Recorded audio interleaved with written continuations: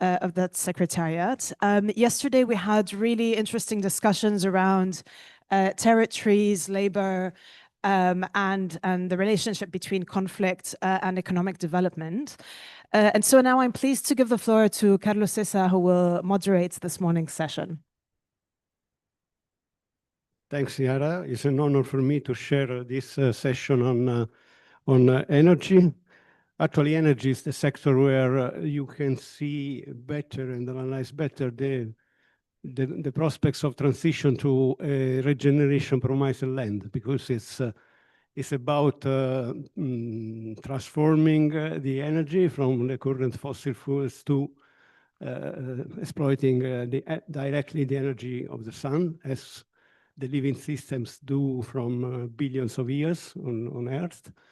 And actually is the sector where you can develop the concept of regeneration economy better. The presentation of today, of course, will look to single aspects of this pattern.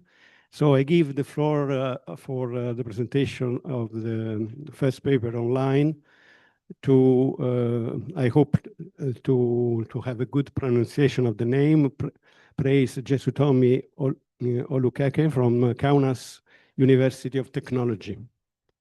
And he will present a paper on renewable energy, electricity production and economic growth in the Baltic transition, a comparative study of Lithuania and Latvia. The floor is yours. Okay, so hello everyone, good morning. My name is Praise Oluleke. So you did good with the pronunciation of the name.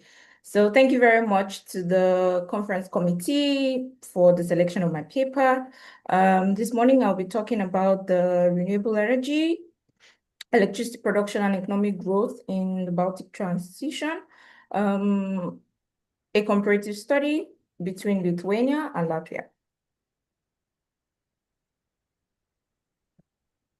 Yes, so a quick background to the global context on energy transition.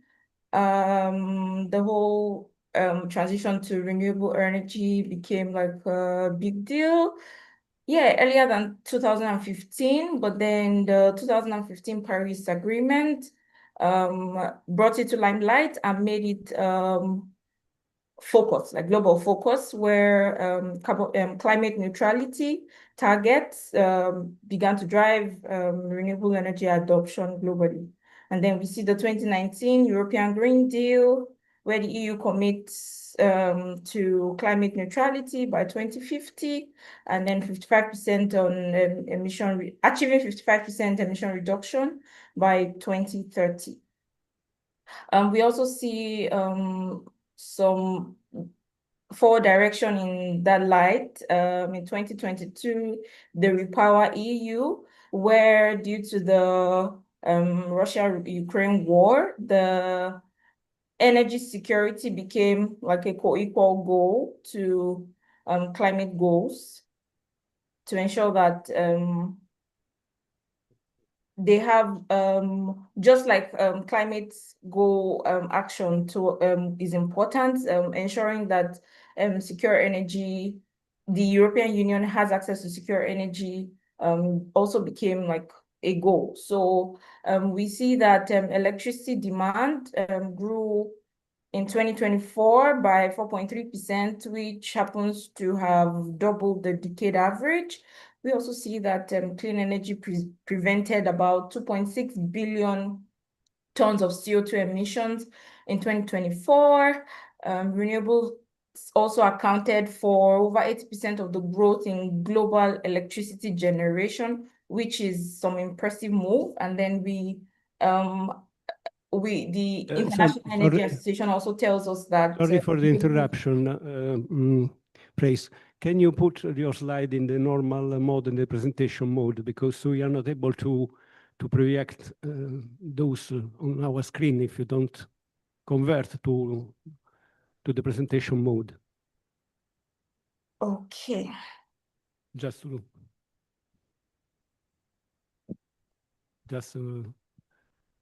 a moment that we check. Is it better now? Still not. Full screen? Yes. Probably you have to switch. No?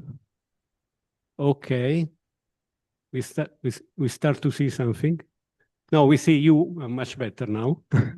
So, okay.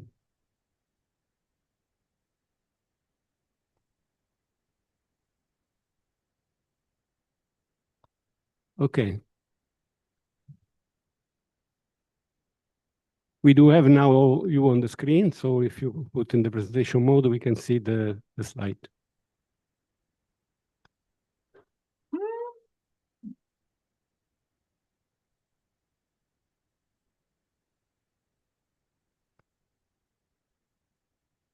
I am currently only able to slideshow from my end. Any helps, please?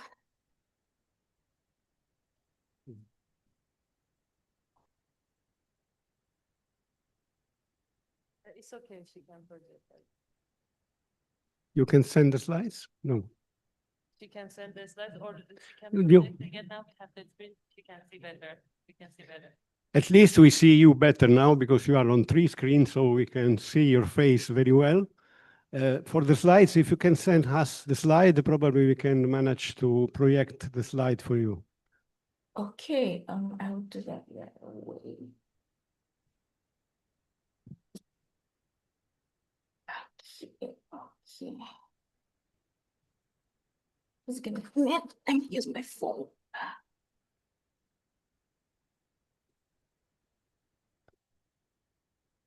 Mm.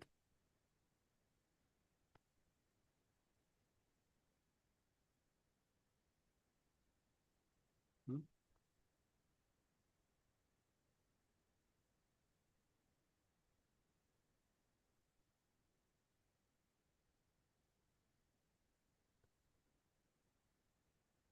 Mm.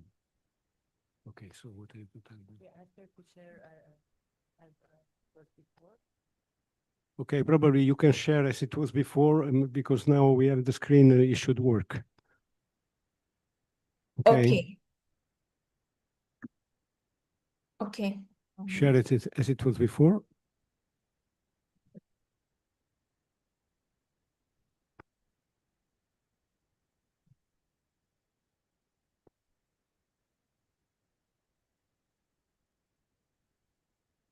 Okay, okay, now it's okay. You can retake your presentation. Sorry for that, but we need. Okay, now it's perfect. All right. You need an applause. Thank you. All right. So okay, so go on. Thanks. yeah, we see also that first. Okay, Yes, I missed a slide that said why the. Give me a minute. Share.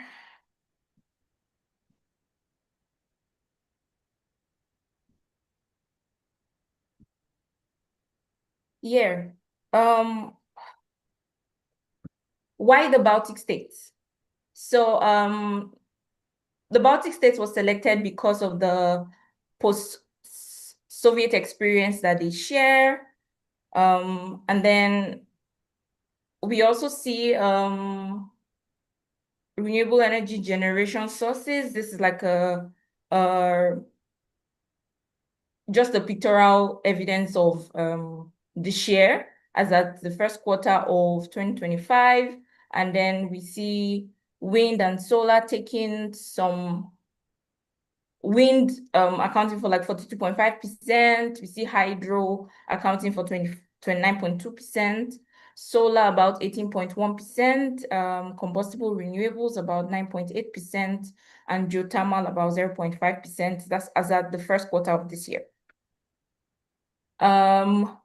Now, we see a breakdown of the share of renewables in net electricity generation, some comparison between the first quarter of 2024 and first quarter of this year. And then we see Lithuania taking the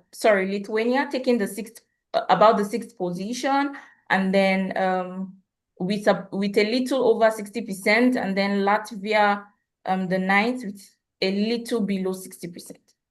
So the theoretical framework for the study is the energy growth nexus, where we have like 4 hypotheses: the growth hypothesis, the conservation hypothesis, the feedback hypothesis, and the neutrality hypothesis.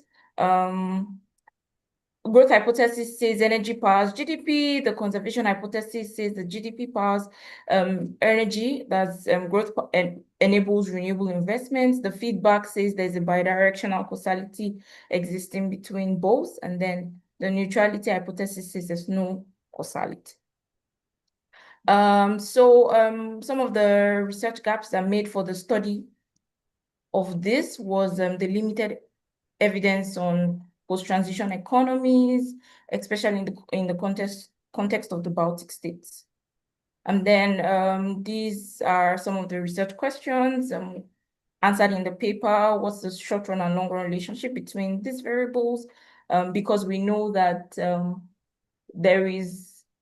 from research, we see that there is no one-size-fits-all. That means that like different countries reveal different aspects, like they reveal different results. Some say there is no relationship, some say there is a positive relationship, some that say there is a negative relationship. So for the 2 states, Lithuania and Latvia, we're trying to check what is the relationship existing between renewable energy and economic growth, and then what's the causality pattern and how does this diverge.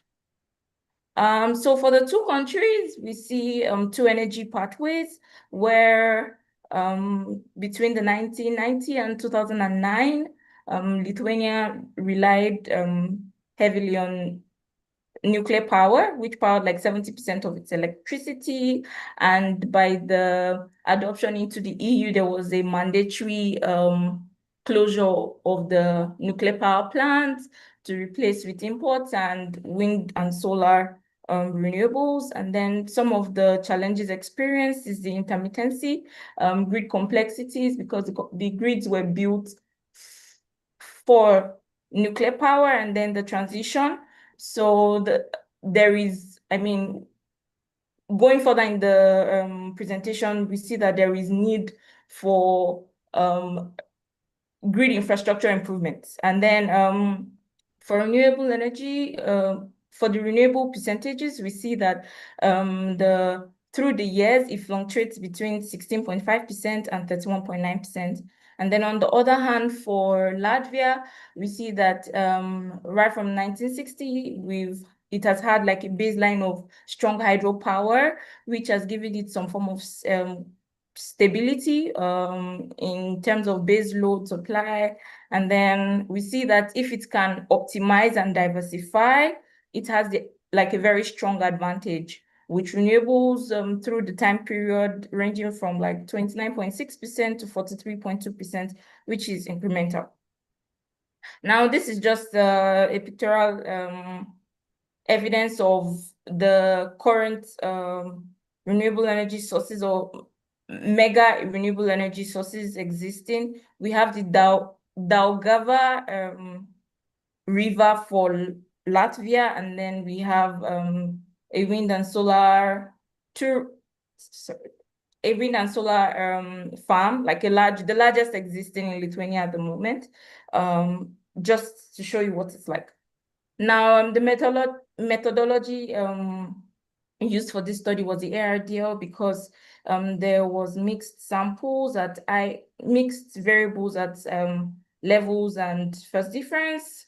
And then the sample is a 20-year sample, so it shows it's a good fit for the model chosen. And then it also shows the long run and short run dynamics and addresses endogeneity. We also see, in addition to this, the unit root test was carried out, the ECM also, and then the causality with full diagnostics as well. So the variables used are this. And the data summary, I guess I wouldn't bore you with this because of time. So what the findings, from the findings, what we discovered is that in Lithuania, economic growth powers renewable energy adoption, while it is in the opposite direction for Latvia, where renewable energy powers economic growth. And then one thing we see strongly is the fact that there is a very strong relationship existing for Latvia, and then maybe not necessarily borderline, but not so strong for Lithuania. That's a strong long-run relationship for Latvia, not so strong for Lithuania. So the adjustment speed divergence, we see that Latvia tends to correct itself, like restore to an equilibrium within like 2.8 years, which is like 3 years, compared to Lithuania that takes so long, a 7.92% adjustment per year.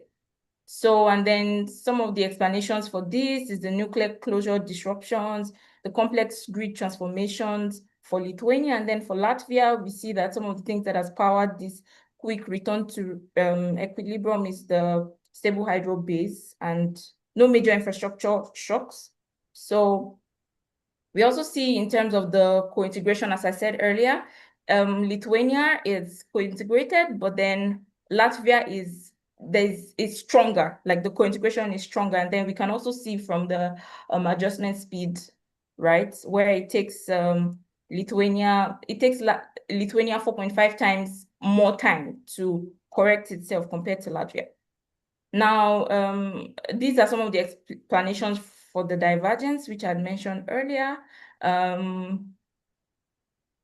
The energy heritage, that's the nuclear base load, which it was forced to exit. Meanwhile, Latvia has had its own power source stable over time. And then we see that the wind and solar, which is intermittent, and then while for Latvia, the hydro power is dispatchable. So economic structures also, we see that Lithuania is a more service-oriented structure economy, while Latvia is manufacturing heavy. So long-term policies or policy timelines, it's about 10 to 15 years based on what we found in the study, and then for Latvia, it's about 3 to 5 years. So based on this, we have like different policy recommendations for both countries. While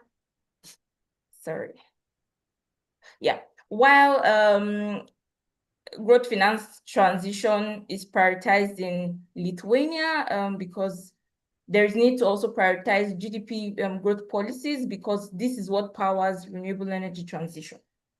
And then there is need for patient capital in the sense that because of the time it takes for this transition to reflect, we need like a 10 to 15 year horizon. So whatever investment is made in the economy has to be willing to stay long enough for the impact to show in terms of renewable energy adoptions.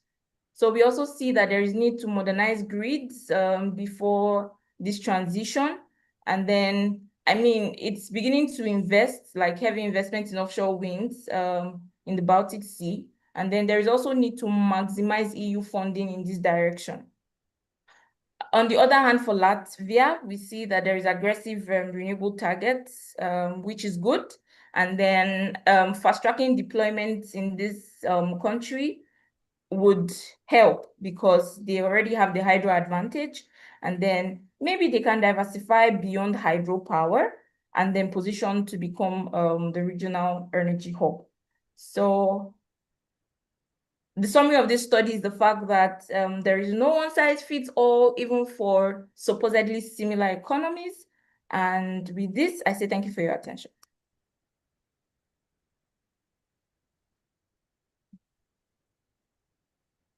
Thank you very much. Thank you very much for also for the timing. It was almost perfect. And before I give the floor to the discussant, I want just to make a very short comment. I think that the approach of your paper is very interesting for us as European Union, because in the European Union, we are an association of countries that is based on the reality and the concept of unity in diversity. So each country has a diverse path dependence. Each country is different from the others. And it's very interesting to see how the transition and especially the times and policy of transition are necessarily different between different countries. So this comparison of Lithuania and Latvia show very well this, and I think is interesting. Anyway, I leave the floor to the discussant, Kamal Tasiu from Istanbul University. You have the floor.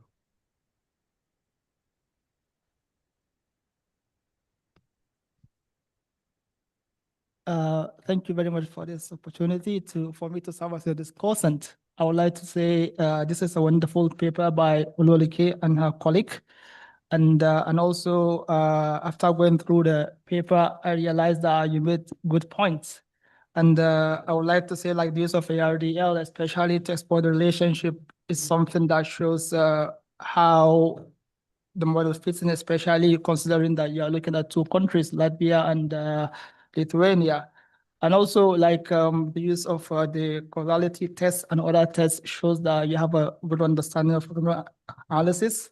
And at the same time, after presenting your paper, I realized that you included more things to your work, where you showed the relationship between these two countries and how they differ, especially in Latvia and Lithuania, where in Lithuania, Latvia, some started like 1 to 3 years ago, and some 5 to 10 years ago.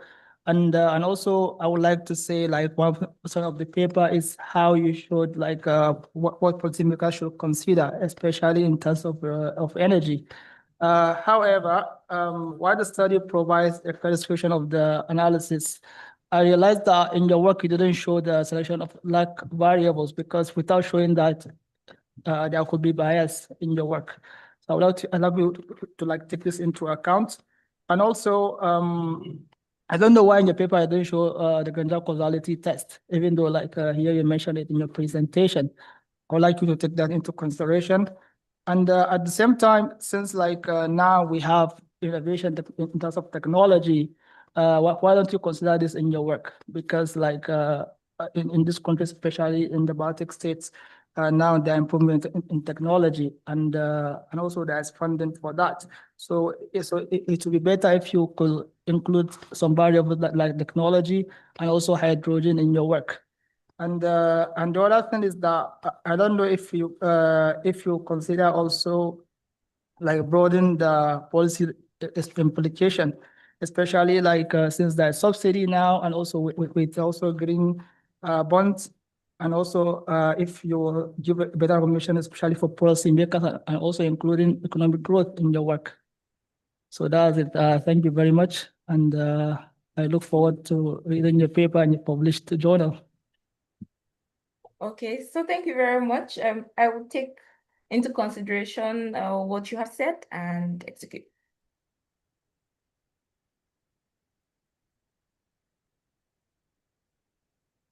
And there are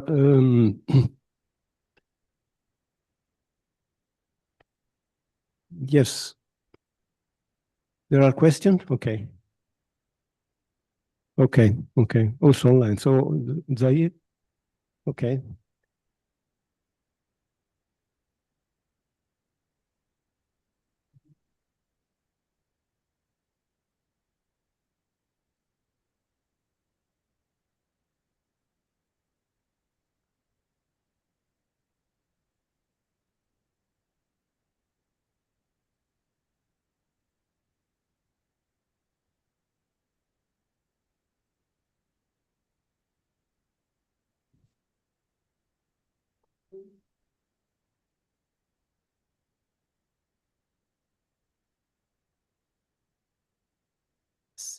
Thank you, please. I have two questions. The first one, I was wondering, because it was not clear, what are the controls that you are introducing in the growth model? And I was wondering whether you control also for the quality of institutions in the two countries, given that the use of renewable energy depends on technology, and the use of technology in general is very sensitive to the quality of institutions in each country. So I was wondering whether you control for this in the growth model or not. Thank you. Okay, do I go answer that or wait for all of the questions? Okay, so there is another question online, so you have you collect all the questions. Okay.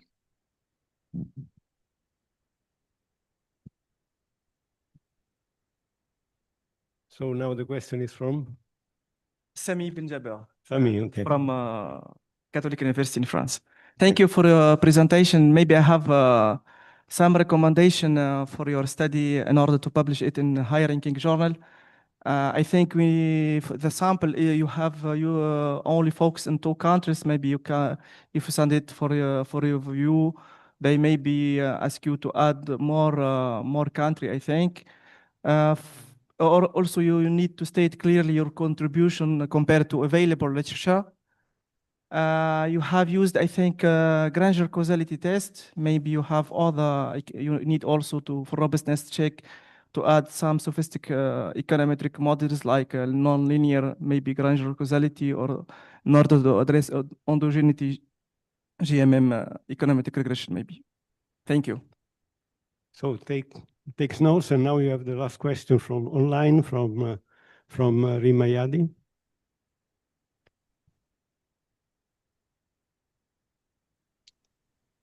Thank you, Praise, for your presentation. My question is aligned with the previous one, but then it's in a different way. Why you focused on Lithuania and Latvia specifically? Is there a reason for it? And maybe if you have that reason, if you can elaborate a little bit more, and then eventually add some more countries to improve a bit the robustness of the paper.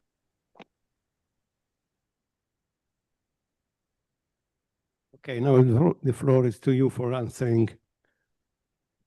Okay, I think I would answer the last question that asked about the reason why I chose Lithuania and Latvia.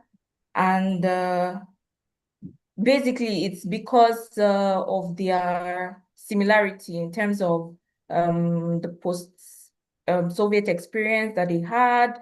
They joined the EU about the same time, 2004.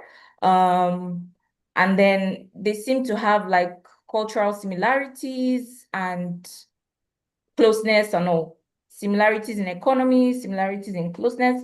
And then the need to include, you mentioned the need to include more countries.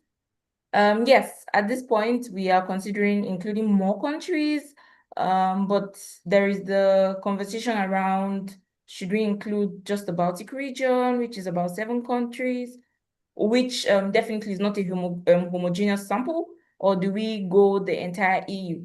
But then there is also the need to preserve the fact that different countries have different stories. So expanding the sample too much, there's the fear of, would it tell the story we wanted to tell?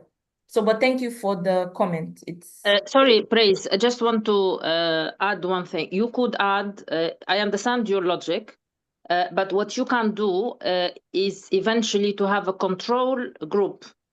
My question is not just to include more countries, but then to have a reference group on the basis of which you do robustness, because having an economic study only based on 2 countries, it's fine if you have a lot of observations, but then if become very few observations, the study may not be as robust as it should be.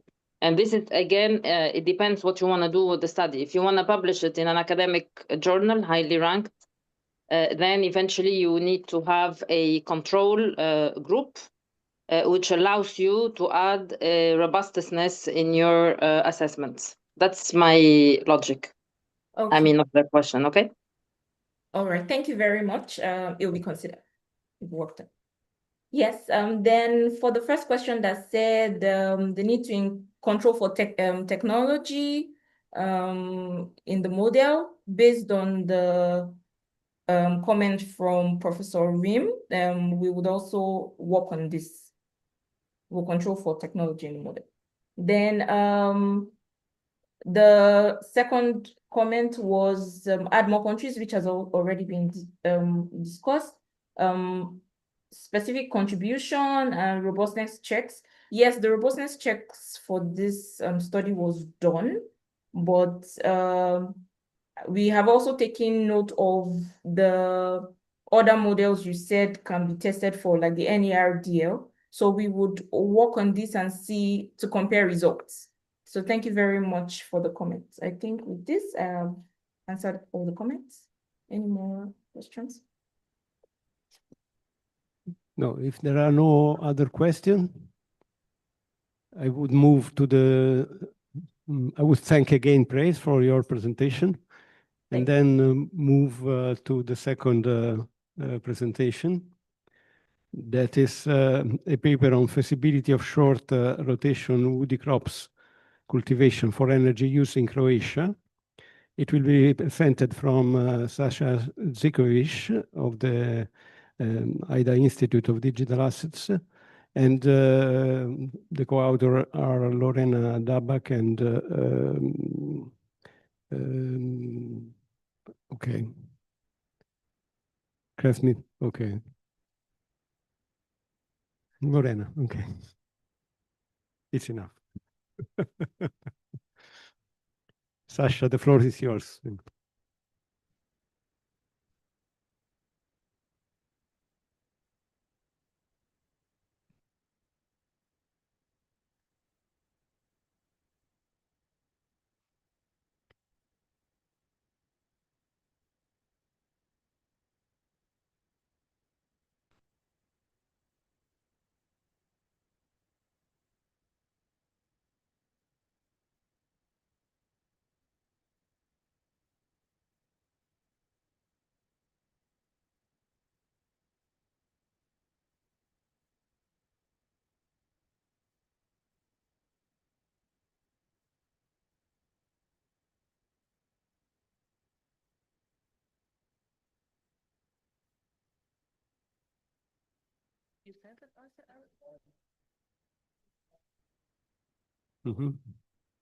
We are waiting for the slides.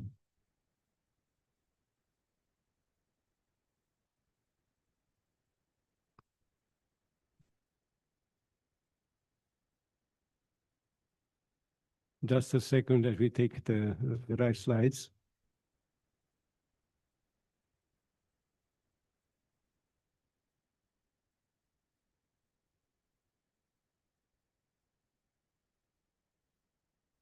Okay.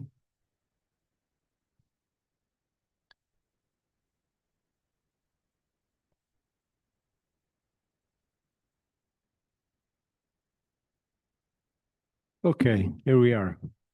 Okay, thanks. Finally, we arrived here. Okay, so the paper is feasibility of short rotation woody crops cultivation for energy use as a renewable source in Croatia. So basically, first of all, what are the short rotation wood crops? So it'd be perennial industrial crops, and in that we include basically poplar, willow, black locust, black alder, and eucalyptus. Because eucalyptus does not really grow in Croatia, we excluded the eucalyptus from our study. So basically how to use it for the biomass and for bioproducts. So key renewable energy sources are composed from the biomass, approximately 15 to 80% of primary energy. Red Tree target is to have more than 42.5% renewable energy by 2030. At the moment, Croatia uses 39% of energy, of total energy, primary energy from basically biomass. Basically, it supports energy security, rural development, and biomass value chains. So what's the point here? You have intensive, high input, high yield either cultivation or low input and biodiversity friendly approach to cultivation of this. So, and it's aligns with EU Green Deal. So case study, what we did, basically abundant state-owned land in Vukovar-Srem County. So it's in the east of Croatia with very fertile land, analyzed for economic viability using GIS. And basically we looked at 4 species over 20 years. So the goal is basically to see what is feasible, what is not, does it function? Because there is a lot of, even if you look at the literature, there is no common opinion of this. Does it basically pay? We looked at predominantly the side of does it pay for investors to invest in this and grow this as a biomass product. And now this does not function anymore. For some reason it stopped. Okay. Okay. So basically, typically in Europe, the yield is before 6 and 14 tons of dried mass per acre per year. And if you look at the literature, poplar and willow outperform black locust in biomass and energy, and longer rotation increase per cycle yield, shorter rotations increase cumulative productivity. You'll see there is a huge difference. Although all of these plants fall into the same category, there is a huge difference in the frequency of when you basically collect them. In North America, this is a bit lower, so between 5 and 12 tons of dry material. So economic viability, marginal on the current markets, and profitable on high quality sites or with incentives. And I can tell you the results immediately. Basically, there is no such high quality site to help if you don't have state incentives. Break even would be the cheap price between, so the literature says between 40 and 60 euros per ton. And let's look at the research gap. So Southern Eastern Europe, the data is very limited. Hybrid mixed species systems underrepresented, and we need a harmonized life cycle and carbon accounting for this. And future focus would be a model that links yields, sequestration of CO2, economic feasibility, and policy compliance, because it doesn't make any sense. I mean, we can have a nice idea, but if it doesn't make any money, if investors will not invest in this, I mean, it's all a very pretty story that we just take on the paper. So as I said, we tested this poplar, willow, black locust, and black alder, cultivated for high biomass. This I already explained. So what did we look at? We look at labor and machinery, planting costs, harvesting, land restoration. So this is a novelty by us that basically we included the whole life cycle and included that we need to, after 20 years, restore the land to the original, basically, what was it used for? And predominantly this is land that was not used for anything, because this was just basically abundant land. So site characteristics, we looked at the 6.14 acre state-owned forest and land undergoing a natural succession, soil quality class P3, sustainable, suitable for short rotation crops under Croatian law. Soil preparation, it was liming, organic fertilizer, and green manuring. So when you look at the specifications, poplar has 3-year rotations, willow 2-year rotation, black alder 6-year rotation, and black locust 5-year rotation. So immediately from this, although it's the same category, the characteristics are very, very different. So here we mapped everything, what is good, so high yield, what you need more soil enrichment, what is drought resistant, and so forth. So poplar and willow demonstrate the most balanced characteristics for intensive biomass production. Poplar excels in mechanization compatibility and market versatility, while willow achieves very high yields in very short rotations. Okay, so here are some characteristics, and basically this is the biomass we got. So basically from willow, poplar, black lotus, and black alder. So this the darker blue line basically is the yield, and this is the lighter one is the energy content of each. So for establishment, we need it up to 1 to 2 years. The price was 6,786 euros per acre. Planting material out of this was 40%. Every 2, 3, 5, and 6 years, depending on the culture. And approximately it was a bit below 2,000 euros per acre per rotation.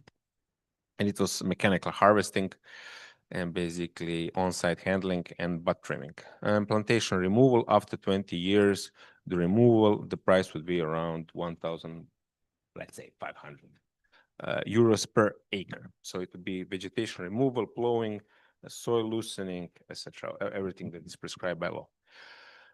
Now let's look at wood chip pricing. Its range in Croatia, the price has not changed for the last 8 years. So basically the price is 42.47 euros per ton for poplar willow and elder, and 45.79 for black locust. Okay. The market for 8 years, but this is the reference price at which you can always sell this price. So financial performance after 20 years, earnings before interest and taxes per acre. And we see that although they all fall in the same category, basically a black elder is much the most profitable. And what's funny, what is always mentioned and analyzed in the literature, willow is terrible. From the financial perspective, it's a complete disaster. What is this? The dark blue one is basically without state incentives. The light blue one is with state incentives. So you see that the willow is a negative result even with state incentives. So the most popular one, what everyone analyzes in the literature, is a complete failure in the sense of economic viability. Basically, where is the trick? If you look at this, the trick is, although willow gives you the most mass in the sense, but you have the most frequency, the highest frequency, and basically you have the greatest number of rotations. But this excels costs, right? In the sense, look, so per each rotation per hectare, almost 2,000 euros. So although black elder is the least frequent, at the end it gives you the best results because you keep the OPEX down, the operating expenses. So when you look at 20 years, the slowest one, and basically black locust and black elder are the slowest one, give you the best results, which people usually think, I have the most rotations, this is the fastest way to return my investment. Basically, this is completely wrong. And at the end, this is the result. So basically, look, black elder 8.7%, black lotus return on your investment 6.57, poplar 6, and willow 1.2. So when you look at this is with state aid. With state aid, these results. So you will not get rich by only investing in biomass or basically for burning it and turning it into heat and electricity. I mean, black elder is the closest to something being viable, but still far with state aid, nothing special. Okay, this is how I like for some reason. So the conclusion is basically they can provide stable biomass, but it's not profitable for investors. So without subsidies, only black elder and black locust are marginally profitable. Willow low is due to frequent harvesting costs. And the state aid in Croatia is around 169 euros per year per acre. And black elder is again the most profitable. So what are the drivers of the financial results? Harvest frequency, yields, and wood chip prices, which you saw are fixed. And additional benefits you have. You can look at some additional benefits like rural development, energy security, and EU renewable energy and climate goals. What are the problems in such a market? And Croatia is not an isolated case in this sense, because in Central and East Europe, majority of countries have this situation in the sense they have fixed more or less prices, because forests in Central and East Europe are controlled 90-something% by state-owned enterprises. So basically, they set the whole market, they set the whole price. So this is it. So almost no existent market competitiveness, limited domestic experience, and sensitivity to rotational lengths and input strategies. Okay, so that would be.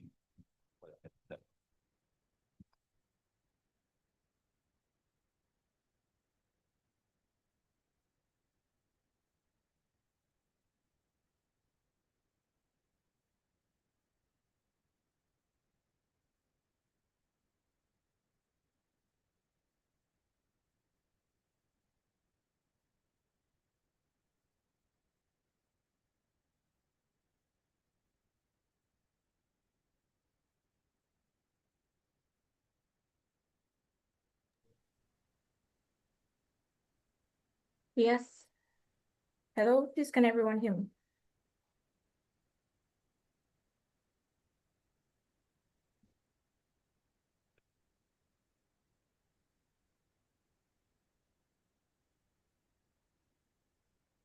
Please, can you hear me?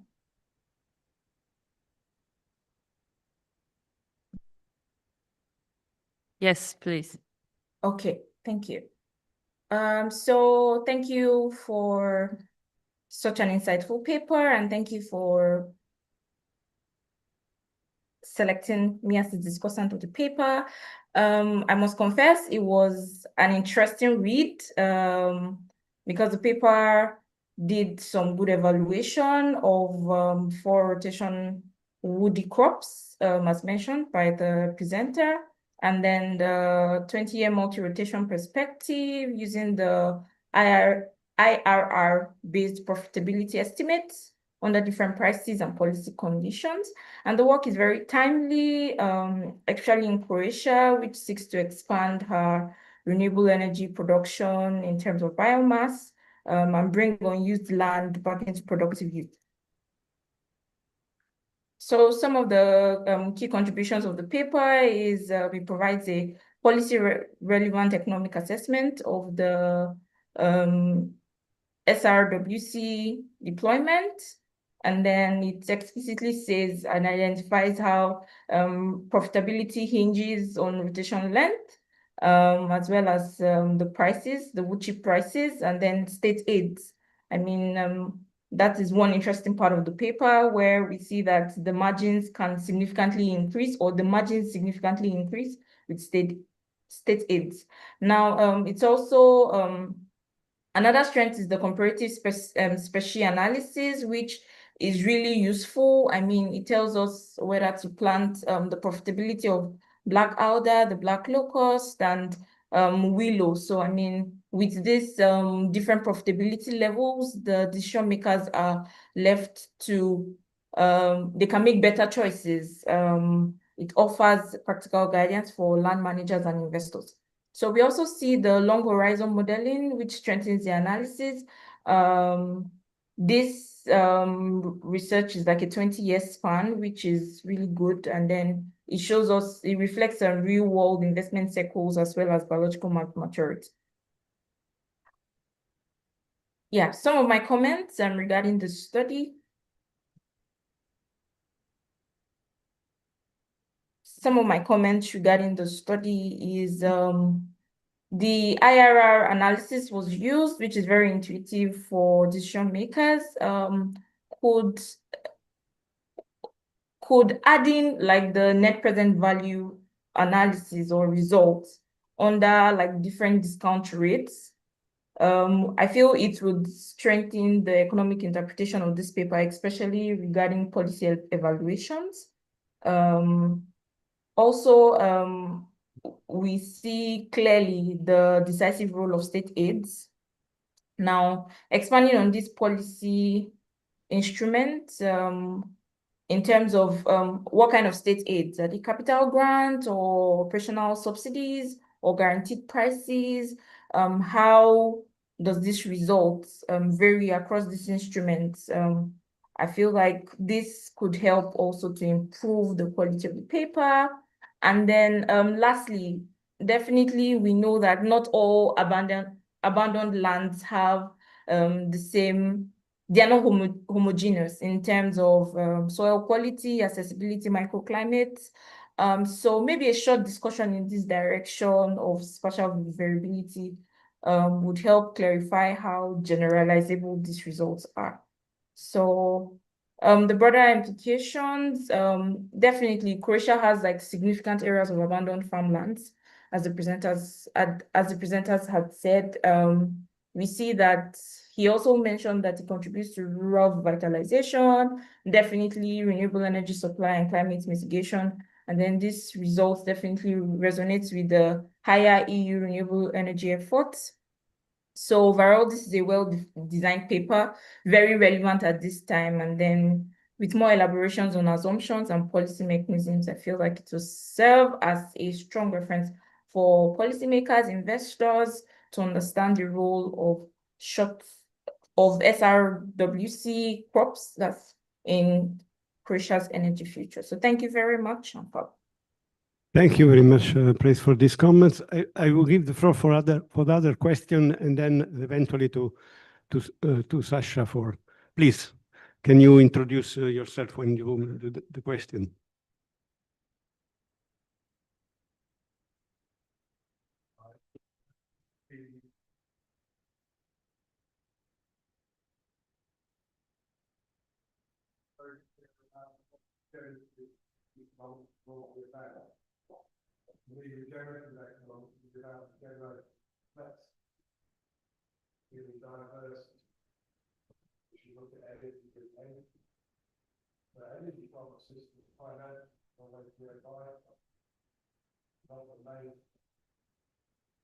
So we look to economies, showing what the main profit of modern vehicles is going to be.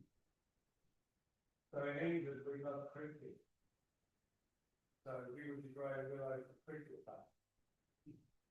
And we get £1,500 a tree. Sorry, we don't hear you online. Maybe the micro is not working.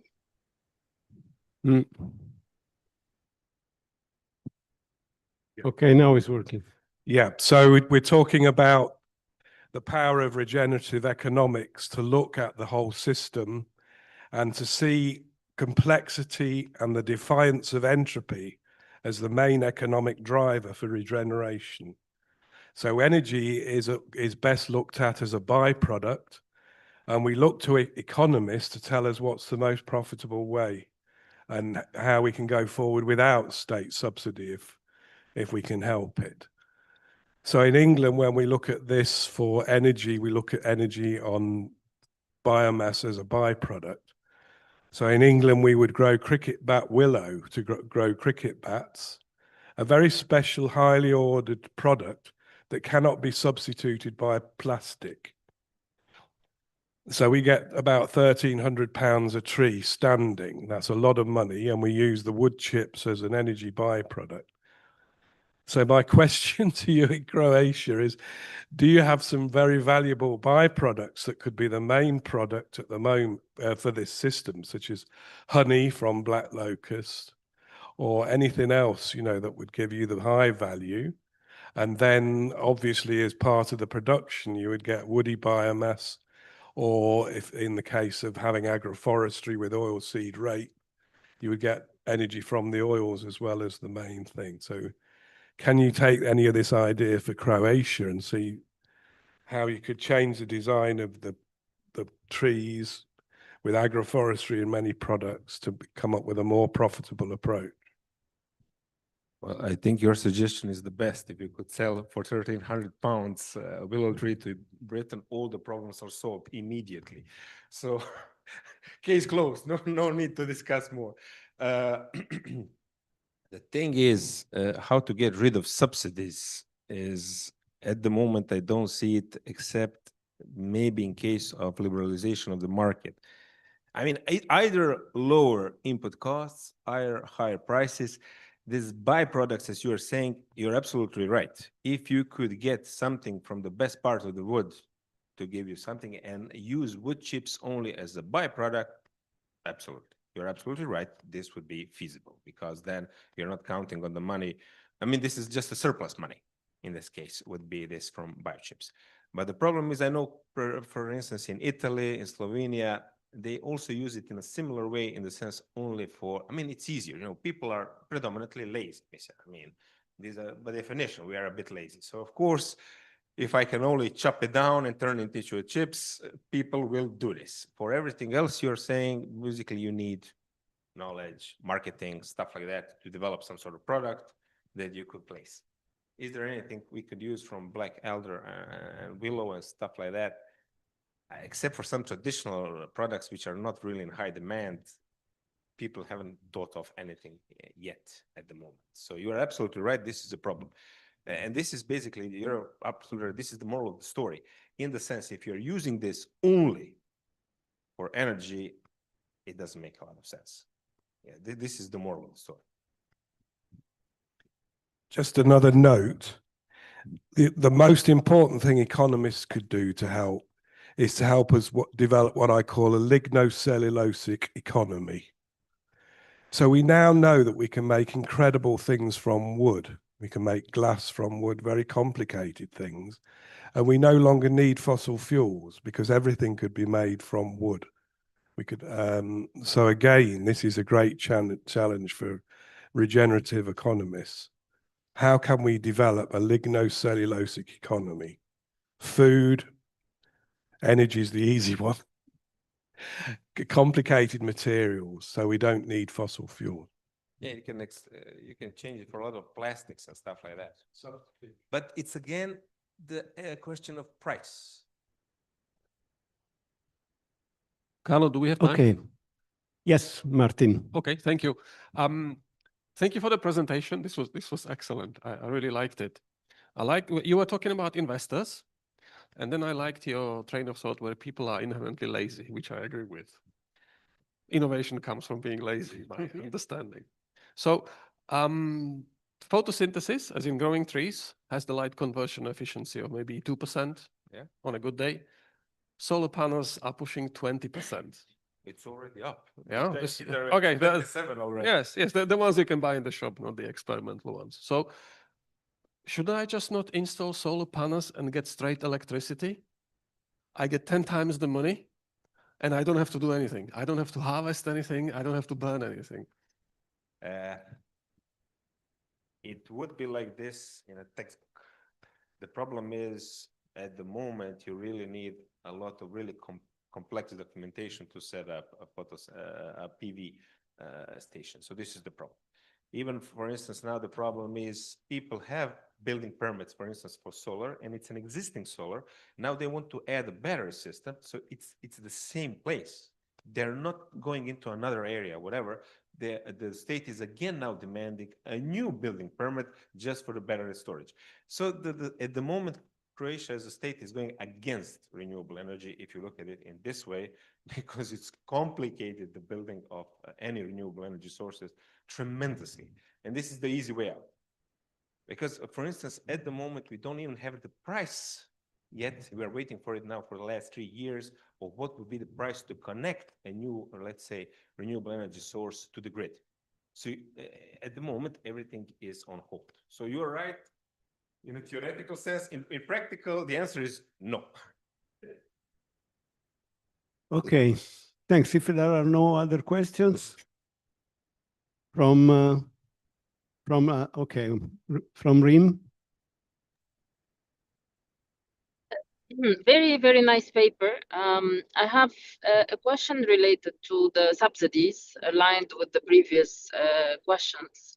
So if we want to develop a market, I want to understand to what extent subsidies would be the transition mechanism up to a market is developing.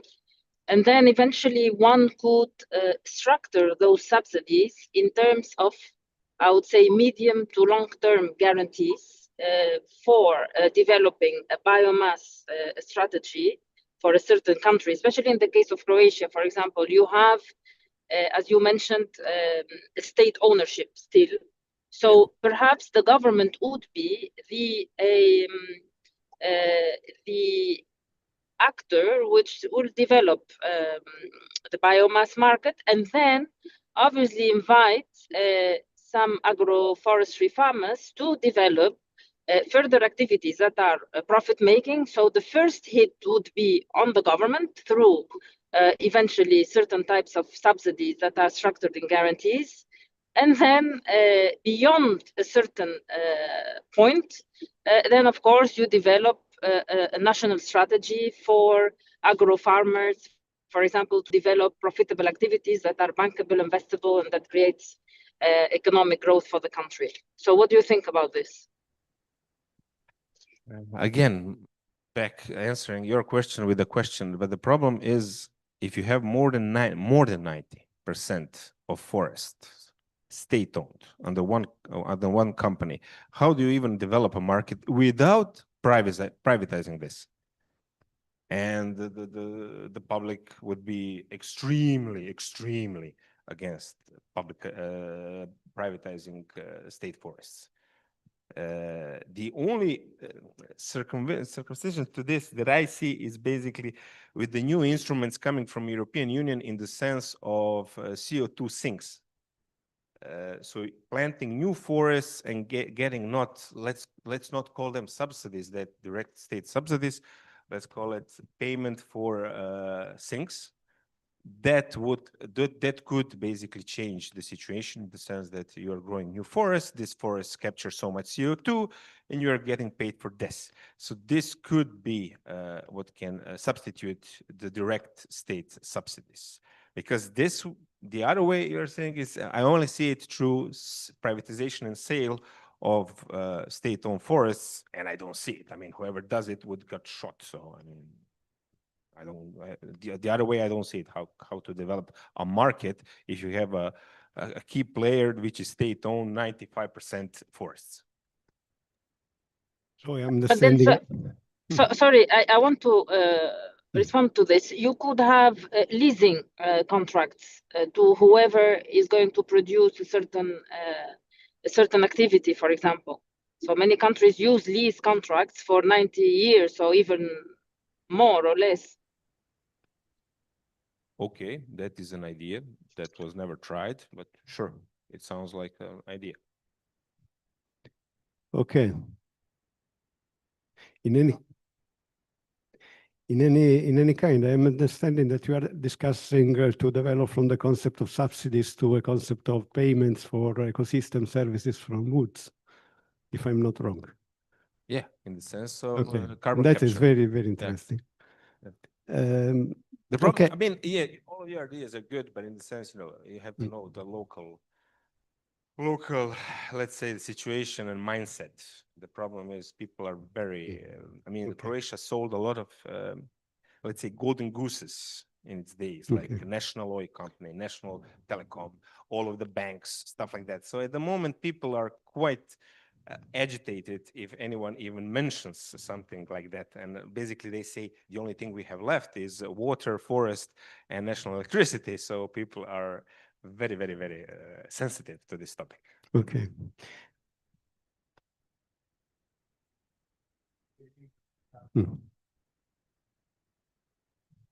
Okay.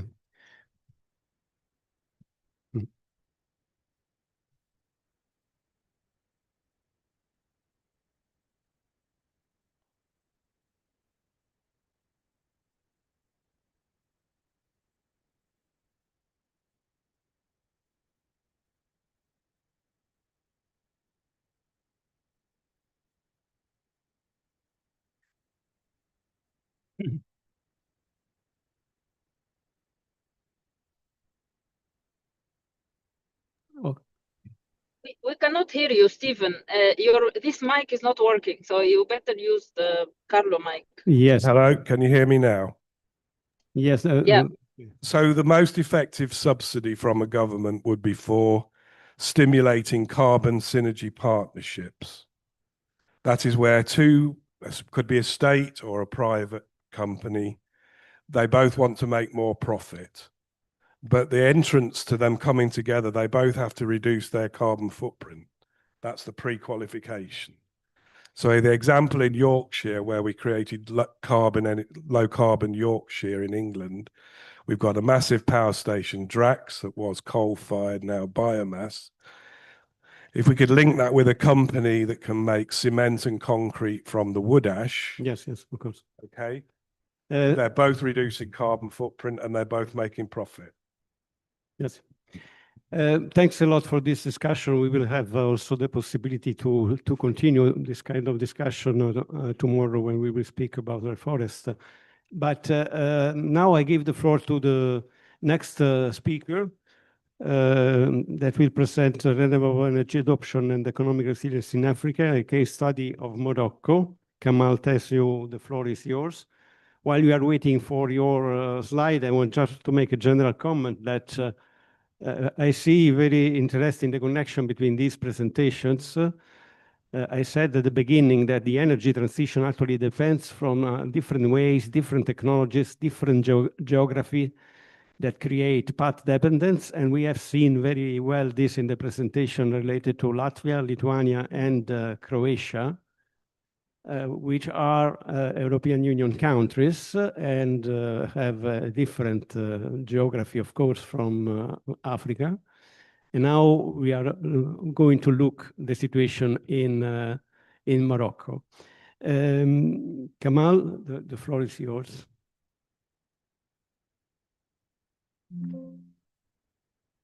Good morning, all, and thank you all for this opportunity for us to present our work. Please keep your microphone open first and as an ice cream in this way, just to hear your voice clearly. Okay. So our paper is on renewable energy adoption and economic resilience in Africa, case study of Morocco. And also we try to understand with the way Morocco is going on, with the way things are happening in the world now, and the way Morocco is nowadays, especially in Africa, as one championing renewable energy adoption and resilience. So we try to understand how this is important, especially for other developing countries in Africa and other parts of the world. And also, as we all know, is that renewable energy is very important nowadays as we are shifting towards, especially with the rise of climate change in different parts of the world, and also for governments to consider and confront climate change and security challenges, especially in developing countries where resources are limited in terms of especially the use of renewable energy, and also where countries mostly rely on fossil fuel. And also, this is very important, especially in the case of external shocks, where we see that, especially after COVID, countries are panicking now, and they are trying to understand how we're gonna be part of the world, and also be join this adoption, and also for them to come up with different initiatives in terms of technology and also in terms of political factors. So economic resilience is very important. Also, they go hand in hand with renewable energy, and also especially in terms of recovery now after COVID, it becomes very important. And Morocco is one of the countries in Africa that is trying to make this possible. And at the same time, Morocco is coming with different initiatives, such as even hydrogen car, and also their projects in different parts of the world, part of Morocco, such as the Noor project in Ouarzazate, and at the same time collaborating with other parts of, especially in Europe, like the OCP project. So over the years, Morocco has faced a lot of challenges, especially in energy, and at the same time, they have launched different programs where they try to come up with different initiatives. Just a small problem in projection. What? Okay, please go on.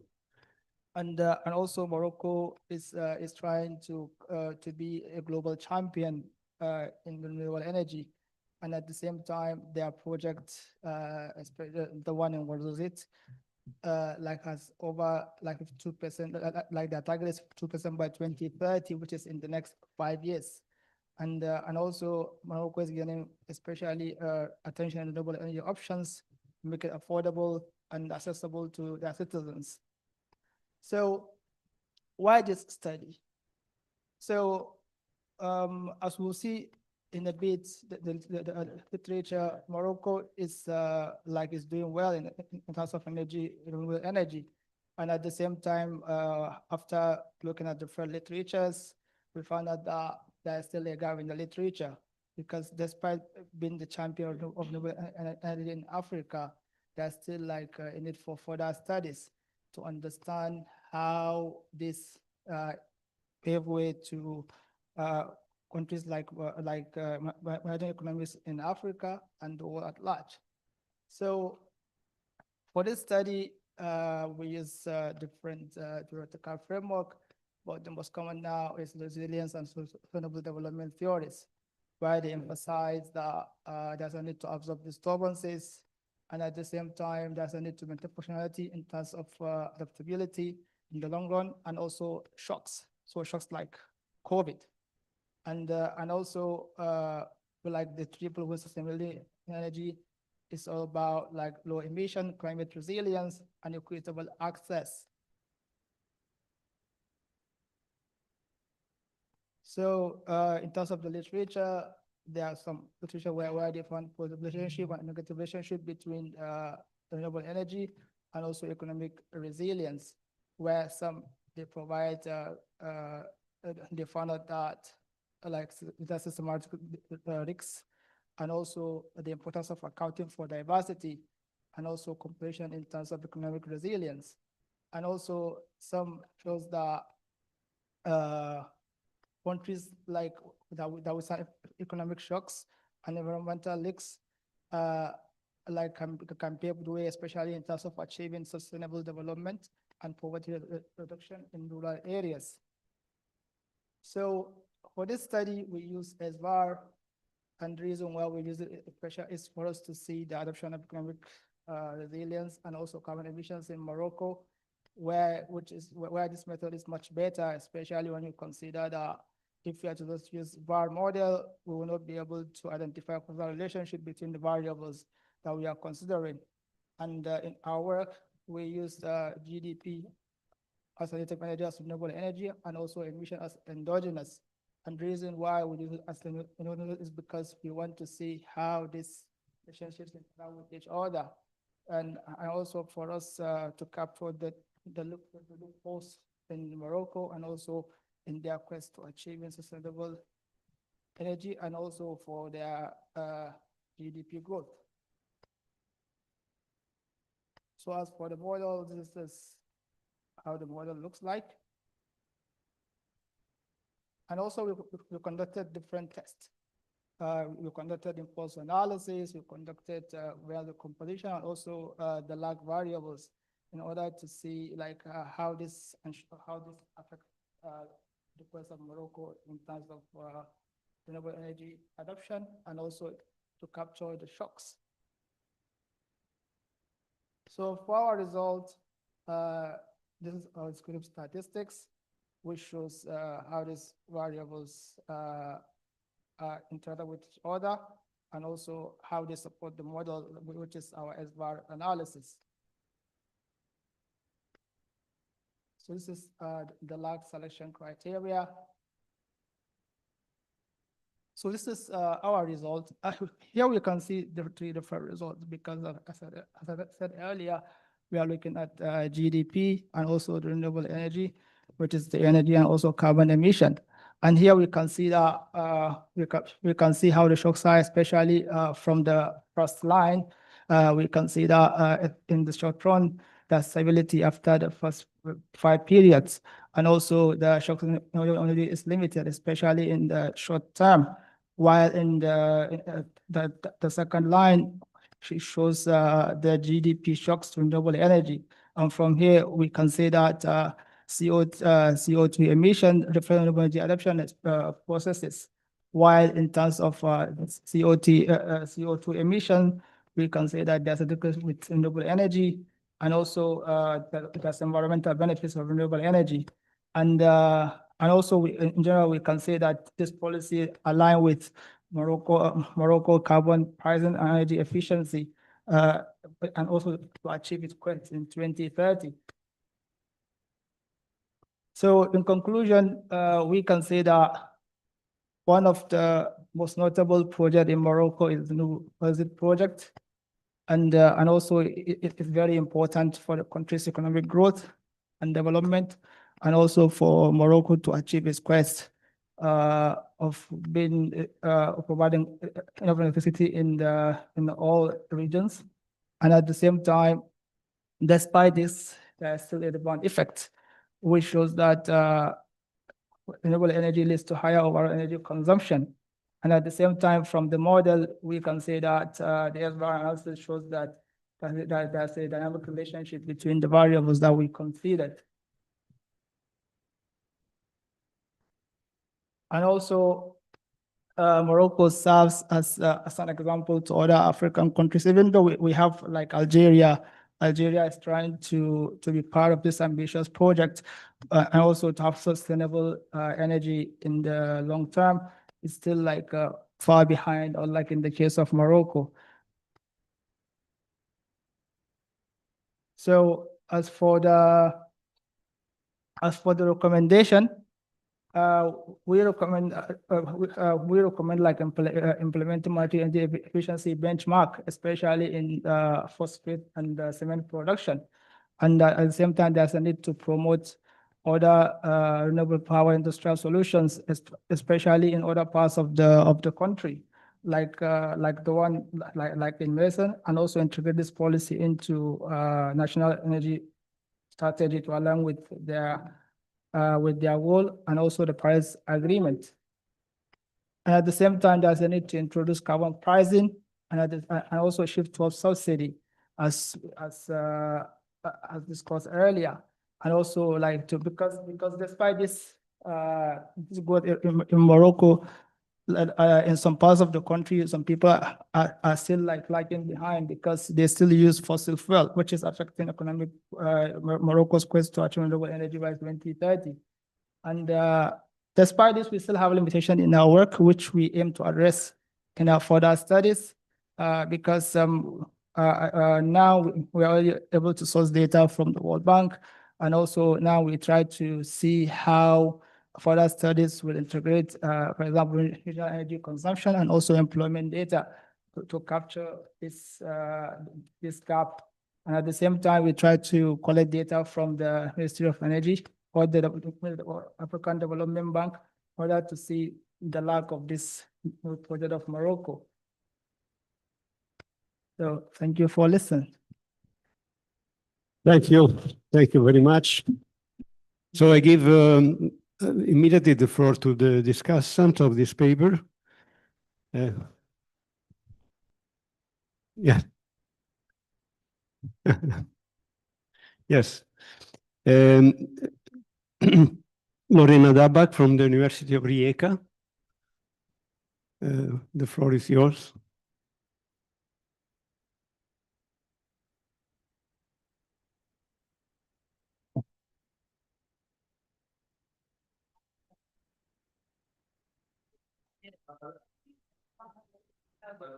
Okay. So, okay, we change a little the organization.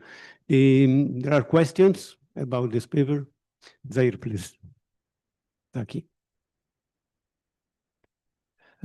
Thank you for the presentation. I have two questions, one that is more empirical and the other rather conceptual. The conceptual one regarding specifically the Moroccan case, because we know that Morocco is one of the top producers of phosphate in the region, even at the African level, and it's a large producer of fertilizers, so it's a heavily polluting country. So to what extent, conceptually speaking, not at the empirical level, Morocco, despite the fact that it has the Plan Vert and all this, has really the incentives to adopt renewable energy mechanisms, bearing in mind that it will significantly affect its comparative advantage and therefore its currency, its economic growth and everything. That's on the one hand. Then more empirically speaking, we know that the structural VAR model is highly sensitive to the order of variables in the way they are introduced in the model. So would you please elaborate this a bit? What is the order of the variables? Because this will determine consequently the impulse response function, the variance decomposition, and so on. Thank you. Another question from Ivan.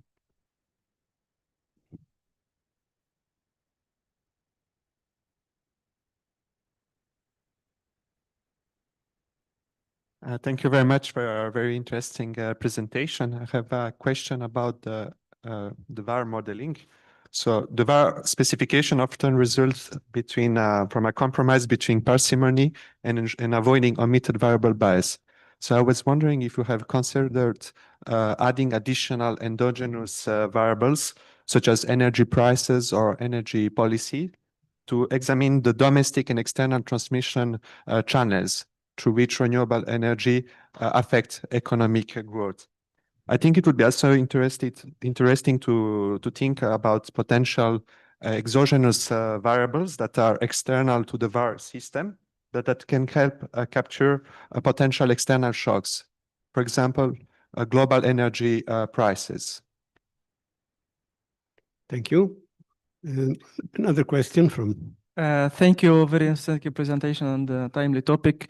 I have 2 or 3 comments. The first one, if you want to publish, I think in a high-ranking journal like Energy Economics, Environmental and Resources Economics, the top journal on environmental, I think one country, this will be maybe compared to North African country like Algeria, Tunisia, maybe to extend your research. For the empirical part, also you can add some robustness test. There is recently a paper published in Journal of Econometrics, the extended local projection. I appreciate your methodology, and you can extend this by TVP local projection in a stable environmental, published in 2024 in Journal of Econometrics, and the code is available in the website of the author. Thank you. Thank you. If there are no other questions, you can answer to this question now.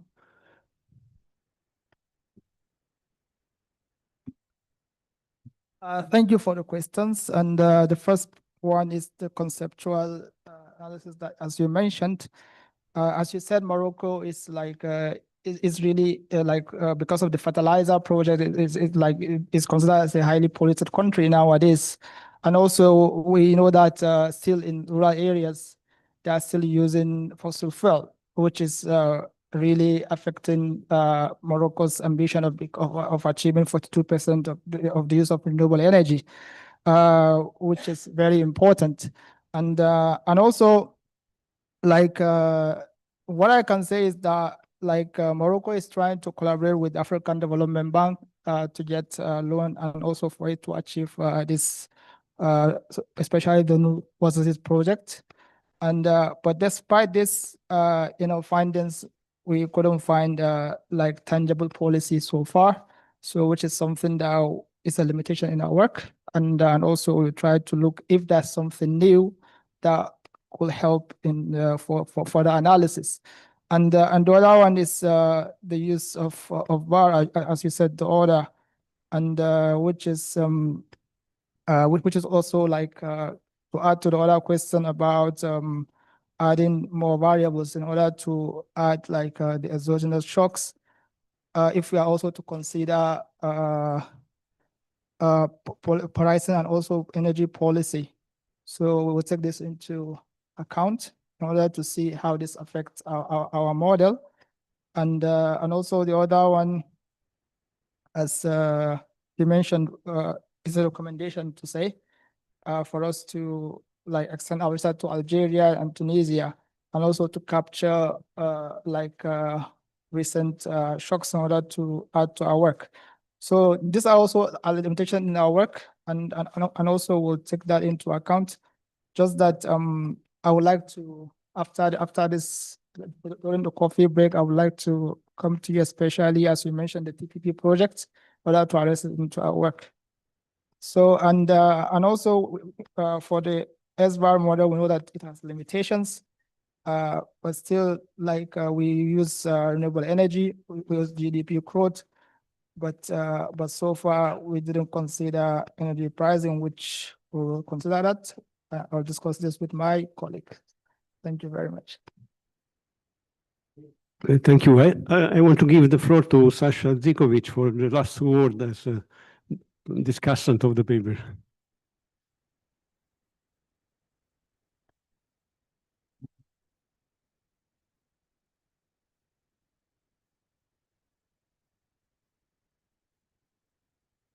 Okay, thanks. Next. So the paper, as we saw, basically deals with this. So I'll jump through this part. Please, next. So first, the strong points of the paper. Please, next. So the paper sets its policy relevance in the analysis of Morocco capacity targets and scaling of solar and wind projects. Employed the structural VAR methodology can be used, maybe, we'll see, as appropriate in this context, but we have some comments on that. And I'm looking at the black screen at the moment.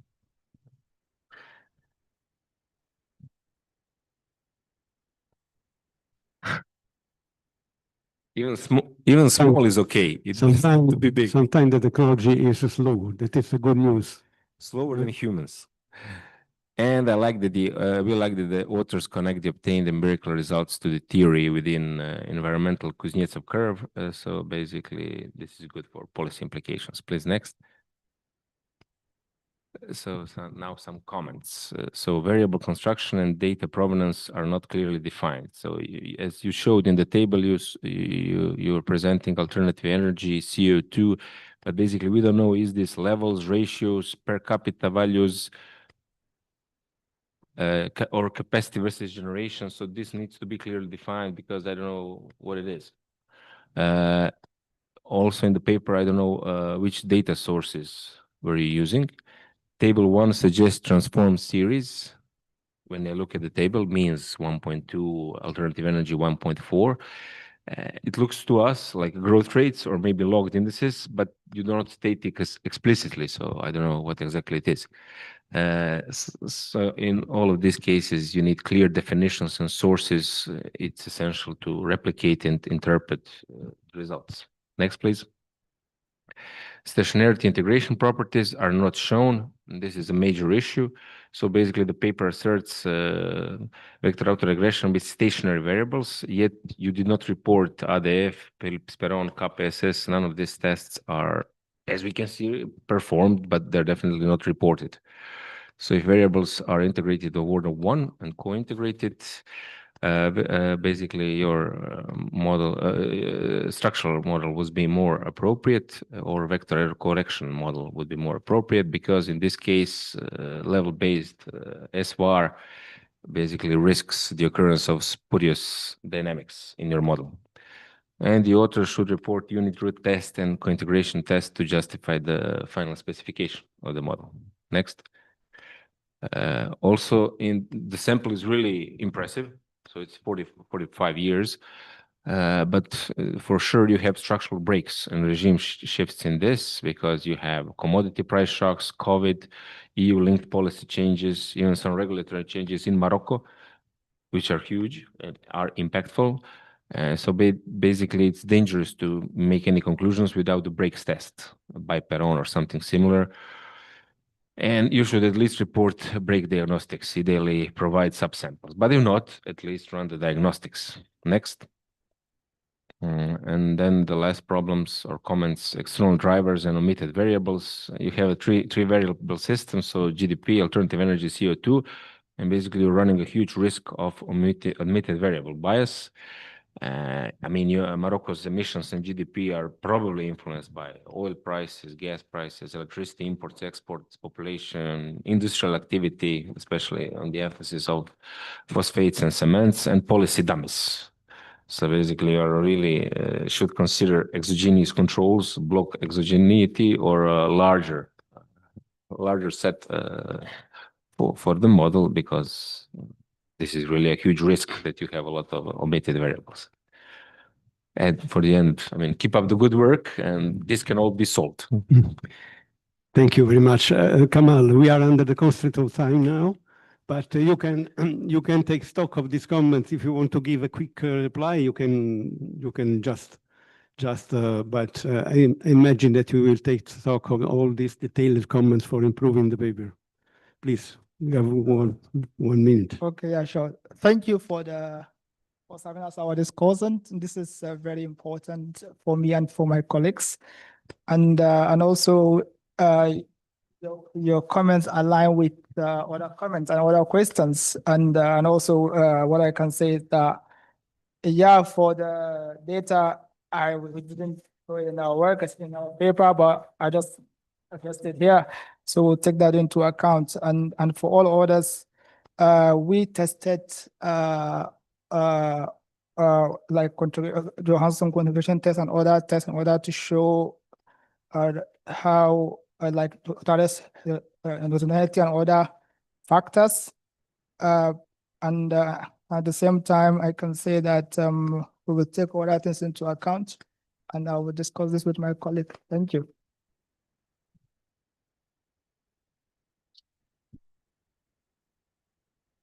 Thank you very much. So thanks for this very interesting session, and we can move now to the coffee break.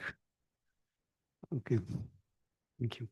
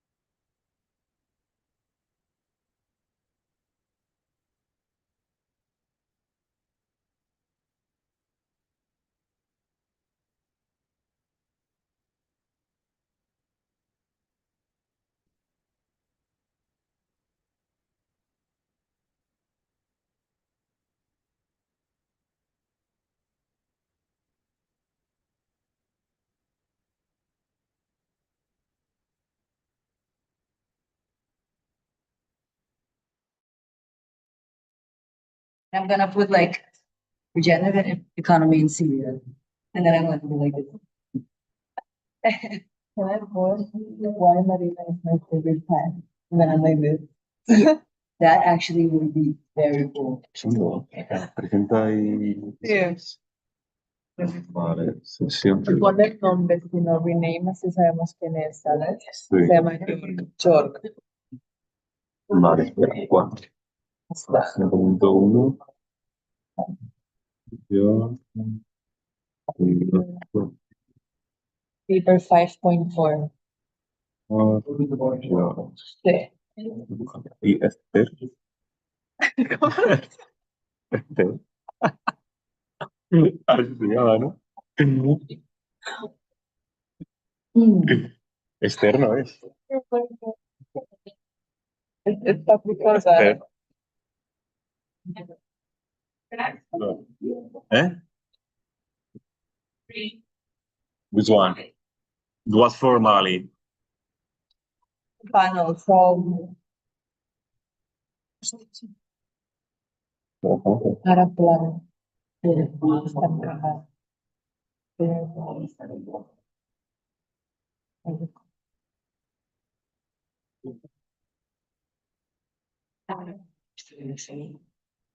I don't know. Well, I don't know. But you weren't here. No. Basically, they spent the whole day presenting about so we're gonna put that. Que venía de pronto. Como si yo llego y estoy como con el micro así. O sea que eran eso, o sea, venían en pacto, ¿qué? Eran súper Sí, sí. Julia me dijo, estaremos aquí a las 9. Vale, sí, también aquí. Or today. He said, we will take next week tomorrow. And I was like, only if you come at 9. And he's like, yeah, no. Yeah, 11 p.m. 9 de la 9 noche. p.m. 11 p.m. But I'm gonna eat something nice. Sí, dale. Vale, el pan de York lo puedo quitar. Thank you. ¿Es este seguro? Sí. Y no tenía acá, ¿no? Te lo voy a decir aquí. Ah, aquí no.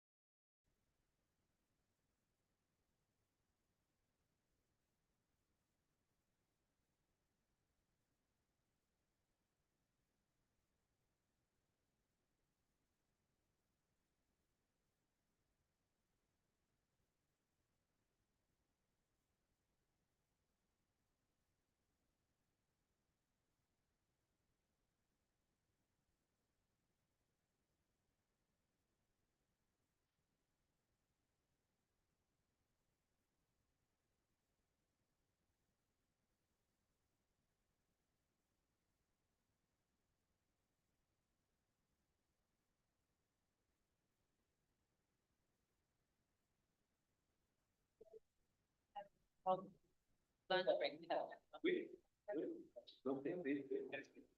20 minutes for presentation.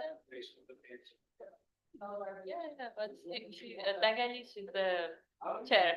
So you should tell her at like 15 minutes you want to have a time? At 10 minutes. 10 minutes, I will give you 10 minutes. Half time. 10 minutes, 10 minutes after 15. Okay.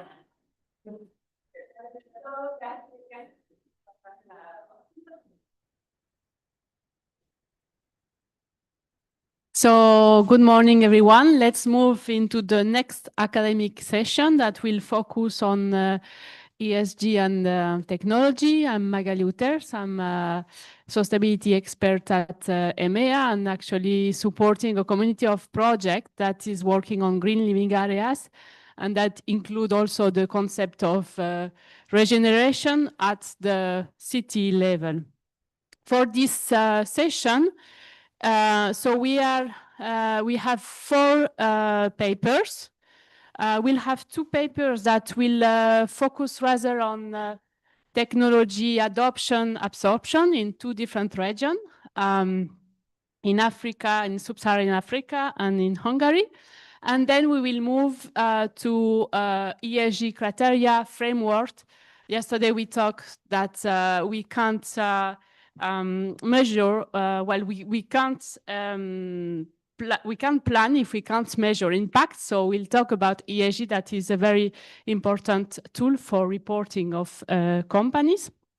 So let's start with the first paper with Eszter Borsodi from the University of Miklós in Hungary.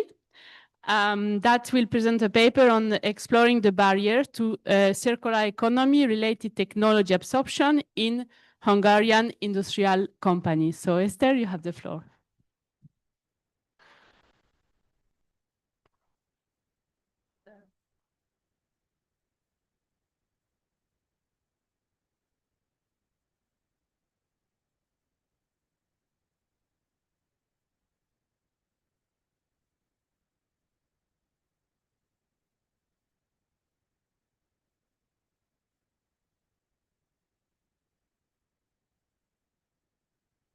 Welcome, everyone.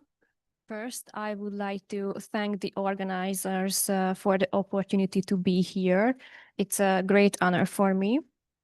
My name is Eszter Borsodi. I'm a PhD student at the Institute of Machine and Product Design at the University of Miskolc. I'm basically an engineer, but I also earned a master's degree in economics in the field of management and leadership. And I'm passionate about combining innovation and technology with economics. Today, I will present the barriers to circular economy-related technology absorption in Hungarian industrial companies. The research task was conducted with my colleague, Zsolt István, who is not here. He was the head of innovation management at the University of Miskolc that time. My presentation consists of 4 parts. After a brief introduction comes the methodology and the 2 main parts, the most important ones, of course, the results and the conclusion. Sorry, Eszter, can you talk closer to the mic, please, okay, so that we can hear you? Thank you. So to place Miskolc in space and time, Miskolc is located in the northern part of Hungary, and our history dates back to 1735, when our predecessor was founded as the first higher educational institution in mining and metallurgy. And we are basically a technical university. So the research focus areas are sustainable resources, advanced materials and technologies, logistics and industrial digitalization, and last but not least, attractive and competitive region. Circular Tech project is a 3-year Horizon Europe twinning project focused on the circular economy, led by the University of Miskolc. We have 2 consortium partners, the Delft University of Technology from the Netherlands and the Lappeenranta-Lahti University of Technology from Finland. The aim of the project is to enhance the scientific excellence of the University of Miskolc through cooperation with our consortium partners and to develop international partnerships. And why it is important? Because the research was conducted within the framework of the Circular Tech project. So if we look at the big picture, the main purpose of the research was the following. The industry in Northern Hungary has a long history, but the area's industrial production remains significant these days. Unfortunately, this region remains below the average in terms of GDP and innovation capacity. So the research aims to identify the factors preventing the spread and absorption of circular economy-related technologies in Hungarian industrial companies. Because if we understand these barriers, it helps us to develop suggestions that can improve technology absorption and innovation capacity in our region. And the expected outcome of the research is also, of course, besides the increased technological absorption and innovation capacity, we would like to establish the Circle Tech Hub. If we look at scientifically, the significance of circular technologies emerged in the recent years thanks to the European Union's directives. And the companies have a competitive advantage if they use sustainable technologies, so it's also good for them. And it needs the cooperation of all economic actors, all stakeholders. We identified the research gap because although there have already been reports on circular practices in Hungarian industrial companies, they mainly analyze large companies. And they highlighted some challenges, but there was no research focusing on industrial companies and seeking to explore the causes in greater depth. And we focused on SMEs, small and medium-sized enterprises, because the transition is more challenging for them because the lack of resources. So we think the circular technologies can be a possible driving force of regional growth, because if the SME's innovation and observative capacity affects the regional development, so if we address their challenges in the area of circular technologies, it indirectly supports the region's growth. I think everybody in this room have heard about the definition of the circular economy. So just in a nutshell, this is a system-based model which aims to reduce the use of primary raw materials and the loss of resources. So the aim is to circulate the value as long as it's possible in the circle. And how we can achieve it with reuse, repurpose, refurbishment, remanufacturing, and recycling, for example. Based on the expected outcome of the research and the goal of the research, we have defined 3 research questions. The first one was, what knowledge do companies have about the circular economy? The second one, what does the absorption of circular economy technologies mean for companies? And how do they apply circularity in their operation? And the last one, it was the most important one, what are the barriers to the absorption of circular economy technologies? So we are moving from something more general to a specific question. We focused on, as I mentioned, industrial companies and the SME sector, but we thought that it would be great to analyze good companies too, because they can provide some very good practices for the SMEs. First, we used the questionnaire, and the questionnaire consisted of 3 parts.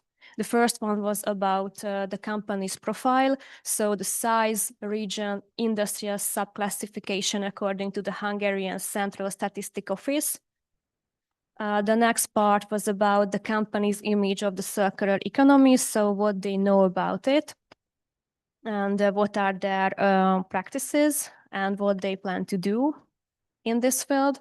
And the last and most important part was about the absorption of circular technologies. In this part, we wanted to measure the influence of different factors. After the questionnaire, we conducted in-depth individual interviews with some of the respondents of the questionnaire. These interviews took approximately 13 minutes, and the interviewees were the representative of the firms. We used a pre-written set of questions, but of course, some additional questions allowing the space to the attendants to share their views freely. Every interview started with the introduction of the company's activities and current and planned circular practices. And after came the discussion about the obstacles to circular technology absorption, and if it was relevant, what opportunities they have in terms of using secondary raw materials or using their waste as a secondary raw material in any other industry. And the most important part, the results. So we got 36 responses in a questionnaire, and maybe it's not too much, but if you have ever tried to ask companies to share their ideas and respond something, it's not too easy. So we have sent out about 1,000 companies. Every company in the University of Miskolc's research and development database. So every partner of our university. But it was fortunate because the respondents covered the most important industrial subsectors in Hungary. So most of them manufacture basic metals and fabricated metal products. And the second largest group fabricates computer, electronic, and optical products or transport equipment. 64% of them were SMEs and 36% of them were large companies. And they came from all the 7 regions of Hungary, but of course the large majority of them operate in northern Hungary because mainly northern Hungarian companies are the partners of University of Miskolc. In case of the in-depth interviews, we talked with the CEO, the plant manager, or the person who is responsible for the area that is related to circular technologies. And we have very great interviews because we covered the whole circular cycle because we got interviewees from manufacturing, energy production, repairment, and waste processing. We interviewed 5 SMEs and 4 large companies. So it is a better result because we can talk with 9 companies. I'm just going through quickly with the diagrams because at the end, the conclusion part, I synthesize all the answers we got. So the most important part is in the end. So what knowledge they have about circular economy? Almost all of them heard about it and almost all of them know the definition. Only 3 respondents mistakenly thought that this model only focuses on waste processing. And they have a great knowledge about the guidelines and frameworks related to circular economy. The listed guidelines are European Union guidelines, and one of them is a Hungarian one, the National Waste Management Plan. And it's very encouraging that most of them, at least partly, applied aspects of circular economy somehow in their operation. And only 3% of them don't do it and don't plan to use it. In case of which area are they applying these principles? Most of them apply these principles managing production waste, energy consumption, and manufacturing technology. And the future, they plan to improve in these areas and apply circular principles in these areas, but the biggest improvements is planned in the area of logistic activities, energy consumption, and production waste management. And there are two underestimated areas: the product design and monitoring product life. They don't want to focus on these areas, and they are not dealing with it right now. The most important part of the questionnaire was this diagram. We would like to find out external or internal pressures drive the adoption of circular technologies. And of course, the legal pressure has the biggest impact on companies. And the possible advantages that they can gain in evaluation, different tenders and grants are also has a very significant effect. Based on our preliminary assumptions, we identified some possible factors and asked the companies about what they think, in which extent they have effect adopting the circular technologies. So I only have 3 minutes. Yeah. So I'm going to fasten a little bit. So as I mentioned, they are familiar with the definition to the circular economy and at least have some knowledge about the regulations. They apply their circular operation and in case of materials primarily, and the most important part. So what are the barriers to the absorption of circular economy technologies? They want to maximize their profit, so the customer requirements and the economic considerations are much more important to them. In Hungary, unfortunately, the regulations are too complex and change very rapidly, so it makes the compliance difficult, and they have too many documentation and administration tasks.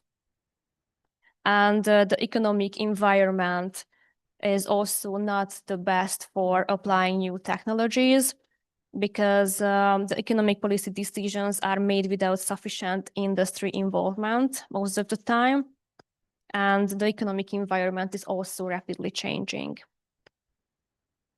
There is a declining investment and research and development willingness in the companies, thanks to the previous mentioned causes and the economic downturn.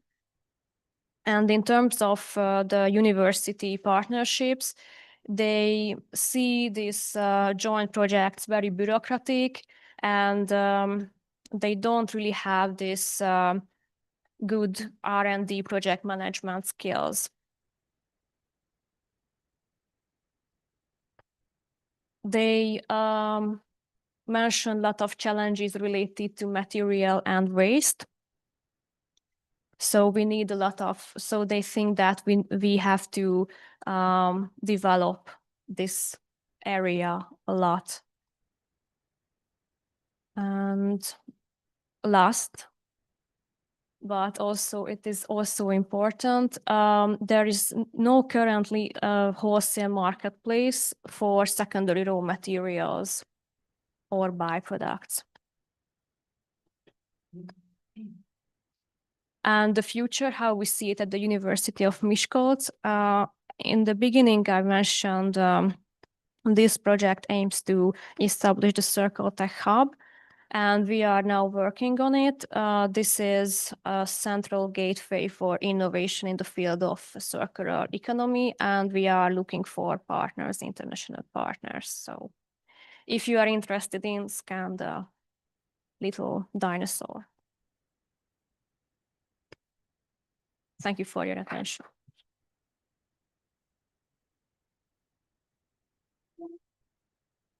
Thank you very much, Esther. Well, this was very interesting, and indeed, well, circular economy requires huge changes because it's not equal to waste management. It's require a very big change in mindset, and it requires the need to focus on product design mostly rather than waste management. And this means that at the policy level, changes are needed. You need a full policy framework that can accompany these companies. For the discussion, we have here Jörg Stahl from Universidade Católica Portuguesa that will make the comments. Yeah, you can stay there if you want. Not sure what I need the microphone. I'm sorry, I'm not used to using a microphone, so of course. Thanks for having me. It was a pleasure to read the paper. I think it's well written and it's really clear the message, what they want to do, what they want to show. The clicker should work.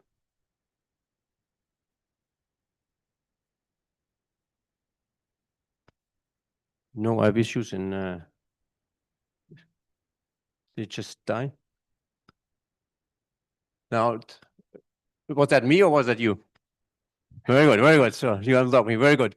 So let me briefly just highlight the contribution. They are looking at Hungary, particular region, and they want to figure out what are the barriers or what can we do to improve the circular economy in this particular region. And the innovation or the contribution here is that they have this survey and interview approach, in particular focus on small and medium-sized enterprises to understand what could be improved there. So this is really clear. I have a few comments when I read the paper, a few things that I think that you could improve. Most of them I think are really simple things to implement. One is a bit more complicated. First of all is circular economy. If you would have asked me the question from your questionnaire, I would have said, I know what it is. I do not fully know the content. So I think what always be great in these papers would be give an example of what the circular economy means. What is the life of a product? What is the life of a service throughout this circular economy to understand? And you also talk about technology absorption in the paper, not here. An example would be great as well. So you mentioned something that is more abstract, but that would be great if you give a concrete example in particular for your region or for the country. I think that would be helpful here. And that should be easy to do. That would be the recommendations here. I have two questions, two recommendations regarding the methodology. The questionnaire, you mentioned that, well, you had several different phases or different versions of the questionnaire. You sent them out, people gave feedback, you changed it. You don't tell us what you actually do. What did you implement? What did you change? I think these are things, information is really important, okay?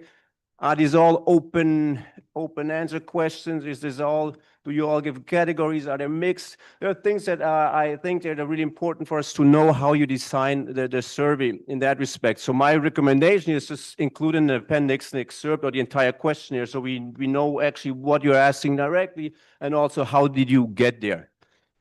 Related to that is the dissemination. So you say in the paper that you have a newsletter that you send to the companies and also you announce it on LinkedIn.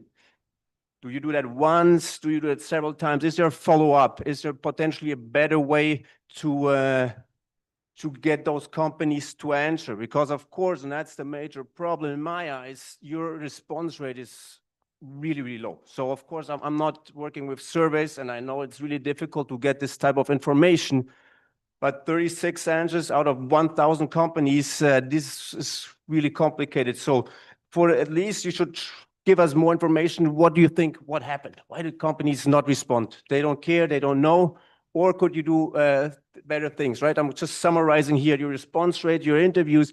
This will be difficult for the validity of your results. So in that respect, potentially you can do more, right? Do a repetition of the newsletter, talk to the companies directly, email them directly, or maybe you did that, but we do not know. That is something that I was missing in the paper, do follow-ups. So I guess a response rate of maybe 15 to 20% could be feasible, and then I guess that would improve heavily. And that, I think that's something you can still implement, kind of repeating that. So this is my main recommendation here, but also my main critique potentially to the paper, and I think that's something that would improve significantly the paper. I guess the last one is just pure structure thing, because you have an issue with the section 1. There's a mix of 1.3, 1.4. You know, that's just for you to know and to put that in a better context. Technology absorption. I don't know whether it should be in 1.4 or 1.3, but that's, you know, like a minor issue. Thanks a lot.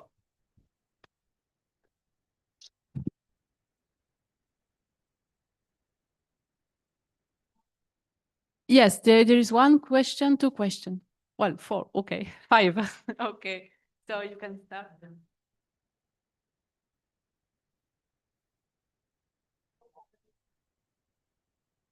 Yeah, maybe for the sake of time, we can take all the questions and then you answer to them. Is it fine for you?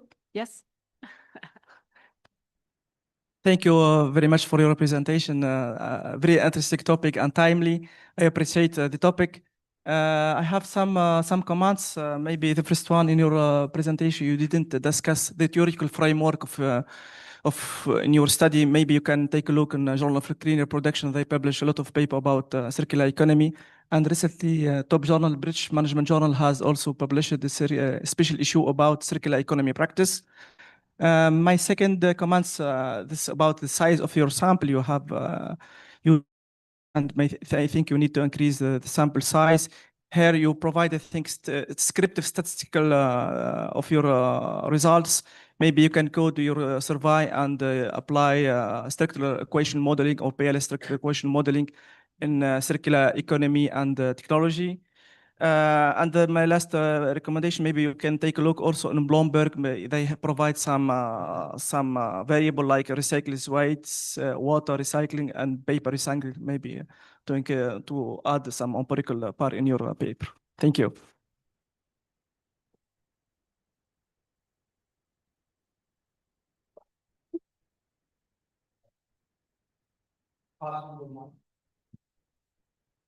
Thank you.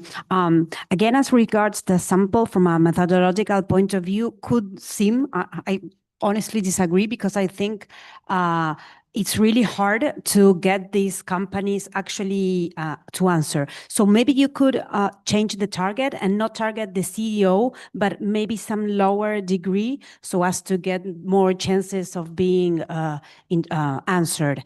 And on the other hand, maybe not go to a quantitative kind of approach, but more like quali.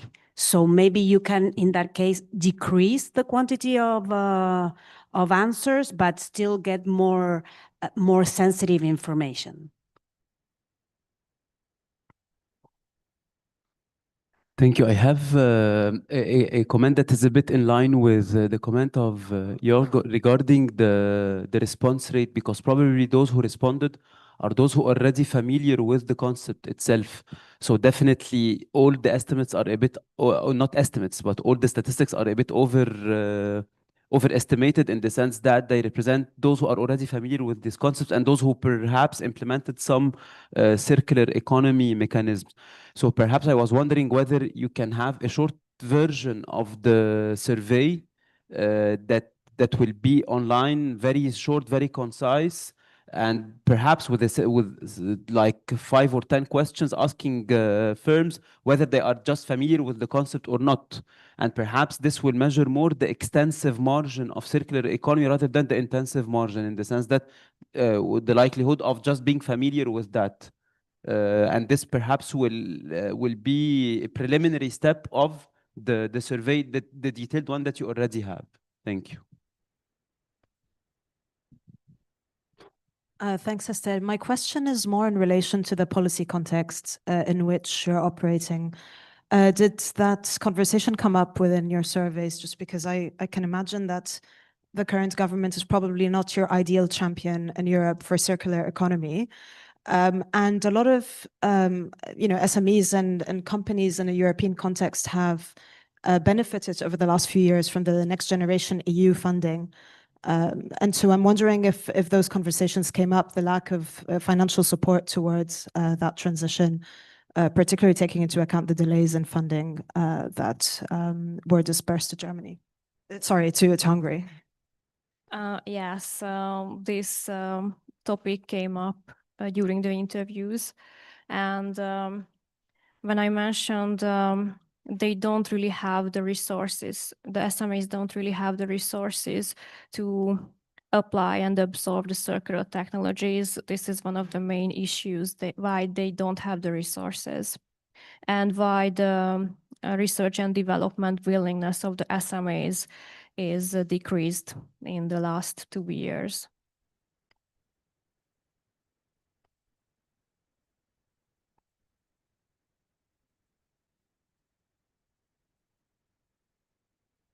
Well, my question is a little bit related with the previous one. In your question, did you include questions about the suppliers and the clients, upstream and mainstream approach, downstream approach? Because if they are using circular economy practices, the suppliers and the clients is related also with the green financing, and if they are eligible to get green financing. Yes, we had some questions about their suppliers. So unfortunately, my presentation is not available, but I will show you that where we try to figure out which areas they are applying the circular aspects now and what they are planning in the future. One of these areas were the requirements for their suppliers. And they plan a large improvement in this area.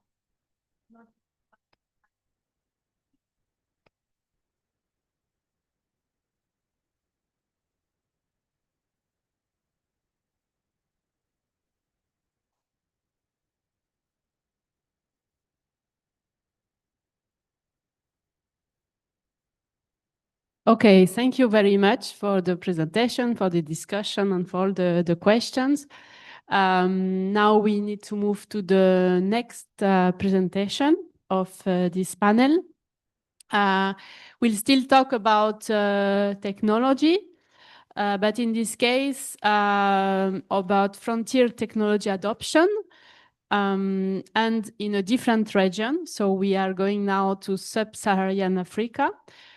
So with a paper presented by Isaac Ofori from the National University of Ireland.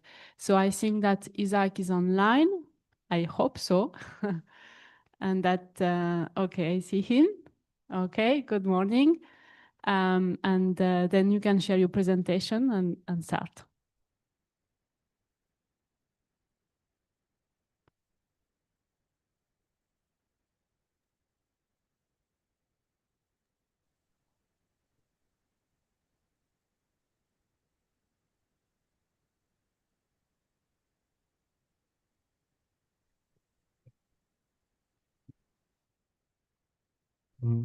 Thank you very much, host. Thank you for the opportunity.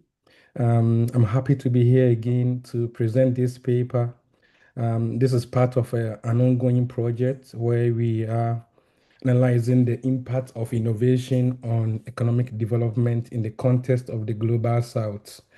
For this particular paper, I'm speaking to you about frontier technologies, energy equity, and environmental quality of life in sub-Saharan Africa. Okay, so among the many development agendas African leaders looking at the moment, two are critical. The first one is the need for the radical transformation of the region and also to enhance economic growth. The next one has to do with the quest to improve the environmental quality of life in the region.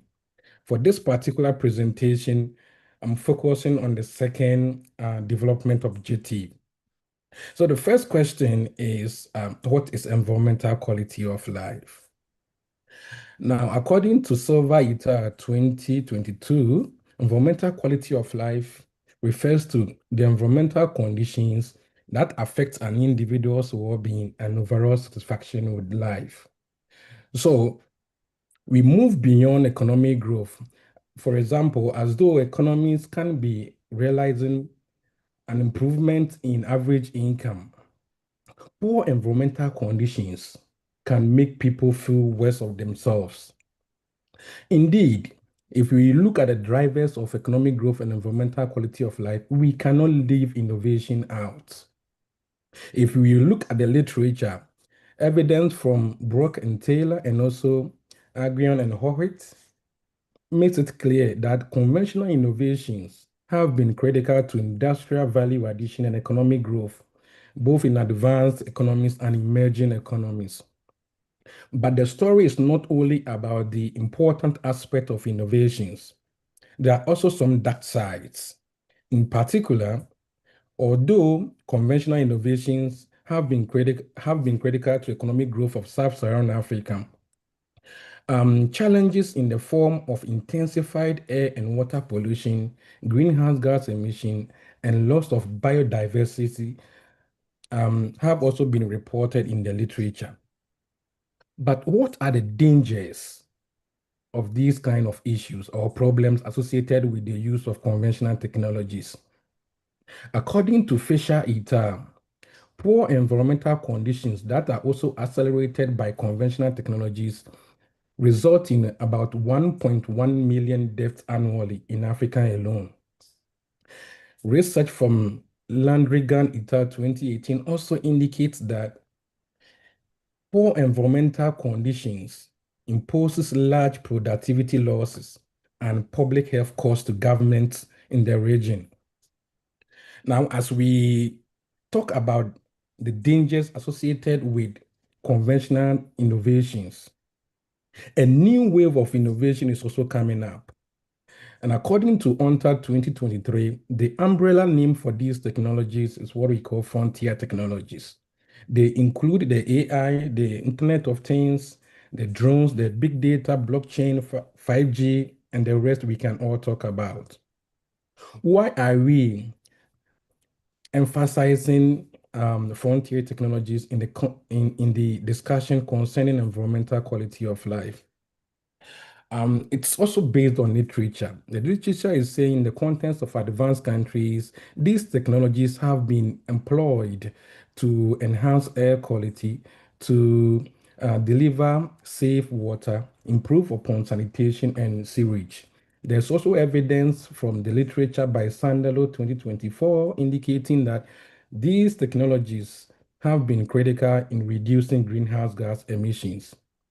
There's also evidence from UNLAF and Bearchant 2022 indicating that drones, for example, can be employed to deliver quality healthcare. For example, in the context of Ghana, in the Rwanda, they use drones for medical supplies.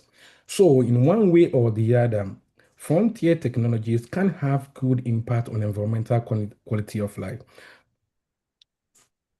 But what do we know from the literature? The current state of the art in the context of Africa focuses on the role of conventional innovations. We can talk about the pulp and paper mill, the stoves, we can talk about the bulldozers, we can talk about the diesel-powered automobiles and their implications for CO2 emissions and air pollution. We can also talk about how these technologies affect water quality, sanitation, and waste management. So the literature, as I'm trying to point out here, focuses specifically on the impact of conventional technologies on these environmental quality outcomes. Additionally, if you look at the literature, we do not see how energy access. With energy access, we are looking at the distributional energy justice, the equality in rural-urban access to electricity impacts the effects of frontier technologies on environmental quality of life. Why is this important? It is so because if we talk about sub-Saharan Africa, the region has a very high energy poverty, and even areas where there is energy access, there is high disparity between the urban and the rural areas. The World Bank the IEA, I should say, current estimate indicates that access levels over around 74% for urban areas and 28% for that of rural areas. So the gap in the current literature is that we do not have studies that have explored the impact of frontier technologies on environmental quality of life. Additionally, looking at the importance of energy access in the adoption of these technologies, we do not see studies exploring the moderating role of distributional energy justice in the link between frontier technology adoption and environmental quality of life. The third gap is that the impact of frontier technology adoption on environmental quality of life could be different depending on the environmental standard of the countries we are talking about. So for this particular study, we look at three main research questions or objectives.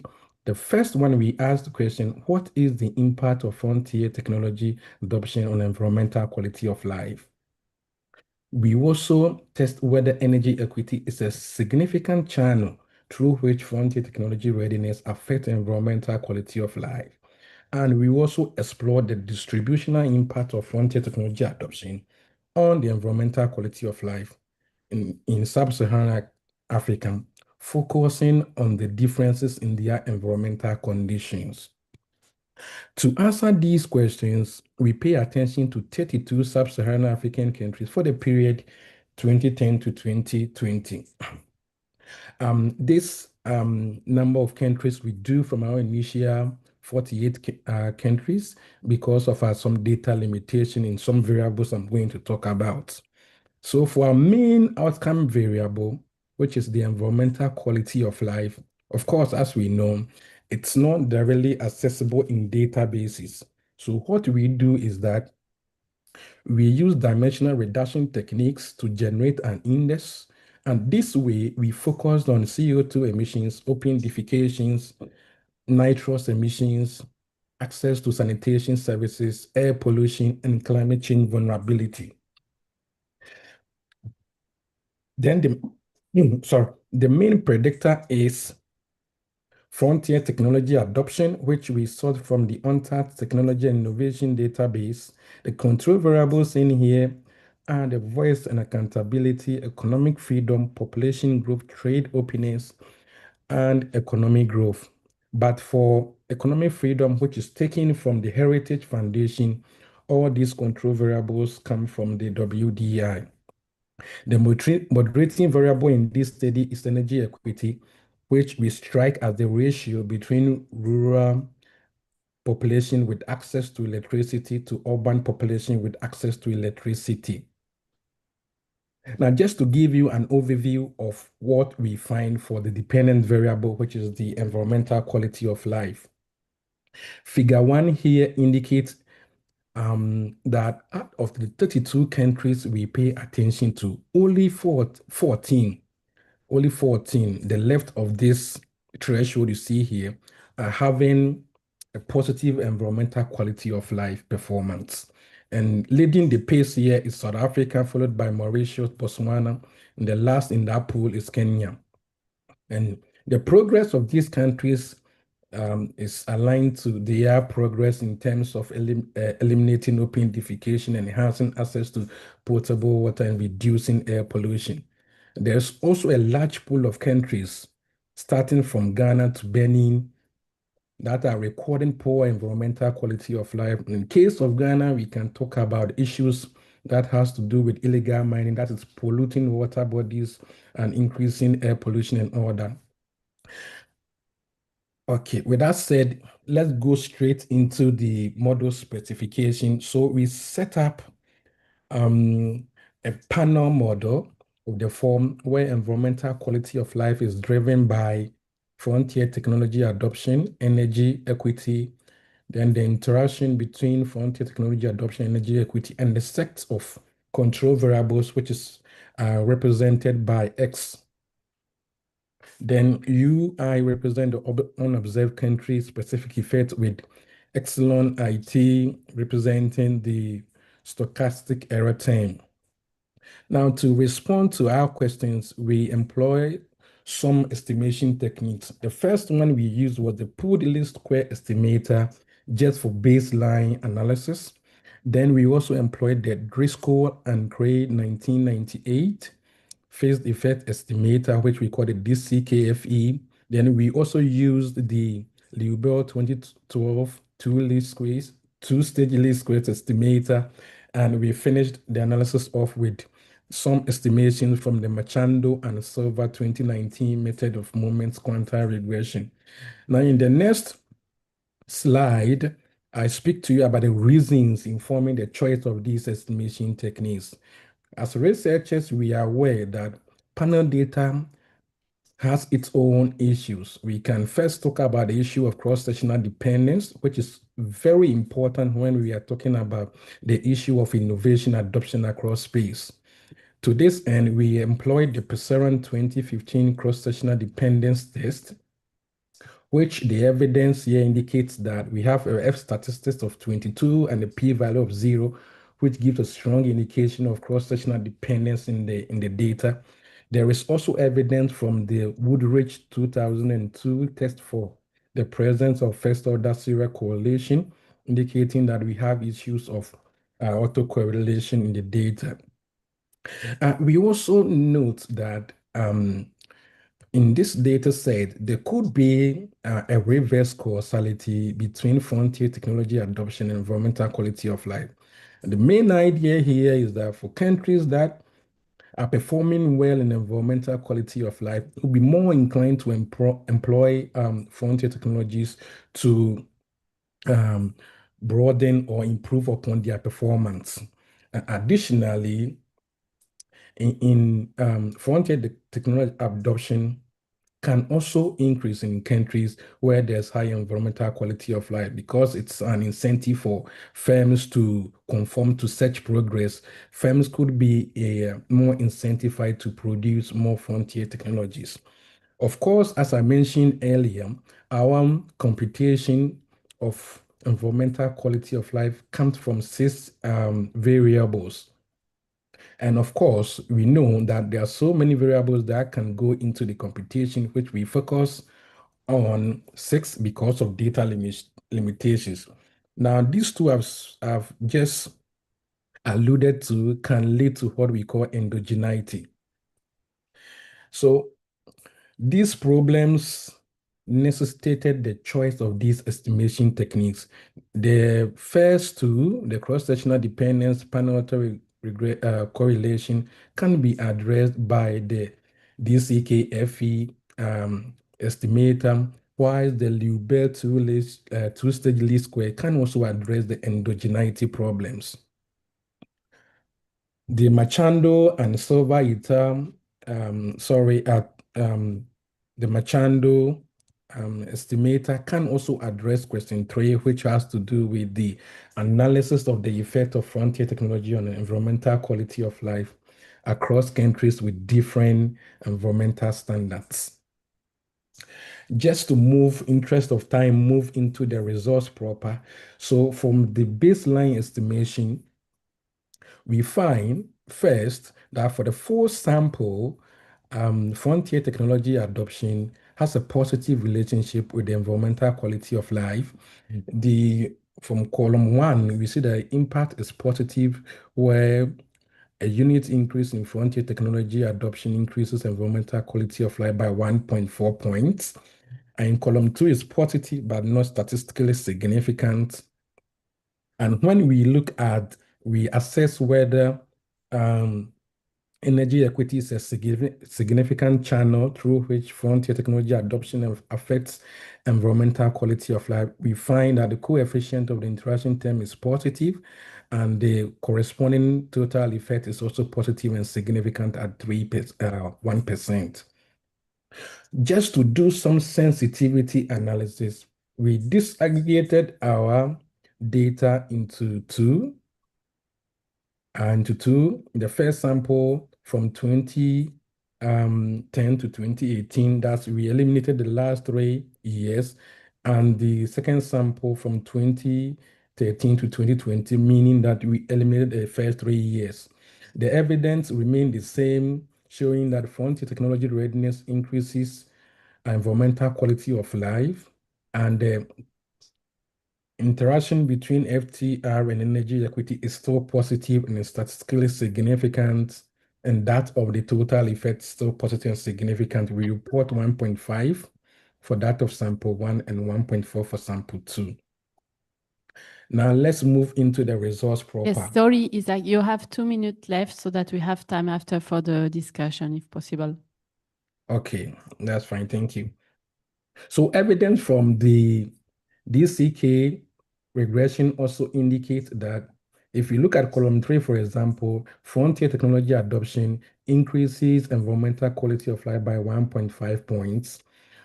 Then we also find evidence that energy equity moderates frontier technology adoption to increase environmental quality of life. We report a total effect of 1.6 points. Now, for the interest of time, we find similar evidence when we employ the two-stage least squares, where we address the endogeneity problems.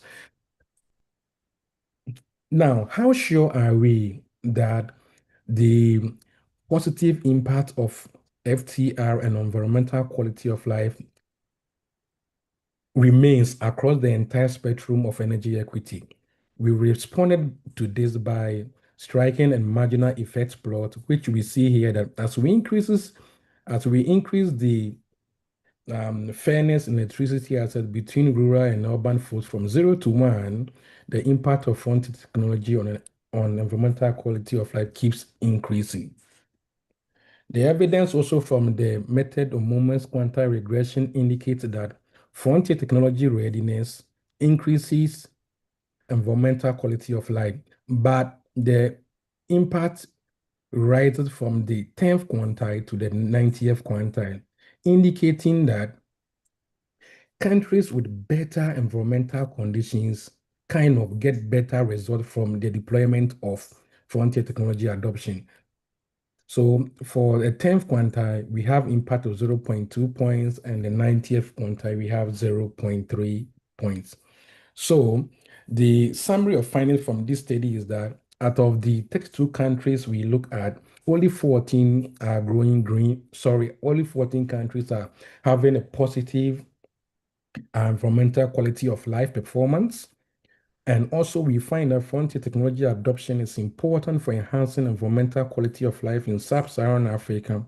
And this effect even becomes more pronounced when there is equity in electricity access between the rural and urban folks in the region.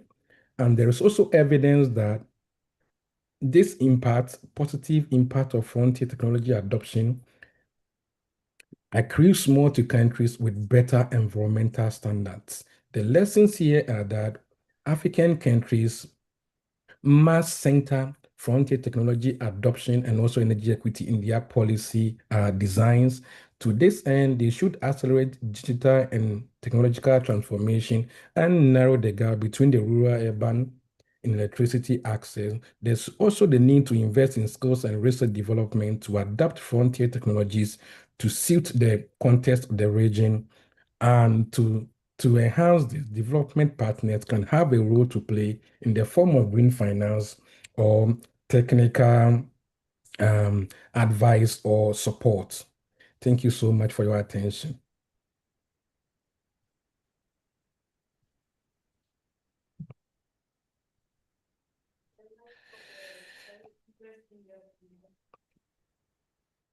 For this very interesting presentation, and the environmental quality of life concept is resonate a lot with the One Health concept that recognize the interdependency between the health of ecosystem, humans and animals. But for the discussion, we have Christophe Ibel from the Triscale Iberoamerica that is online. So Christophe, if you are connected, you have the floor. Yes. Hey guys, can you see me and hear me okay? Yes, perfectly. Yeah, perfect. Okay, great. So thank you very much, and thanks for having me, and apologies I couldn't be here in person. I would have loved to, but I had a family situation, so I couldn't make it this time, but hopefully next time around.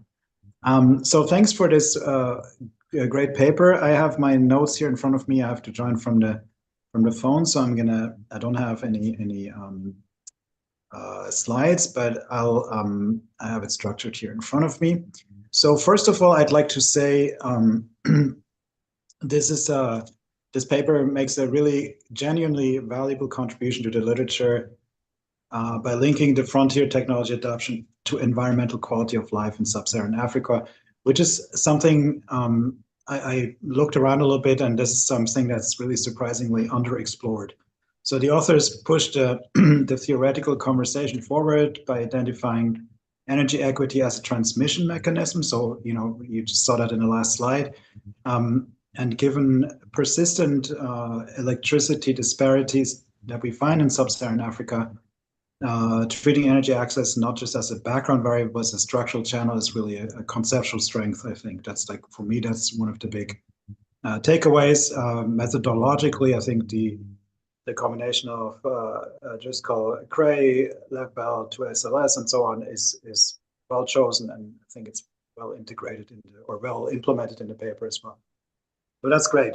I also think the construction of this this composite environmental quality of life index is quite innovative and aligns also with the multidimensional well-being frameworks that we increasingly use in economics.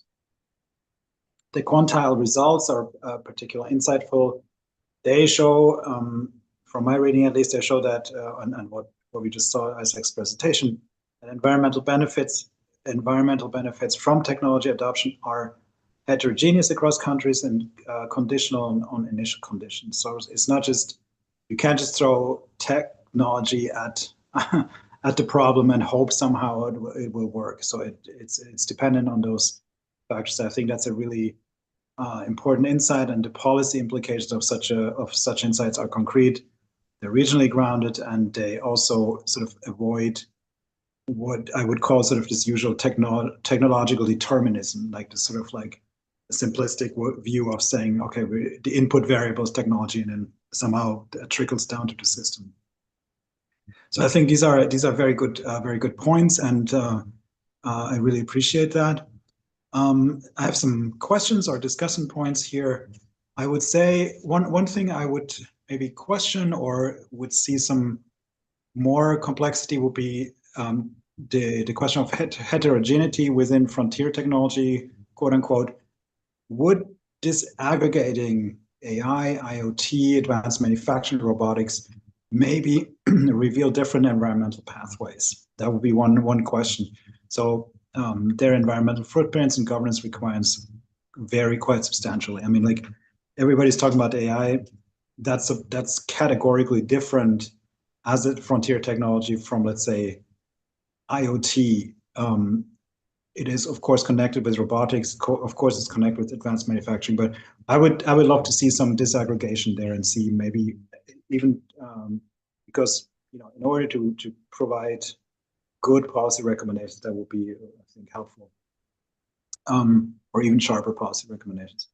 Now, the role of institutional quality is another question I would like to raise. So institutions probably condition whether frontier technologies translate into real environmental gains. So there's going to be an institutional conditioning.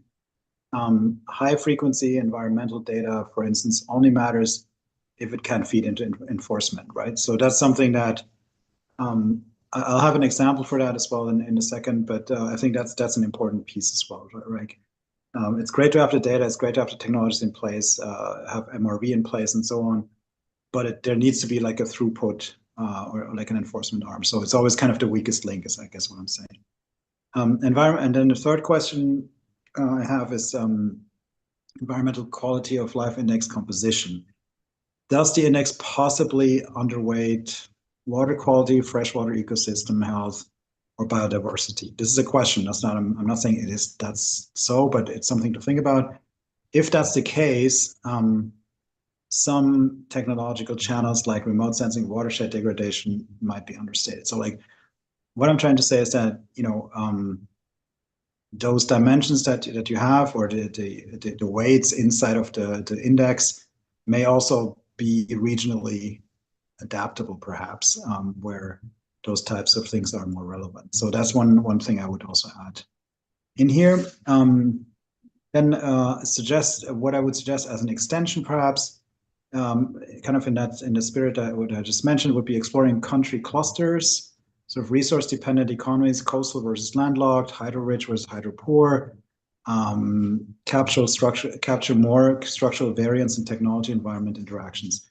So if you combine those macro findings with micro data from firms, households, and also speaking of energy utility level data, you could eliminate some of those adoption dynamics sort of along those pathways.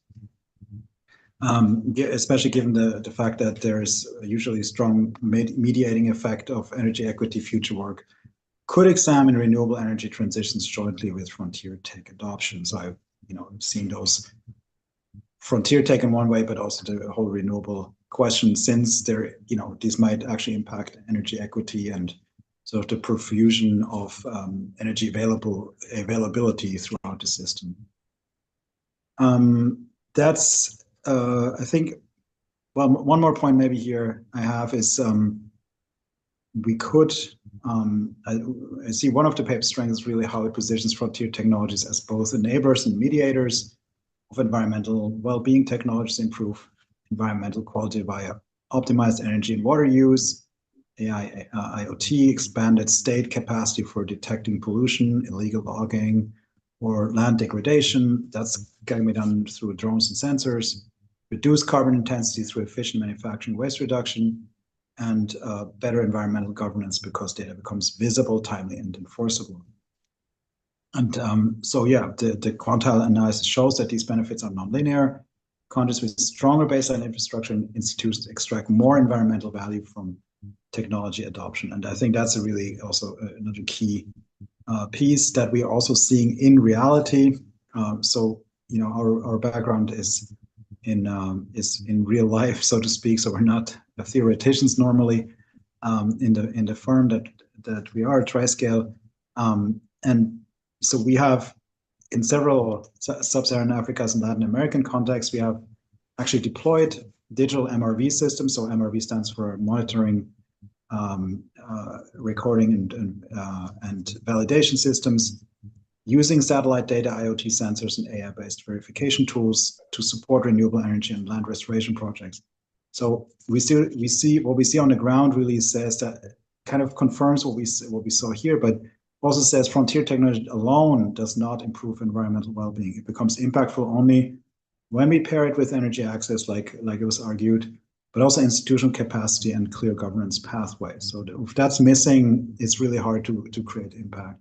So in countries where energy equity is low, let's say through limited grid availability, MRV and digital monitoring cannot operate continuously. This creates gaps in the environmental enforcement and sort of kind of degrades through the entire chain. So we're really depending. Okay. Yes, we have question also here as well. Yeah. In the room we have Arim and 3 questions. Okay, and then Isaac, you will have time to answer. So. Isaac, very nice paper. The intuition is very useful, but I want to understand a little bit more on the theoretical underpinning between frontier technologies, energy equity, and environmental quality of life. So why you have connected these 3, and what is the theoretical underpinning and the channels that would drive one to the other one? So it's nice to have this large concepts together, but then my problem is I'm struggling to see really the channels which will allow us to understand exactly what drives what, and then better understand the interactions.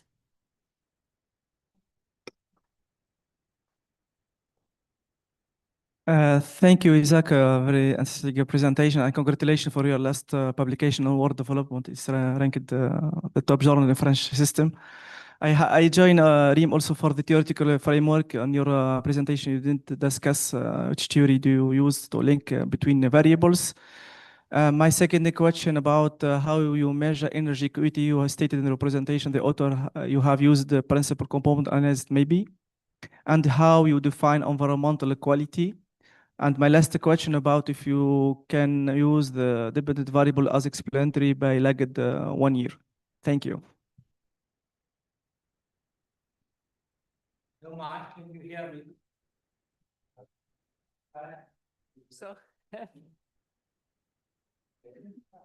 Thank you very much. I will be very brief. Nice paper.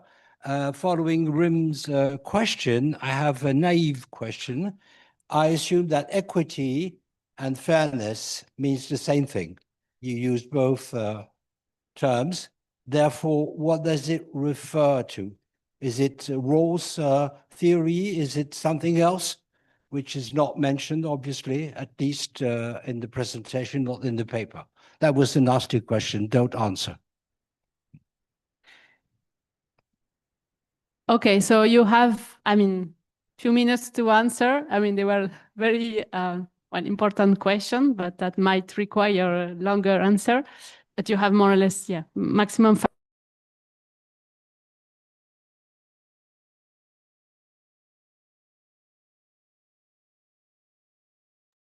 Yes, thank you very much. And thank you for your comments. They are all helpful.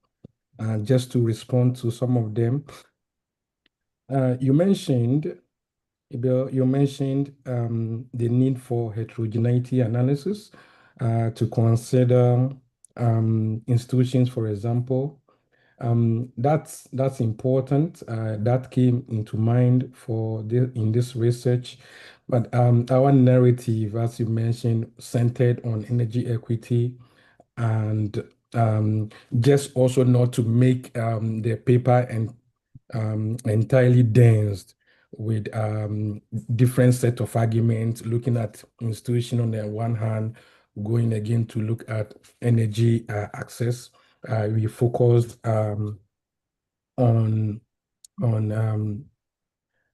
energy equity. But we also, as you saw from the presentation, we also considered institution where we focus explicitly on voice on accountability as a control in our estimation in this one. There's also your recommendation on the heterogeneity analysis, for example, to focus on some specific aspects of frontier technology adoption, for example, the AI, drones, IoTs. Currently, that disaggregation is not available. What we have from the UNCTAD Innovation and Technology Database is country-level adoption of these technologies and the adoption. They do not have the disaggregated sets. The database that comes close to this is from the IMF. They have AI readiness data, but it starts from 2023, which we cannot work with in the context of this paper. So that's also considered, but it was data limitation. We couldn't factor it in this analysis. So thank you for that. There's also your suggestion on the sectorial analysis, for example, in the sub-region, which I find it helpful, and we'll be happy to look at that. So thank you for that recommendation. There's also another question on how we captured energy equity. As I mentioned earlier, for the last question that came through, energy equity, we computed as the ratio of rural population with access to electricity to the urban population with access to electricity. So this is coming strictly from the Baka Ita 2019 Savako idea concerning the distributive or the distributional energy justice case. It's a ratio. And you are right to mention to talk about energy equity, the equality. In the literature, these are mostly used interchangeably, but I understand that it can also raise confusion when it comes to equity equality. I want to emphasize that these are used interchangeably, like striking fairness in the rural-urban access to electricity. Then there's also a question on the theoretical underpinnings of how frontier technology readiness affects the environmental quality of life. I mentioned two theories in the paper. If you read quite well, we have the first one being the technology mediation theory by Verbeek 2005, which specifically talks about how technology mediates the relationship between man and the environment. So the general idea here is that with access to frontier technologies, for example, how man's activities affect the environment can be different, or it can change. We can talk about people now using electric vehicles, the increase in digital trade and delivery and all that. Now, this technology that is in a way affecting our relationship with the environment. So in that sense, technology or frontier technologies can have impact on environmental quality of life. Understand? And there's also the theory called the technology acceptance model, and how we embrace new for even humans, how we embrace new technologies. For example, we can talk about the AI, the drones for medical supplies and all that. Can talk about the Internet of Things, 5G. These are important technologies, but the extent to which we employ them in our systems or value chains can have implication on the environment and by extension environmental quality of life. So these two theories underpinned our empirical analysis. So let me take this opportunity to thank you so much for your questions and suggestions. And I appreciate the opportunity to present this paper here. Thank you.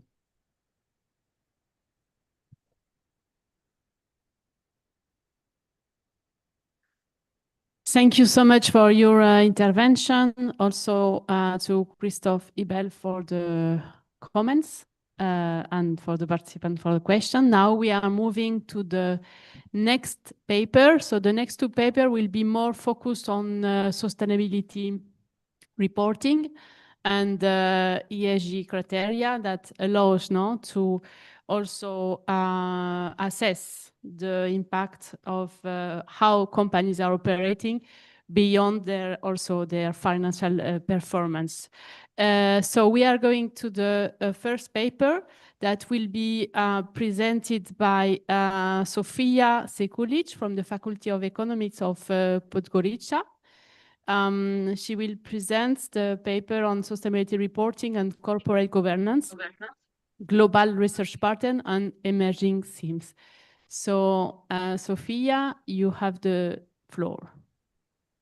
Good afternoon, everyone, and thank you for joining this session today.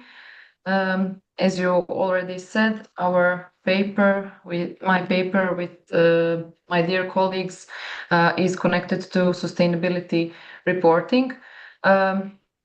I am Sofia Sekulic. I'm teaching assistant at the Faculty of Economics, University of Montenegro, and I wrote this paper with my dear colleagues, Professor Ana Lalević-Filipović and Professor Milijana Novović-Burić, Sustainability Reporting and Corporate Governance, Global Research Patterns and Emerging Themes. So I have to say that we are members of Cross-Race Project, who is also your partner, and that they supported us to come to this conference for our two professors. And for me, since I'm a PhD student and I'm currently abroad of my country, I'm joining you today online. So our fields of research for Professor Anna, she is a full professor in the field of accounting. Professor Milijana, her field of research is finance and insurance. She's also a full professor, and as I already said, I'm a PhD student and the teaching assistant at the Faculty of Economics, University of Montenegro. So why did we decide to do this paper? It is concerning bibliometric analysis for sustainability reporting and corporate governance. As you already know, sustainability reporting or ESG reporting is very important for today's business, but not that much papers talk about how it is connected to corporate governance. Since I was reading this literature for my master thesis and I read about ESG reporting a lot, we decided to see if what kind of papers there are when we talk about connecting corporate governance and sustainability reporting. As you already know, accelerated environmental degradation, climate changes, social disparities that are happening have positioned companies as central actors in achieving global goals like UN SDGs and so on. So sustainability reporting has evolved from a niche activity into a vital mechanism for communicating firms' integration into ESG principles, environmental, social, and governance principles, into its core strategy and operational processes. We can say when we're talking about EU countries, Corporate Sustainability Reporting Directive was a major step in institutionalizing ESG reporting within governance structures, because as you already may know, now big companies must compile ESG reports. However, academic understanding of how sustainability reporting interacts with corporate governance mechanisms still remains fragmented, and that's why we wanted to explore that a little bit more. And this study addresses the need to map global research patterns and identify emerging themes in this evolving field. So what did we do? We set up a bibliometric analysis because it provides systematic insight into research structure and evolution. So we collected about 400 papers, but when we did the refinement of papers, we got 285 papers for analysis. Our data source was Web of Science database as one of the most famous ones and the most important ones, and we analyzed the period from 2011 to 2025. What was our search query? We searched sustainability reporting or ESG reporting and connected to corporate governance.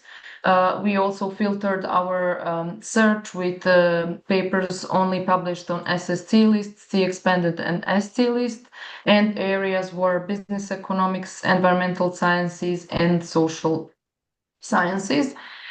We used two analytical tools for visual mapping and analysis.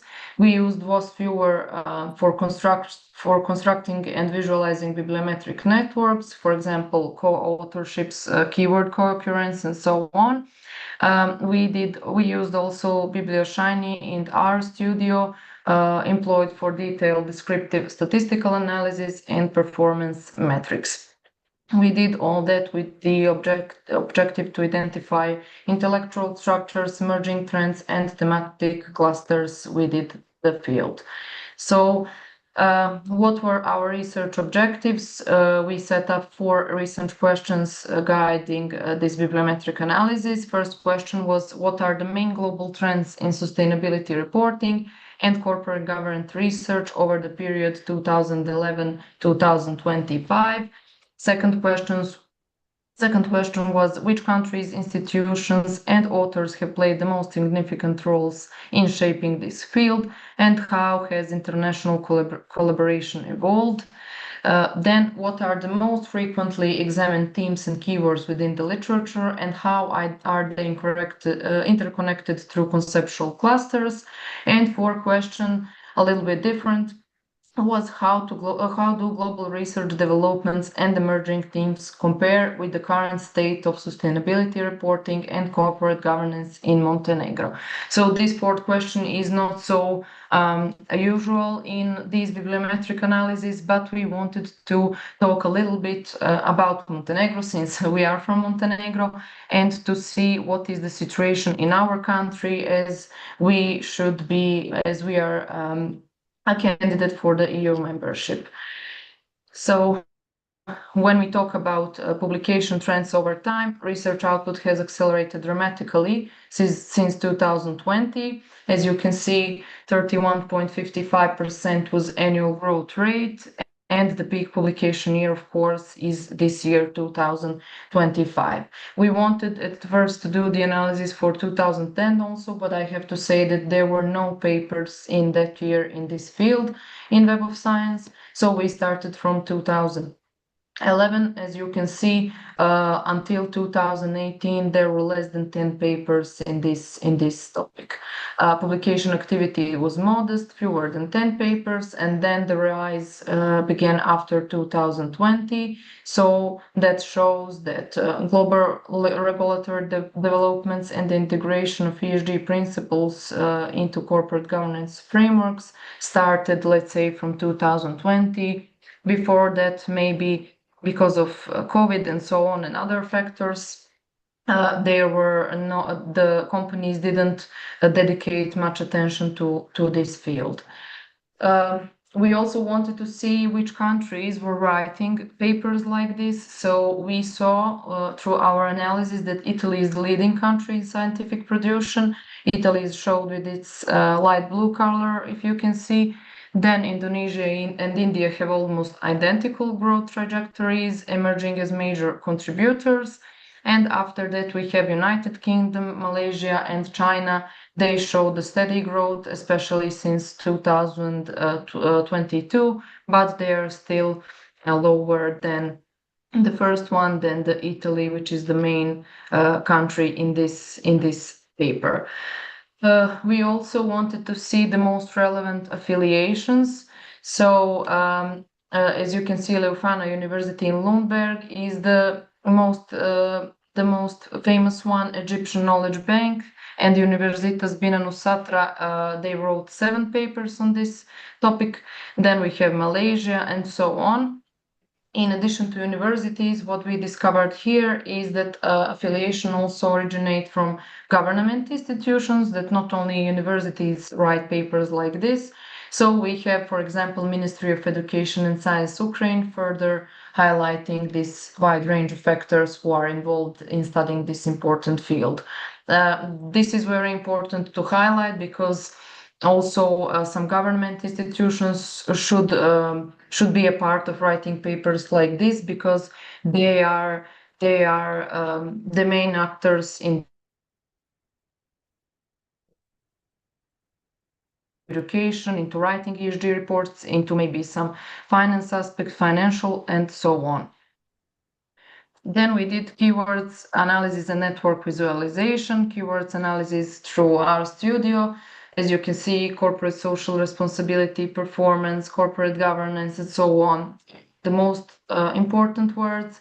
And through WASViewer, we made a network visualization. We have a couple clusters here, but we were discussing in our paper the 3 main clusters, which you will see on the next slides.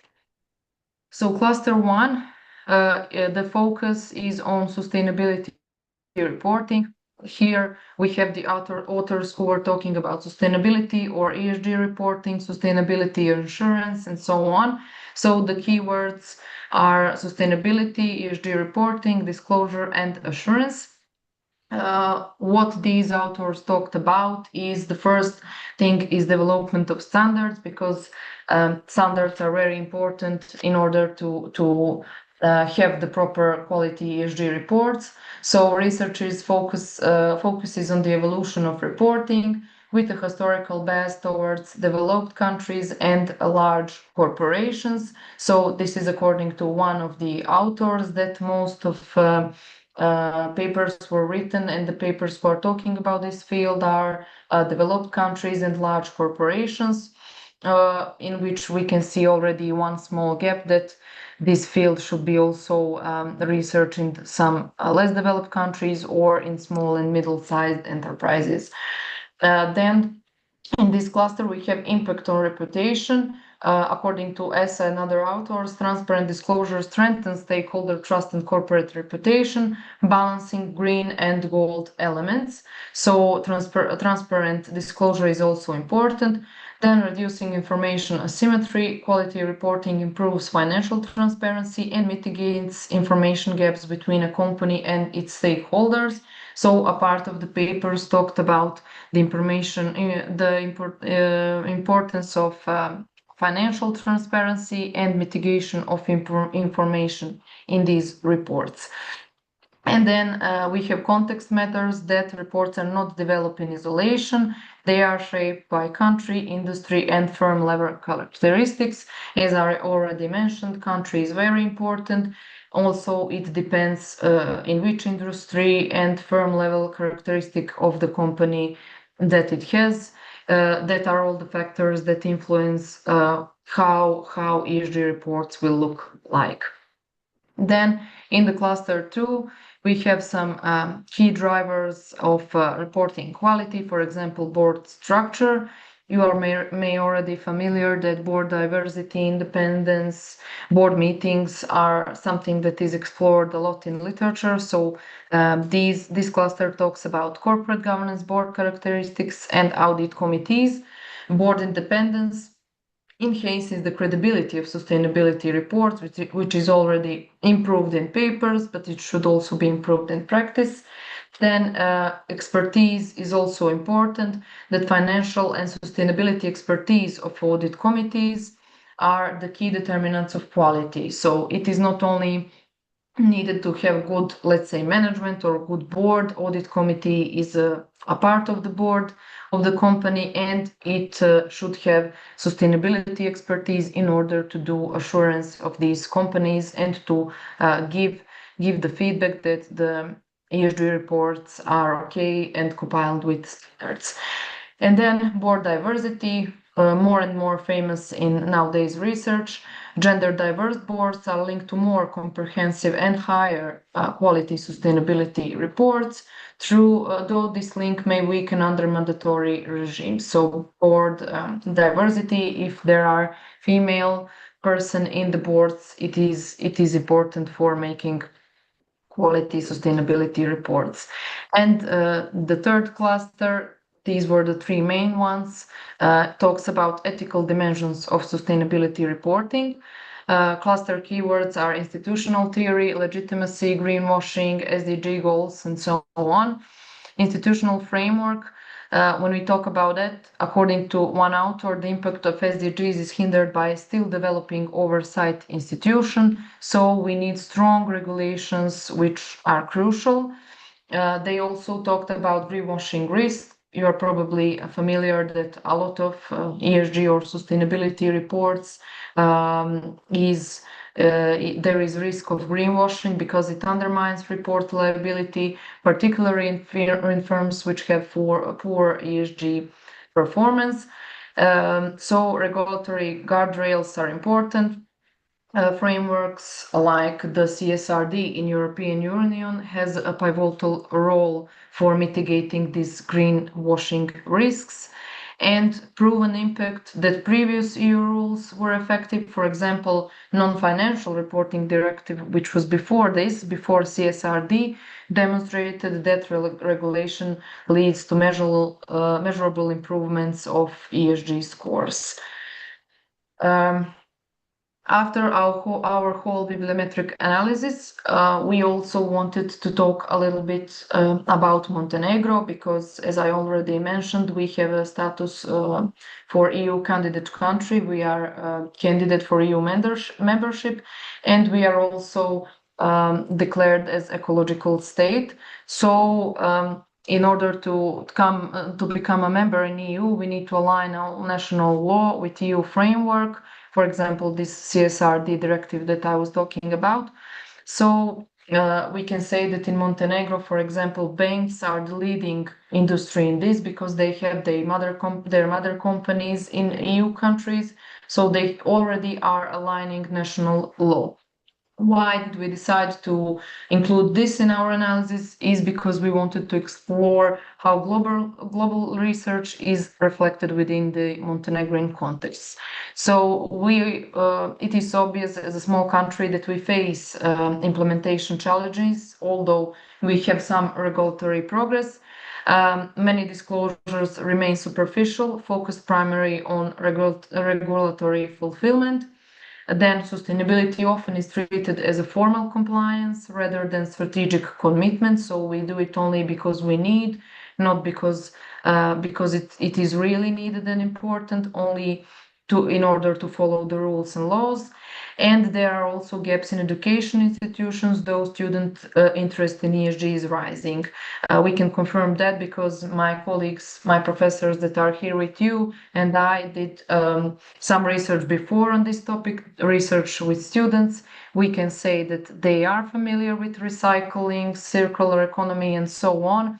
But there is much space because we still in Montenegro don't have subjects which are learning more about this topic. Yeah, if you can just conclude in 1 minute so that we can go. Okay, thank you. So I will just say about key contributions. So bibliometric mapping of global research linking ESG and corporate governance is evident. Significant research acceleration after 2021. We examined Montenegro's position, and we did assessment of alignment between national developments and international trends. So we can say that we found some gap and that we have these contributions, but also we have some recommendations for future directions, future research needed on governance mechanisms that will ensure credible ESG reporting. We also need comparative studies of implementation challenges across different national contexts, because there are a lot of studies who talk about developed and developing countries. Also investigation of regulatory frameworks, and to deepen the examination of ethical and behavioral dimensions, including greenwashing and insurance. That would be all for today, and I look forward to your questions.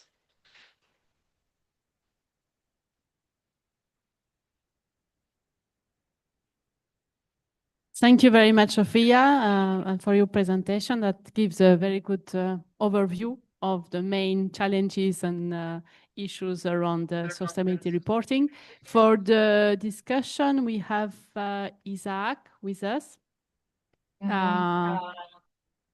So yeah, I don't see him, but he will connect. Isaac, yeah, if you want to start the discussion, I will ask you, as we are running behind the schedule, if you can go straight to the point, so that when we can move after to the next session. Thank you.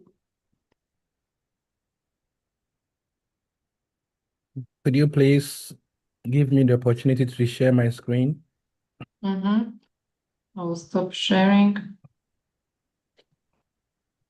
Okay.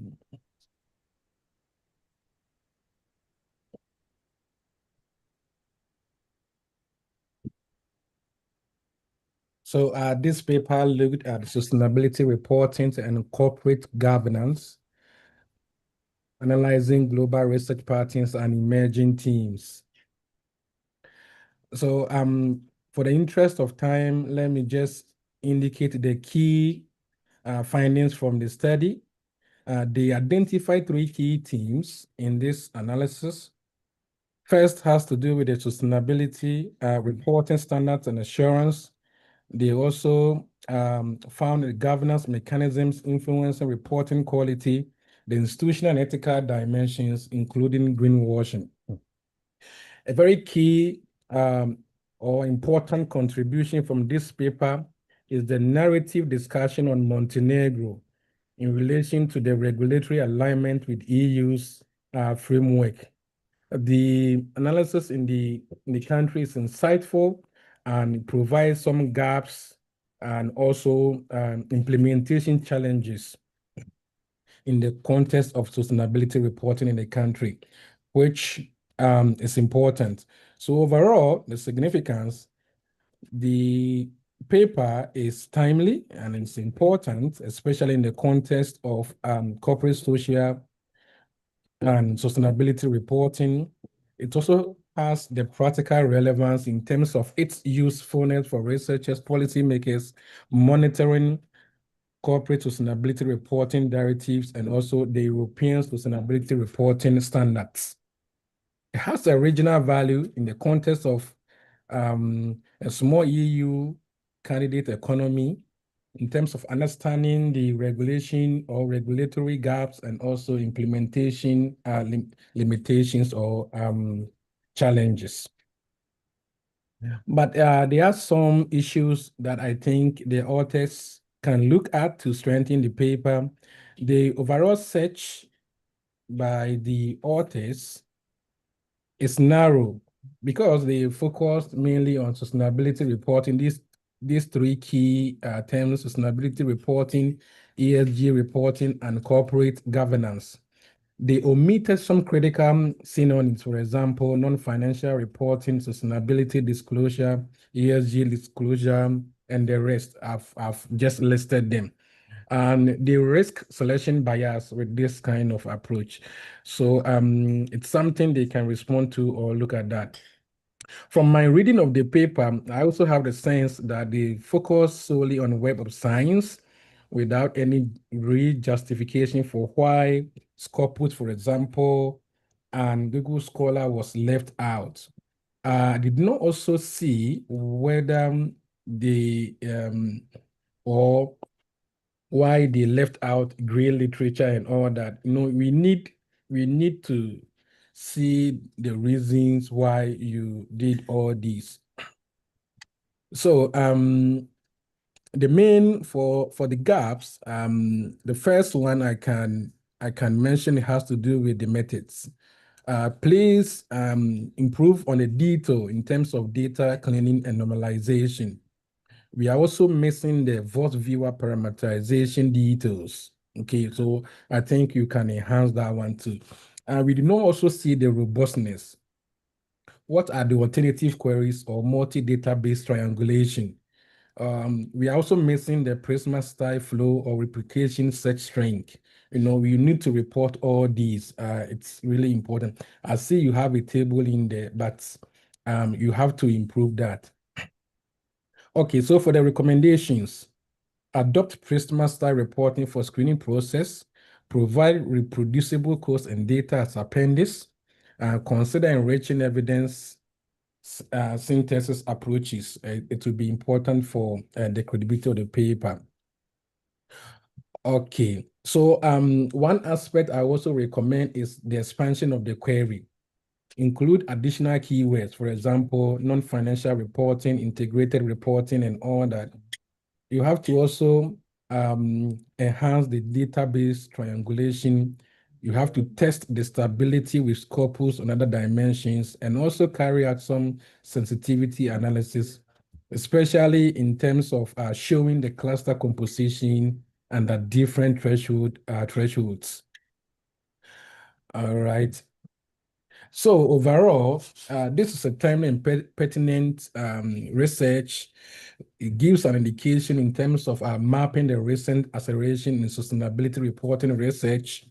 I have some useful framing by identifying 3 key thematic clusters that provide clear guidance to sustainability reporting firms, for example, and also the Montenegro case.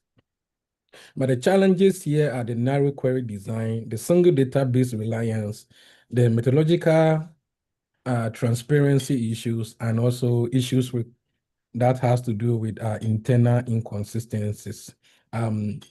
Thank you very much for this paper, and I hope this comment will help you improve on that. Thank you, Sophie. Thank you very much, you, Isaac. Sophie. I will take the question from the room and then give back the floor to Sophia for the answer. So I see we have one question.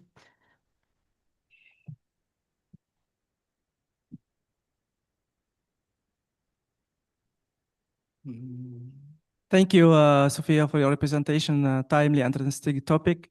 I have some question and recommendation because I have published several papers in bibliometric analysis.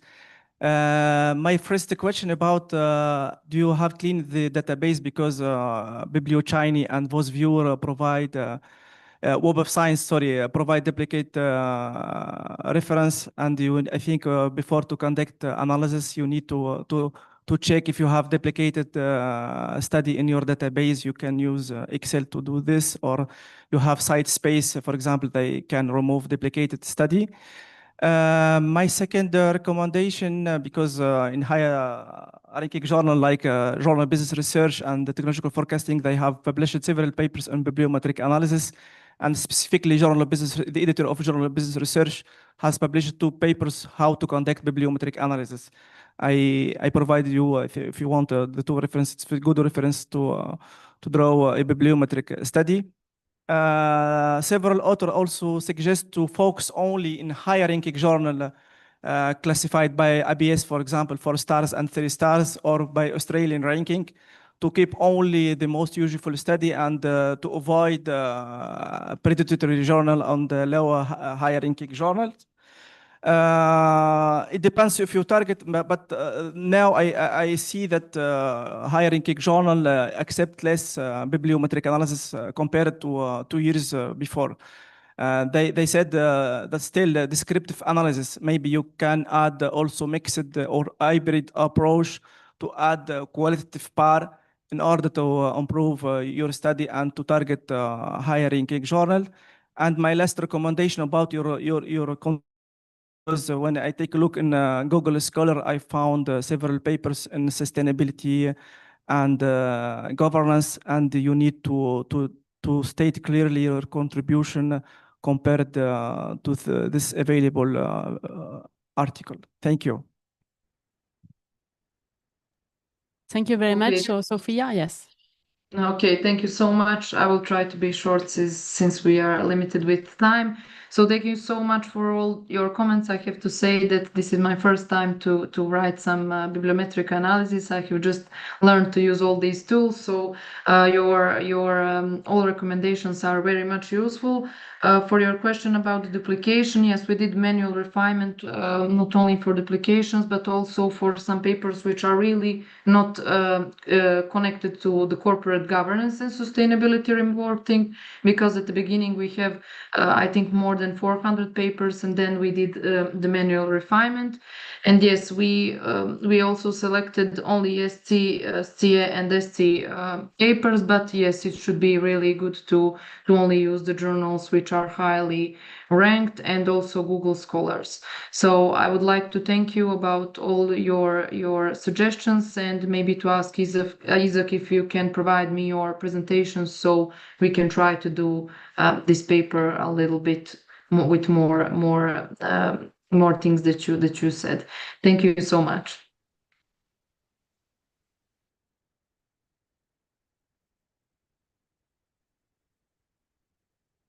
Thank you so much, Sophia and Isaac. So you can stay with us online. And now we have the presentation of the last paper that will try to answer to the following question. Does corporate social interaction affect your ESG scores?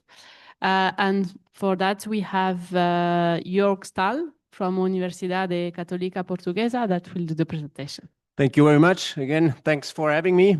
This is joint work with my colleague Panos Kusov. He's actually also joining the office with me in Lisbon, so that is perfect. I'm still not completely happy with the title, in particular with the ESG scores. So in general, what we actually have in mind is analyzing whether interaction among high-ranking business representatives actually has a positive impact on your sustainability performance. In our particular case, we measured so far by ESG scores, but of course, other measures come to mind and we're about to implement that. So the title is preliminary, but kind of representative of what we're doing.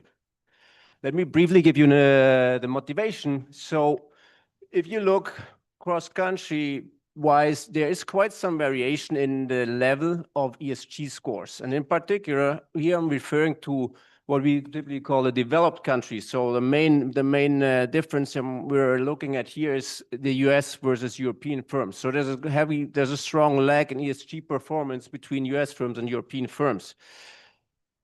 Now, I have some evidence here. This is simple evidence from Statista, but our sample would confirm that, right? So you can actually see the small European countries on the top, and down here, a bit outdated, is the US, which lags around about 15 points if in comparison to other rather large European countries.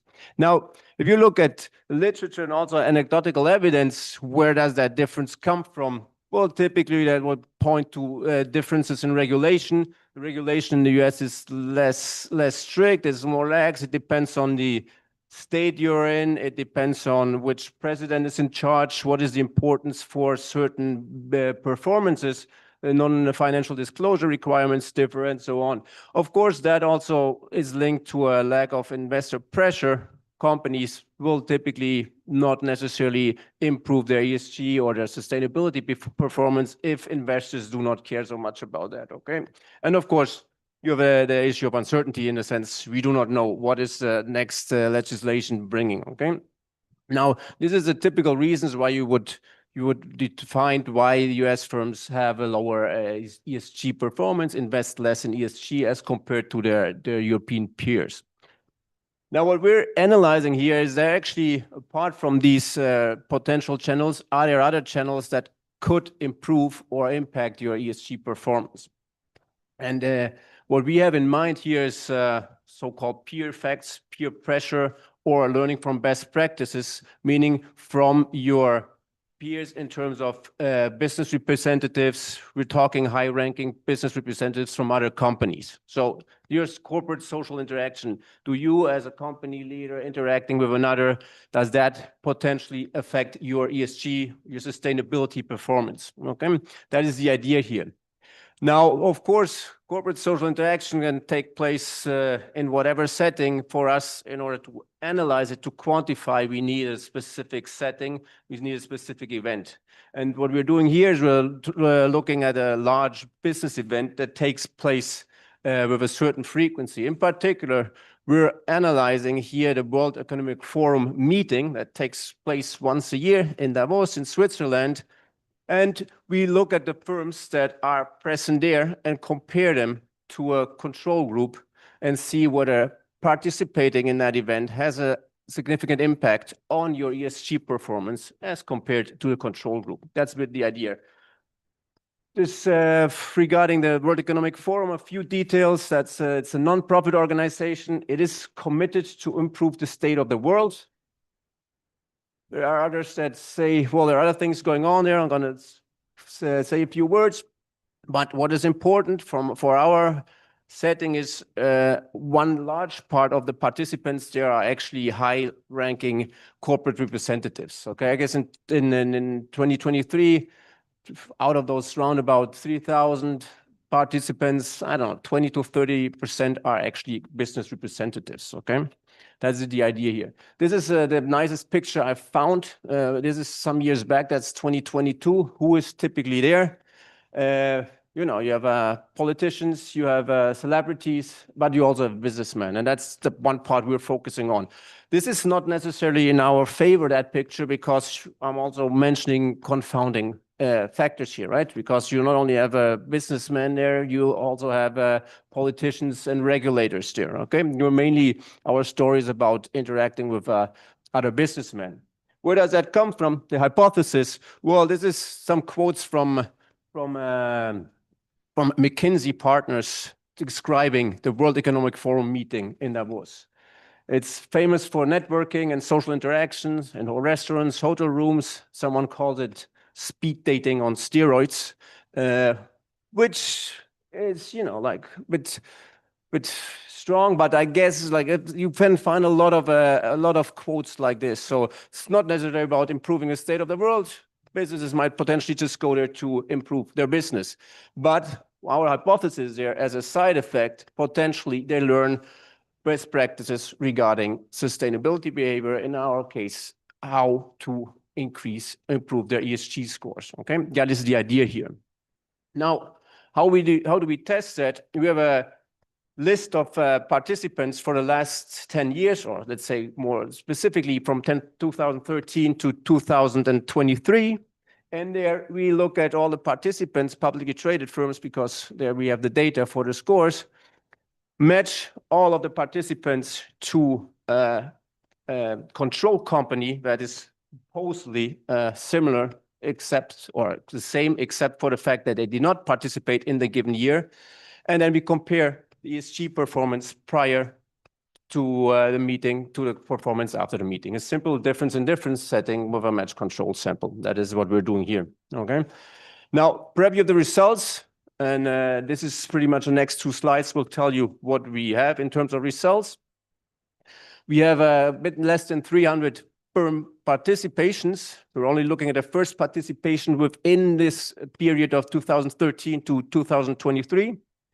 Bit more than that, bit more than half of that are US firms. The rest is then Europe and Canada. So this is, we're focusing only on these two continents.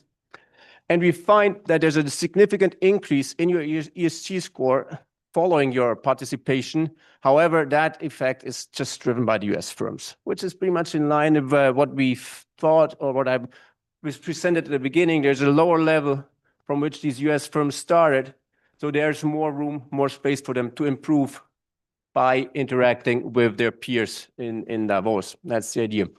And these two graphs pretty much summarize our results. I'll give you the exact numbers in a second, but that is pretty much the illustration. On the left-hand side here, what I'm plotting are the ESG scores of US firms. The solid line are the participants, the treatment firms. The dotted line is the control group for US firms, and you can see how we plot them prior and after the meeting. This is on a yearly basis, and we can actually see here that in the 3 to 4 years leading up to your meeting participation, it was pretty much a parallel trend between participants and the control group, and the gap widens quite heavily once we have this meeting participation.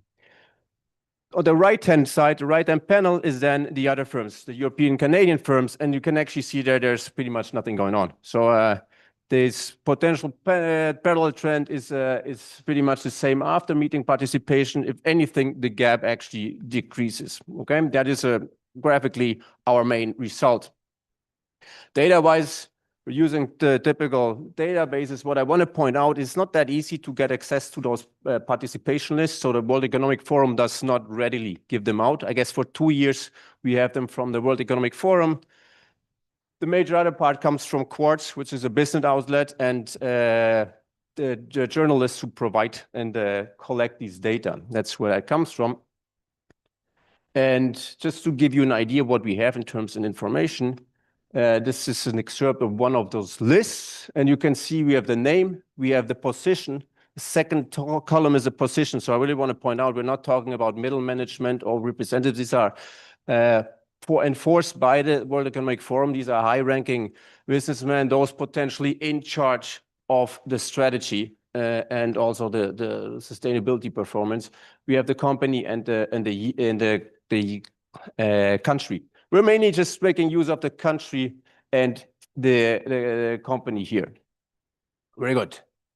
One thing that might be surprising, it was for us, what I want to point out, the predictability of participating in the World Economic Forum is not as high as I expected. Let's put it that way. When we started that project, I was thinking, well, it's every year, it's the same companies going there because you're not going to be a partner.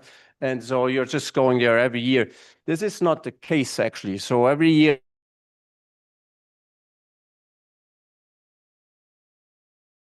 we can see here that those within our 10-year observation period, those that only participate once or twice, that is more than 1/3. So I'm just showing you that here. We have a paper, a project that is similar, where you look at value effects, and for that, this is really important. So again, it's only 15% of the sample of firms that actually go there every year. Quite a large. There's only one there, which is important for our analysis, okay? Because otherwise we would not have a clear identification here. Half of the companies are from the US in our sample. The rest is then main European countries and Canada. I'll skip that.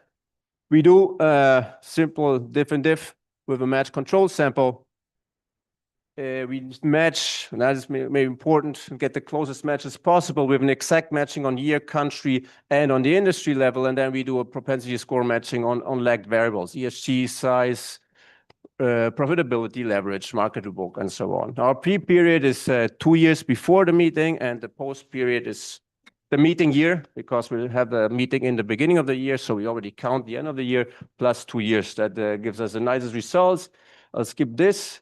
These are the results in numbers. So these are the difference in difference coefficient. Here we have the full sample in the first column. And then in the second and third column, we just split between the US firms and non-US firms. So again, in line with the graphs I showed you, the effect comes from the US firms. There's no effect for the non-US firms, okay? So this is where this improvement comes from. And for those who are interested, we also split by the 3 different factors, and the picture is really similar. We did not dive into details why are some of those more strongly than others, or more strongly affected than others, but the picture is really in line with the entire ESG performance, okay? Pretty much for me to stop here. There's some limitations. We only have 10 years. So far, we only have one measure. We want to extend that to other measures, not necessarily only ESG, but also contamination, CO2 emissions, and so on. And this is pretty much it. Our conclusion is that, well, it seems like there's a channel that is not explored so far that can actually have an impact on the ESG sustainability performance of company, corporate social interaction, which we test in the setting of the World Economic Forum. Thank you.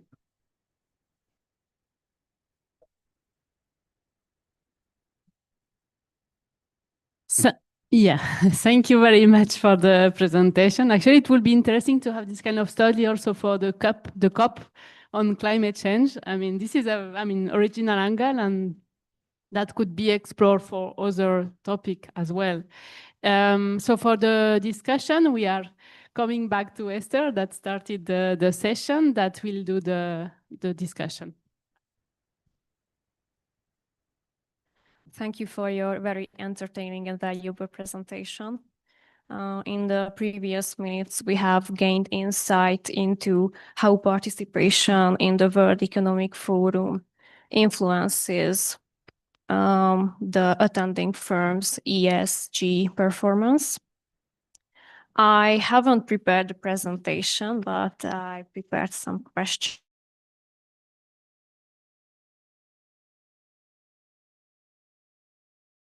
Because we don't have too much time. So the first question is, according to your research, US companies benefit the most from attending this event. What do you think? Are there any other factors besides participation in the event that could impact the improvement of ESG scores during the reviewed time period. So, for example, in the last 10 years, I think there was a change in the customers' preferences, or maybe the rules in the US become stricter. Wait, okay. Oh. Oh, no, I have one.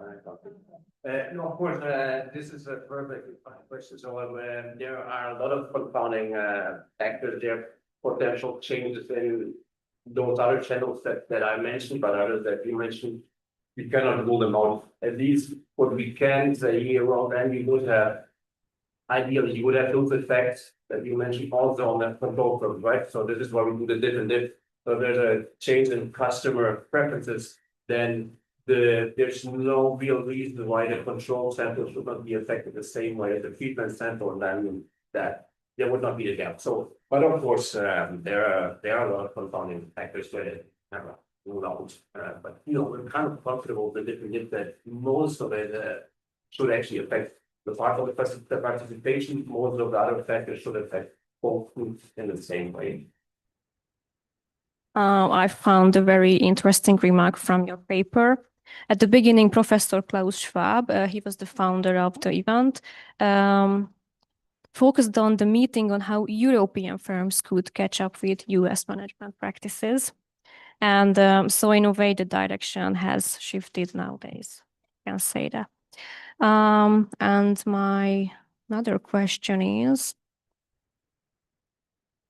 you analyzed companies participating in the World Economic Forum. What other large international business events would be worth examining in the same way? That's perfect. Like, well, again, what I prefer, okay, of course, we're just looking at one. Why do we do that? We have the data, and of course, we are kind of positive that we extend to other events as well. What is nice about the World Economic Forum as opposed to talk in that respect, it's not once in a while they call it, it's about sustainability, but it's also about other topics. It's about economic topics in that respect, or they call it really just about the environment, and in that respect, we might have a much stronger selection bias in the sense that only persons go there that actually want to improve. So in that respect, ours might be less contaminated, but again, ideally, and we had that very good comment before, ideally that should be this similar pace for other events as well. But we need the data. We'll try. Definitely. So maybe if you continue your research in this direction, so analyzing different events, maybe you will find out what is specific about the World Economic Forum. And because we don't really have too much time, or okay. So thank you for the discussion. One last closing sentence. I think your research highlights very well that the social interactions are very important, and it can be the World Economic Forum or even this conference.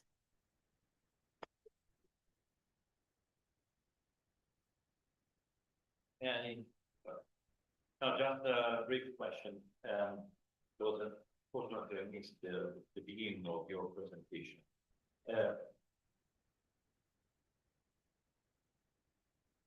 Okay. At the Italian Statistical Office, a lot of work has been done trying to measure at micro level the impact or the causal relationship between being more ESG oriented and the economic results. I will say something later on that. And one of the problems is the difficulty in understanding who is causing what. And so the question is, as the Italian Statistical Office now made an analysis on the 3 years and then the next 3 years in order to try to distinguish, how is time dimension taken into account in your analysis? In other words, instead of having simultaneity Can you see whether the attendance to WEF in 1 year change something later on and vice versa, or do you not think that this is relevant? I think it's relevant. It's one issue that we also have, which is clear from one of the slides we've seen from my statement before this in terms of research, but also we see there's an upward level of ESG performance in general. So, right, again, we try to address it with the dip and dip, but of course that is somehow confounding factor.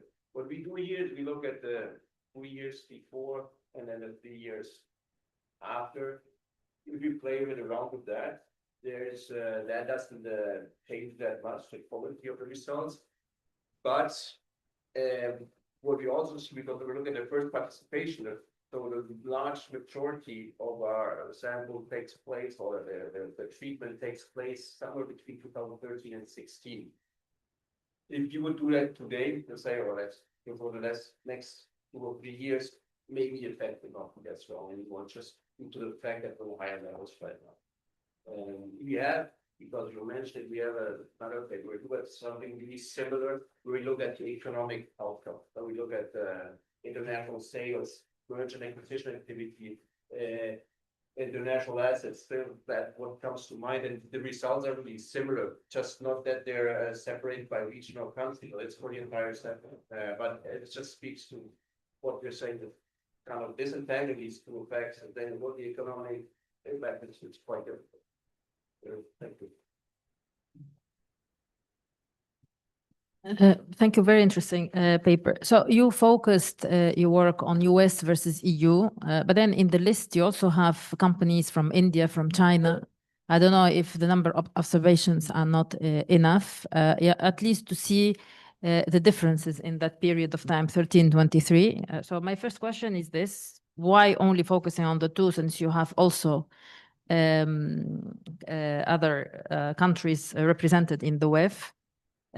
My second question is about the Trump effect. As you know, United States has come in a completely different view about ESG. So even it has been attacked over the years of the Trump administration. So do you see an effect of that? I mean, an event study could be interesting to see what is the impact. Of course, in the EU, we are expecting a much higher level, but then in reality, the level it's much higher in the US, and I want to understand why. What is the explanation of that gap in the score? You know, so these are my 3 questions actually. Let me check what I recall. The first one I recall perfectly. So why not having other countries? This is for the time being our choice. Well, there's countries for which we for the time being leave out, that for which we should have data for sure. China and India will be difficult. We have ESG data going back to 2010. That's what we need. So that respect, we're very restricted there. But this is something that we look at and can look at, but that's going to be difficult. But in the sense, like, it's just data work in time. So there's no particular reason. It's just the data is much more readily available for the countries that we look here. That we look at here. The Trump effect would be nice to look at in terms of event study setting, but it's like if we look at the current period, it's going to be difficult because we do not have the data in the future right now. I'm not so sure whether only, like, let's say, it's not only about ESG, when we talk Trump, it's about DEI. It's not only US firms that react, it's also European firms that actually react in terms of, like, you know, like crashing the DEI program. So in that respect, I'm not really sure whether you would find it by the difference, but that's an empirical question. But this is, like, in particular, if you think of the Trump administration right now and the previous one, this in our eyes is an example, like a leading example, why the level of the ESG scores in the US is lower than in Europe, just because you have this uncertainty. Like if you're a company, you have uncertainty. You want to invest in certain, in this case, it's a certain strategy policy. If you do not know whether you want to have a president punish them, that's pretty much going on. Punishes you for certain actions, you potentially will not do it. So in that respect, in our eyes, not necessarily this person, but the the lack of certainty regarding policies is one of the drivers why the US at a lower level, and why such an alternative channel as we propose can actually potentially help improve the performance. That's a bit the idea. Yes, thanks, Jörg. I have a comment and a question. When we think about the WEF, we also need to take into account everything that happens outside of the corridors, right? So this is a very important campaigning moment where ahead of the WEF and a few days after, you see a huge peak in the Financial Times on reporting on these important questions. You see a lot of US-based groups pushing for more awareness within the consumers as well. And so I think from an understanding of the correlation, it'll be interesting to look at not just what is happening in terms of the social interactions, but also that being an important moment for pressure raising to modify corporate behavior. And in terms of your understanding of social interactions, I'm wondering if you're thinking just about that moment, which is what is happening at Davos, or everything that happens afterwards, because surely corporate conduct is not just at a dinner where Bill Gates indicates strong signaling of the importance of ESG, but rather, the future opportunities around, business possibilities in the time that runs between, one Davos moment and another. So again, what is that understanding of that social interaction? Is it just that punctual moment, or is it the creation of networks and more kind of medium to long-term interactions? Again, that you're what we call social interaction, corporate social interaction, but again, what your comment is in line with what we call peer pressure. That could just be all of the events surrounding the meeting, and they have a lot of events going on throughout the entire year. So these are for sure potential drivers as well. Regarding the interaction, of course, what we have in mind is that this meeting there is the initial point of a relationship. So I've never been to Davos, but I've never been to it's not that easy to get there. It's often not cheap at all for me. But what we have in mind, of course, you're there and you are there for 3 days, and similar to actually our conference settings, right? It's not like you and me meet somewhere outside. We can, get in touch with 30, 40 people at the same time and establish a relationship with those that might be interesting for my company in that setting. And then, of course, we think of it as an initial setting, but it just facilitates things, makes things cheaper in that respect. But of course, you think of ongoing relationships, and in the other paper, I'm trying to model that as well, in a sense like, well, you establish a business relationship that should, show over years, not only on a particular day. That's what we have in mind. Yes. Well, I can skip my question. Yes. Okay, good. Thank you. Well, there is last one.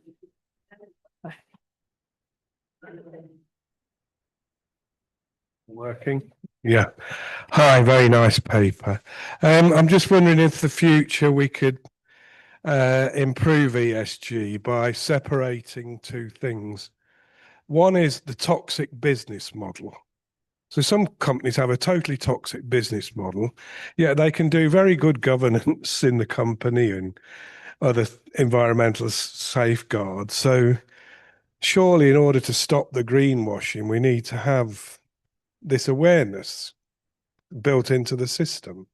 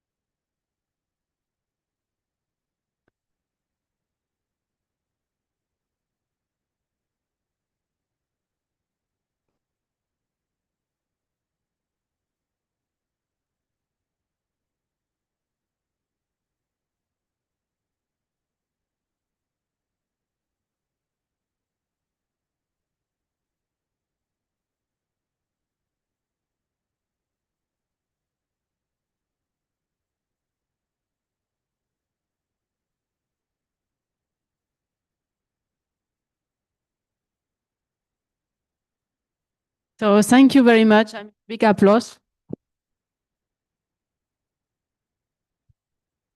to all the authors and discussants of this session. Now between you and the lunch, there is a last session. So you want to present, maybe while we introduce the next speaker, you can stand up, shake a bit your hands and foot so that you are still here with us and that we can connect better with the... Yeah. So let me welcome Professor Giovanni Ferri. Giovanni couldn't be with us today. Giovanni, he is the co-chair of this conference since the start. Also member of the advisory board of Euro-Mediterranean Economies Association and a long-term friend. He's the professor at LUMSA University, professor of economics. And he's the chair and the founder of the Center for Responsible Banking, Economics and Responsible Banking. Is it like this, Giovanni, or I messed it up? You're right. Okay, cool. And Giovanni today will talk to us about the evolving ESG landscape, since he has worked a lot on this topic since many years now. And also worked on a almost annual monitoring of ESG and sustainability. So please, Giovanni, the floor is yours. Thank you very much, Prem. I'm really sorry I could not join you physically, but it's a blessing that we can be in touch this way. And let me share my little presentation, which is not really serious as the previous presentation, which is based on real data. And these are some considerations of mine at this point on the evolving ESG landscape from reporting to real impact. And since I am the only threshold between you and lunch, I will try to be very brief. So what is this little presentation about? I will give you some additional hints on how ESG reporting shapes the behavior of businesses, and then I'll give some reference about the global use of ESG metrics that leads me to the next point, which is what happens to ESG in the United States after the ESG and other DEI and other policies that are sustainability friendly have become, in a sense, put out of the political agenda. And I will, hopefully this is not just wishful thinking, I will talk about reframing of ESG in the US rather than abandoning ESG from US. And I will give a little touch on finance, which is the driving force of most of our changes, and how I will spend a few words on how finance needs ESG the most. And finally, there will be some key takeaways from this reasoning. So ESG is something that, as we all know, is new in town, came about 20 years ago. And before that, there was corporate social responsibility. ESG is different. It evolved from voluntary reporting, and it has always been interlinked with strategic governance. And now, in the firms that adopt this metric, ESG influences also risk management, planning, and operations. In a sense, whereas the CSR could be thought as something which embellished companies, ESG is, if it is taken seriously, it changes the business model of the companies. What is the impact on corporate behavior? Some reflections on this. First of all, there is this issue of long-term risk internalization. ESG is a metric that should, in a sense, internalize the externalities that are normally not accounted in the way business operate. Long-term risk internalization is one of the results of that process. Also, ESG affects executive incentives. ESG affects reputation and the ability for a company to attract talents. And it may lower the cost of capital having a good ESG level. In terms of the global adoption of ESG metrics on the basis of some surveys that are available, we can see that about 90% of the S&P 500 companies report ESG. And Europe, the European Union, is ahead with about 95% and even more. But this is due to mandatory corporate sustainability reporting, initially the non-financial reporting directive, and now, although with some limitation, the corporate sustainability reporting directive is going to increase that. Asia Pacific is about 70%. That is a big difference. Latin America is even lower. The Middle East is lower yet. But it's not only the level of ESG adoption, as it was mentioned in the previous presentation.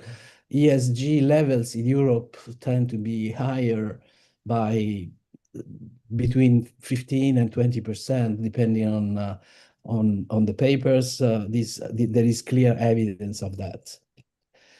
Why ESG faces a backlash in the United States?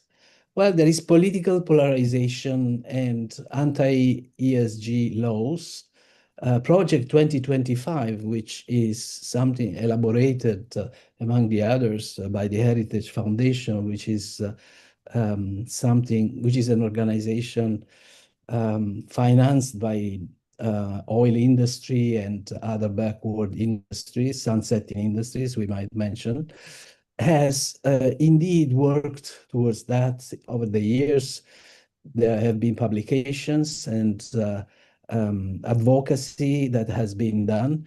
And now with the second Trump administration, much of that is being implemented. On the other hand, there has been reputable publications showing that ESG ratings were not that consistent, depending on which rating agency was releasing them and depending on other circumstances. So what we can see in the US is a shift to climate financial risk reporting directly on materiality. And there tends to be an avoidance of ESG terminology, which is rather embarrassing for us, for Europeans, because we have inherited the ESG metrics from the United States, and now we are left with ESG metrics in our relations, whereas the US seems to be dwindling on the use of ESG. Finance needs ESG the most. Why? Because financial intermediaries and markets have the highest exposition to climate transition and reputational risk. And so ESG is used also for credit scoring and risk pricing. And ESG reduces information asymmetry. What we can think of ESG, if ESG is reliable, is what ESG is doing is reducing information asymmetry indeed, whereas in the past we could think of information asymmetry, particularly referring to banking markets, insurance markets, as a way of claiming to be a good customer, a good borrower, or a good insured people. But in reality, you are not. Now, in the world of sustainability, we have that you can claim to be green, but in reality, maybe you are not, and this is called greenwashing. I'm sure you have discussed about that, and there will be further opportunities to discuss about that.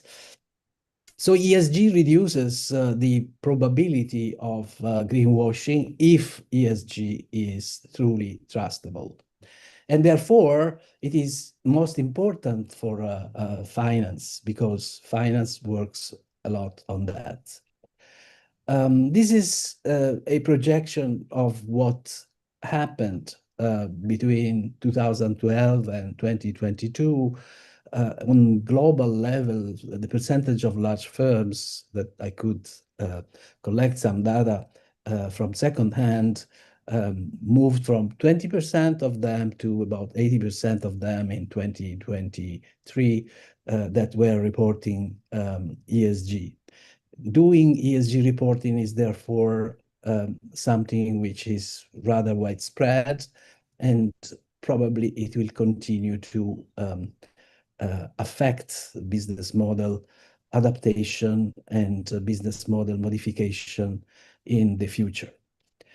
The key takeaways of these short reflections that I put together for this very short intervention of mine can be summarized in these 4 dot points. ESG is doing something which is introducing a large spectrum of changes. So it comes from reporting, but it has become a very powerful instrument towards strategic transformation within companies, and not only companies. The US probably will reframe ESG. It will not make reference so much US companies to ESG, but I don't think there will be a total abandonment of the metrics. The European Union has standardized ESG.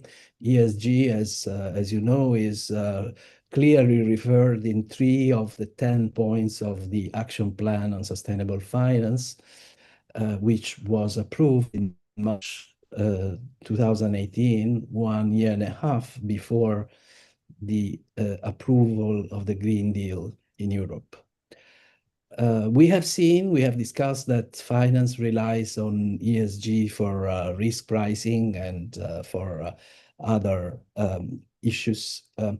And about the future, we have to become better at measuring the ESG impact, not so much looking at the ESG labels. In the interest of brevity and in the interest of your lunch, I would stop here, but I'm available if there are some questions or interventions.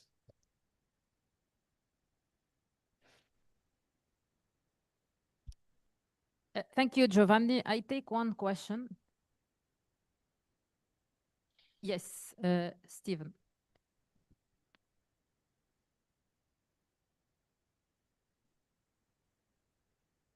I just wanted to know who who is doing the independent evaluation of impact.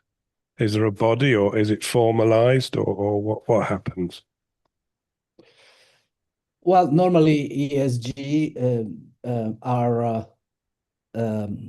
supported by third-party valuations that tend to be by independent parties, and this strengthens the validity of those ESG scores.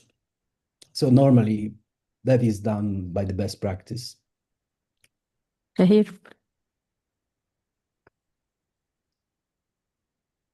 Thank you, Giovanni. It's just a comment more than a question, because currently we are working also on a project where we try to see to what extent the participation into global value chains increases the likelihood of adopting ESG norms, and what kind of norms.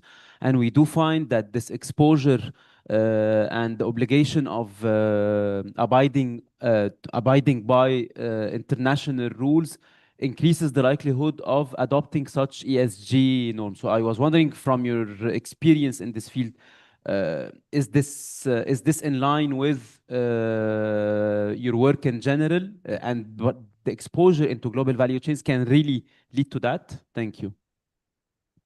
I wish that can be true. I don't have evidence to support that, but I haven't studied this issue.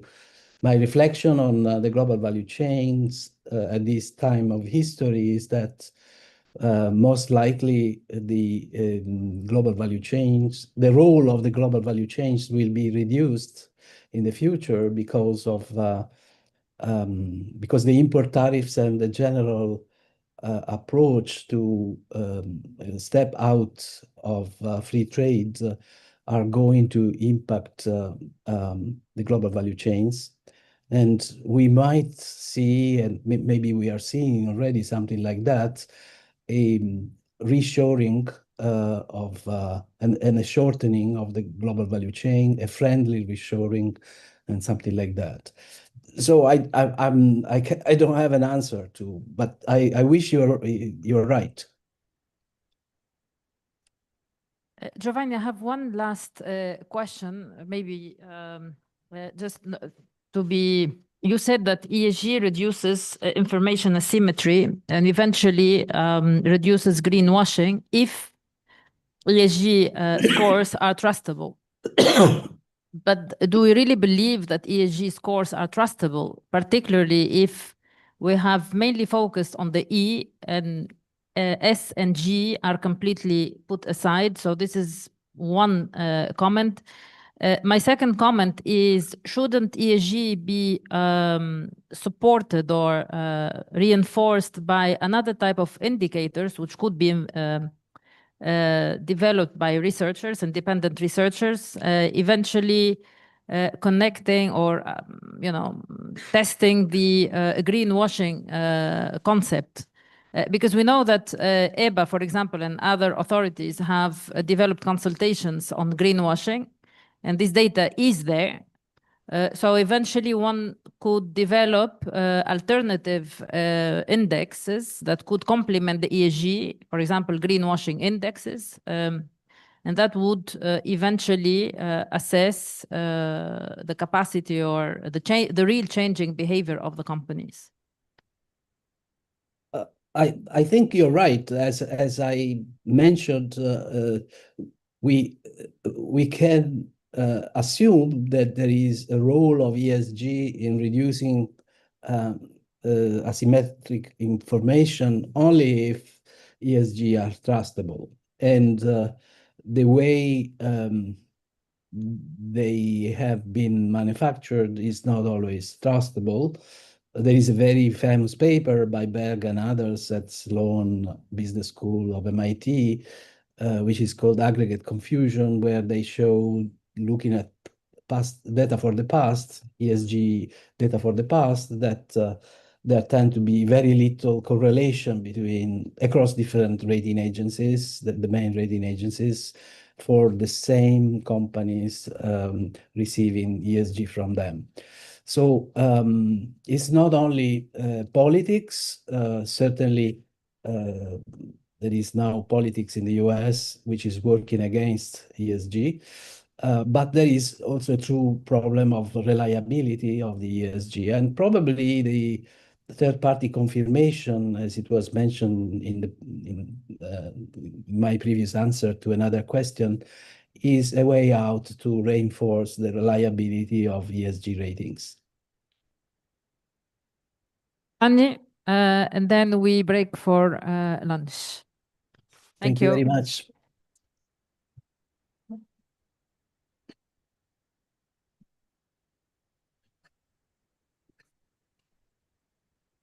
So So let's have 45 minutes for lunch, and then we convene back at 2:15. Yeah.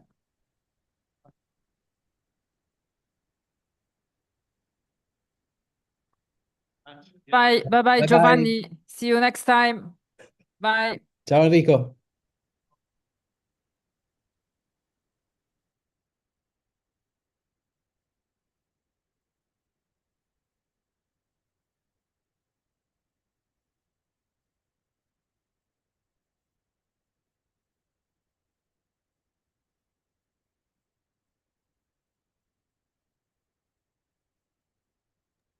Bye, guys. It's interesting.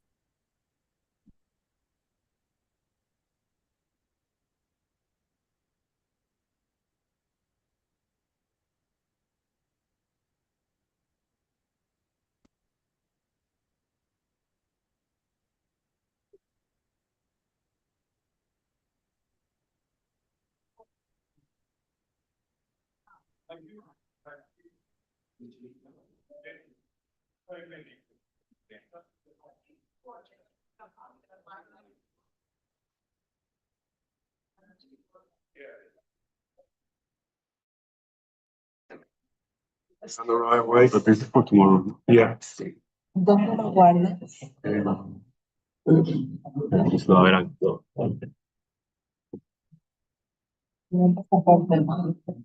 No sé. ¿De qué es? One each.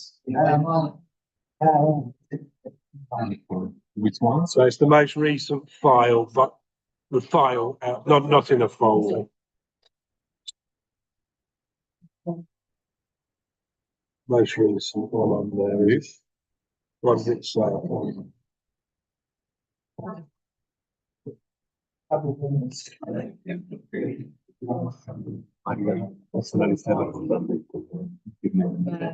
Barcelona, that's the one, yeah.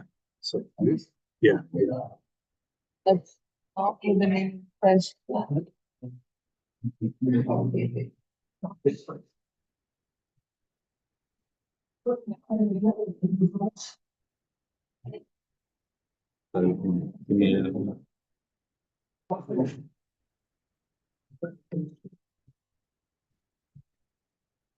Okay. Okay, all set for tomorrow. Thank you.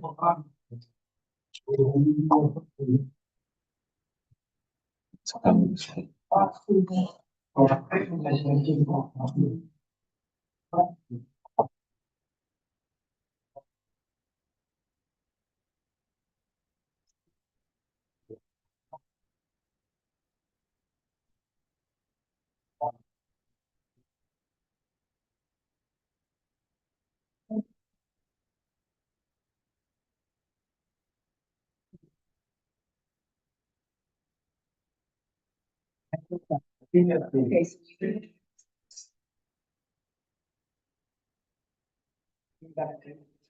it's here, then take it downstairs.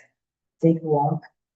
Okay, no, but I want to go with you at the wall and the bench because I like it. I rather see like playing chickens and right. It's not my.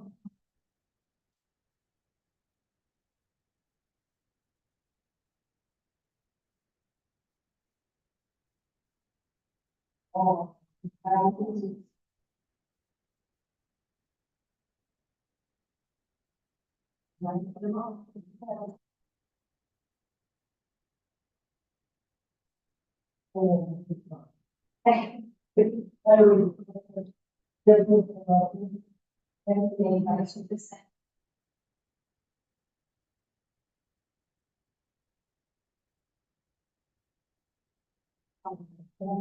this.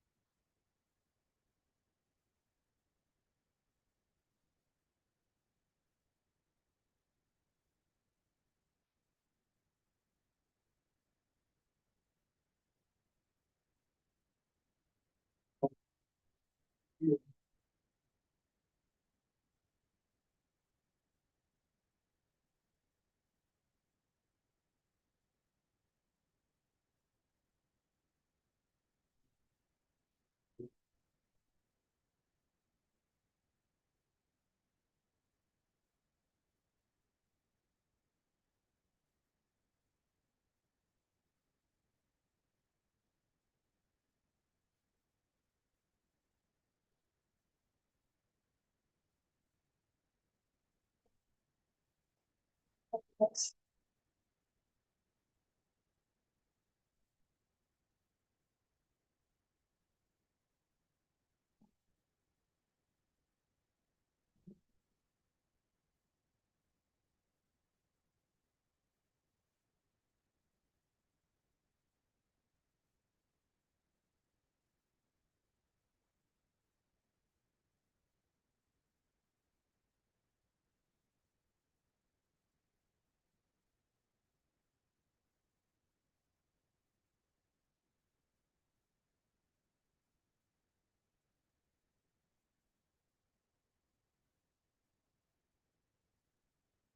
Yeah.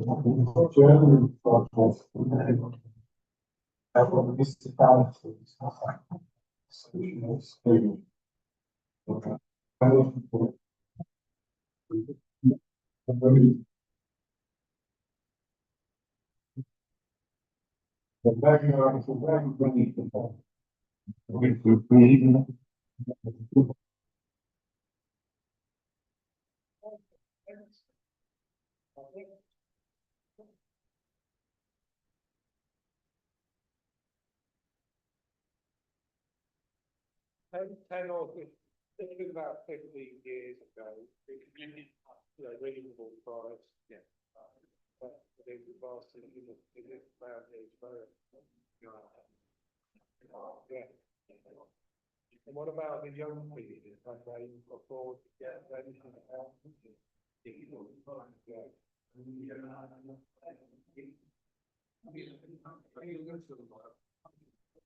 Yeah. You won't be several to see them free. Some reason. I haven't go here with no reason. So if they're no longer the high and now they go to the secondary down yeah. High. Yeah. So it's been a big effect across Europe and in Australia. When I left, what percentage of your income can be rent?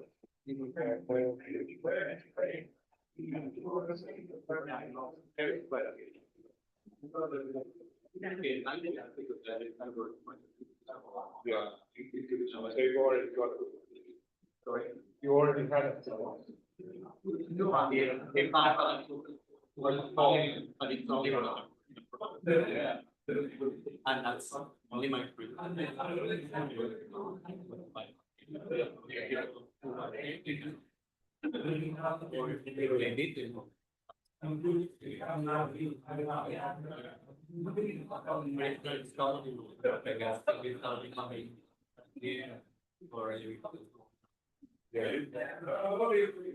Yeah, but it's still an urbanization, it's still a flow. A lot of the young people don't want to work in the company.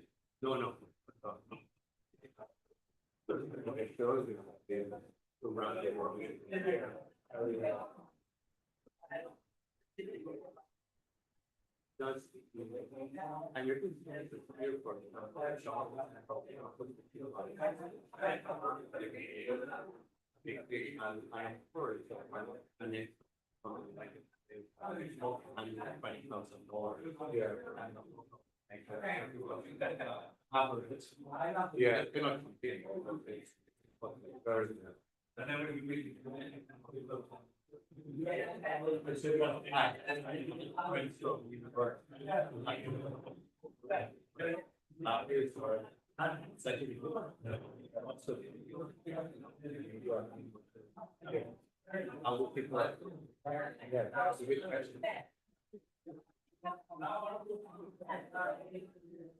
what was this?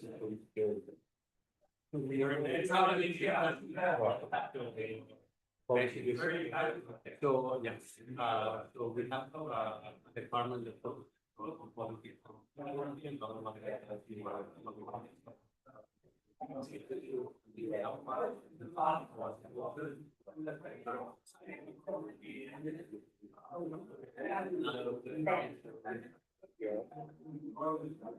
what's the biggest issue?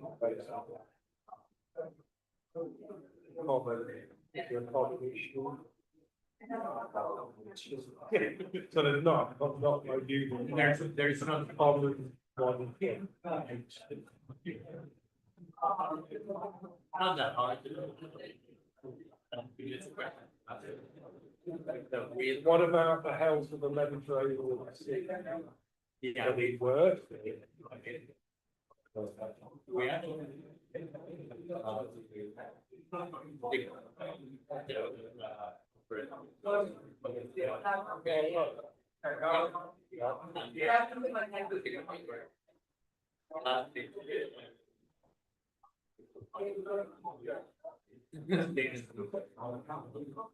It's terrible.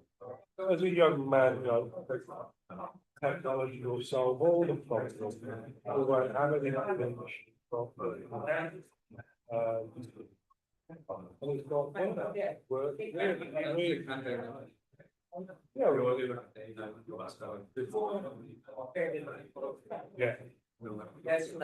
Yeah.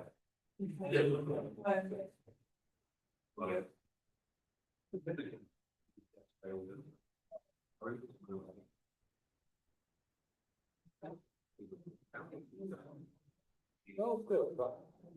Positive.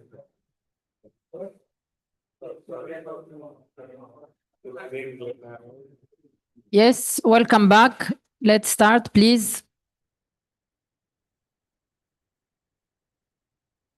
Yeah. Anybody else?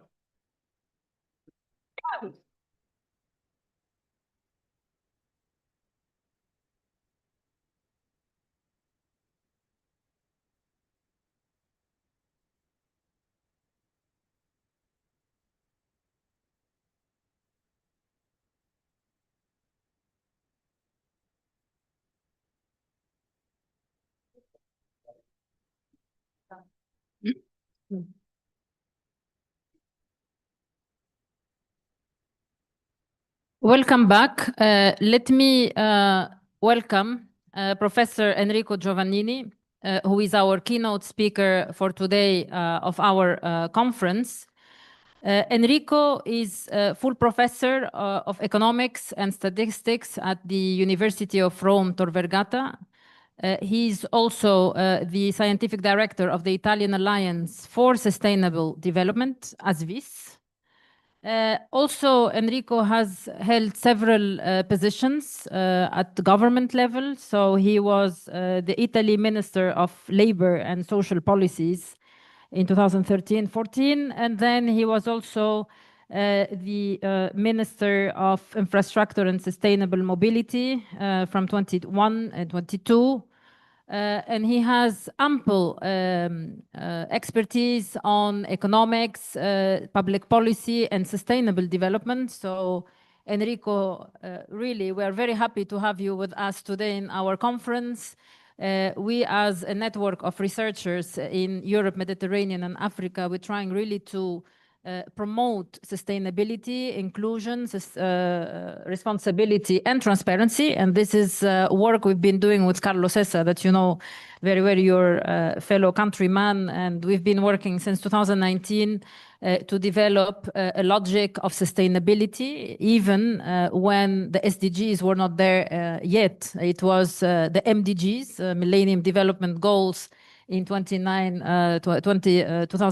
and 2010. And then, of course, in 2015, they were the SDGs. And you remember the discussions in MedPro where we wanted to develop this new concept. We call it inclusion and sustainability through the complementarities between Europe, Mediterranean, and Africa. And our idea back then was to work on those. So Enrico is the expert to give us new ideas on sustainability. But then when I see your title is Sustainability Alive? Question mark. Here I give the floor to Enrico, and hopefully you will give us more than the sustainability, beyond sustainability for post-SDGs. So here you go. Thank you very much. Good afternoon. It's a great pleasure to be with you and to learn about the work that you are doing. And I followed the presentations this morning.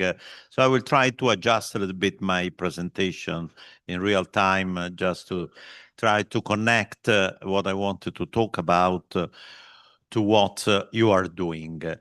Thank you for the presentation. Actually, it happened that in 2014, when I stepped down as Minister of Labor in the Letta's government, I was asked by the European Commission to contribute to the design of the research and innovation policies around the forthcoming SDGs, because the SDGs were not yet finally established. And in 2014, by the UN Secretary General Ban Ki-moon, to contribute to the preparation of the very last two targets of the very last SDG about statistics, with the report World That Counts, that helped in pushing the world agenda on statistics for sustainable development. But I've been dealing with these issues since 2001, when I moved to Paris as chief statistician of the OECD. And I just mentioning this because in my last slides, I will go back to this issue, relating what has been done so far with what is happening right now at the UN and at the EU levels. It doesn't work. Maybe I'm too far. Okay. Great.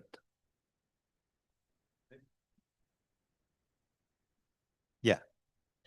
You know this famous sentence from Einstein, and it's absolutely true that we have to change the way in which we look at how we work, and even how we conceptualize the way of addressing different issues. The first point I would like to make is the definition of complex system. This is just extracted from Wikipedia some time ago. And the key point is that complex systems are systems whose behavior is intrinsically difficult to model due to the dependencies, competitions, relationships, and other types of interactions between the different parts of the system. And as we want to deal with economic, social, environmental, and institutional domains, the system that we have to describe and then try to manage is very, very complex. Maybe it's better if, okay.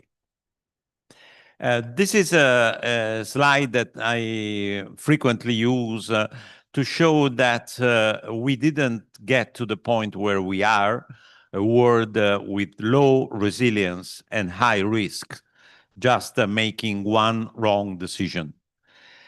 The result was where we are now is a result of a sequence of decisions. And therefore, if we want to move from a low resilience and high risk world towards a high resilience and low risk world, we have to go through a very long set of decisions that can revert and change some trends. You are moving them, right? Okay. I make a reference here to the annual report by the World Economic Forum on the Global Risks Report, based on the interviews on a lot of people around the world. And as you can see, there is a big difference between the 2 years scenario and the 10-year scenario, because if you look at the 10 years perspective, 4 out of 5 most risky elements are all related to the environmental dimension. So, of course, we are in the middle of interstate wars and conflicts and so on and so forth. But we have to remind ourselves that in 10 years' time, the environmental issues and problems will become very, very difficult to manage. And in fact, according to the experts, so far only 5% of experts think that we are going to face a catastrophic situation in the next 2 years.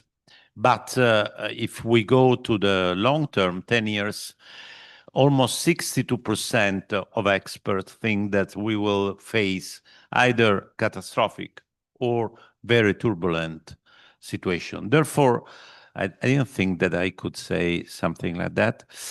Trump is right. It's a messy world. He was referring to Ukraine war, but unfortunately, the messy situation goes much more beyond the drama that we are seeing in Ukraine.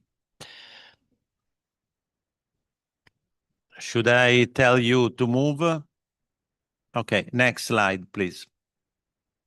Yes. Years ago, at the Joint Research Center of the European Commission, we tried to develop an overall framework to deal with risks and resilience. It happened after a conference that I had organized on behalf of the Commission in October 2015, after which the head of cabinet of President Juncker, for whom I was working, said to me, you have to stop talking about sustainability and resilience because the Commission will never embrace these concepts.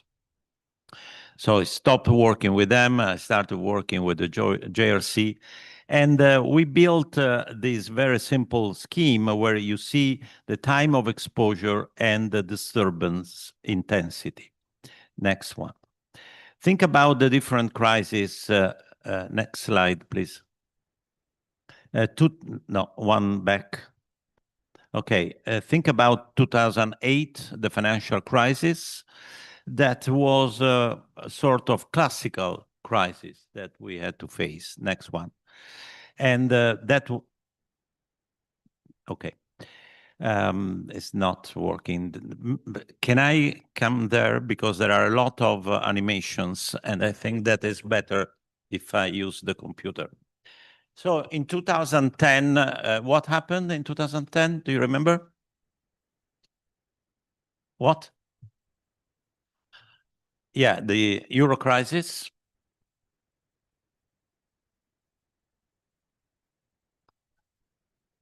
Okay. Thank you very much. Yes, the Euro crisis, you remember. 2015. What happened? No, the Euro crisis was 2010. No? Migration. It was the asylum crisis due to the war in Syria, and the flow of migrants was equal to 0.1% of the total EU population. almost nothing. But this is an example of non-linear phenomena. 2020, of course, pandemic. 2022, the war. 2000 is just bad luck, or there is something that is broken. And I changed this presentation, just putting the Trump effect that we are facing these days. Now, the point is that if you think that what you are facing is a small or short duration, you can manage it. You can absorb it. But if a crisis is bigger or stands longer, you need to adapt. And if it is very big and very long, you need to transform. So we reclassified our policies on policies that manage to prepare, promote, and then transform, of course. So if you look at these two papers, you can find our approach. And nobody cared about these issues up until the pandemic started. And now I think you know why resilience in European policies became so central, because the cabinet of von der Leyen picked up our work, and then the national plans for recovery and resilience under the Next Generation EU have been developed around Europe. I assume that you know the 2030 agenda and the 3 principles of integration, universality, and participation, but maybe you have never connected the SDGs with this scheme that is well known to ecological economists since the 1980s. This is derived from Costanza and others. And you see the box is the planetary boundaries. And what we do as humans, we take the human capital, the social capital, the natural capital, and the produced capital, the economic one, and we combine them in a production process, and we produce GDP. The GDP is reinvested and or is consumed for our well-being. This is what all the macroeconomic textbooks talk about. But the point is that the scheme is much more complex. While we produce and while we consume, we create waste. And waste, physical waste, have an impact on people's well-being, but also on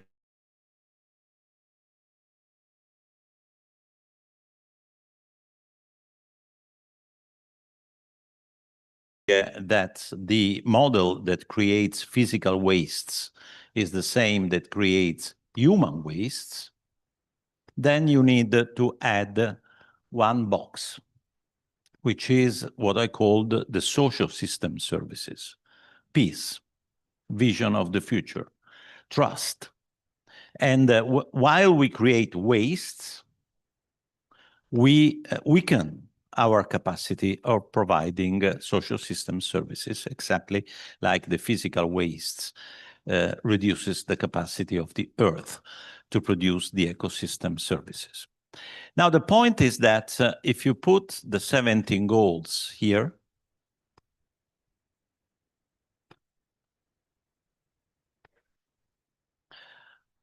the goals are not anymore just a list of targets, but is a way to change the functioning of the system. This is why it's so complicated. This is why it's so difficult.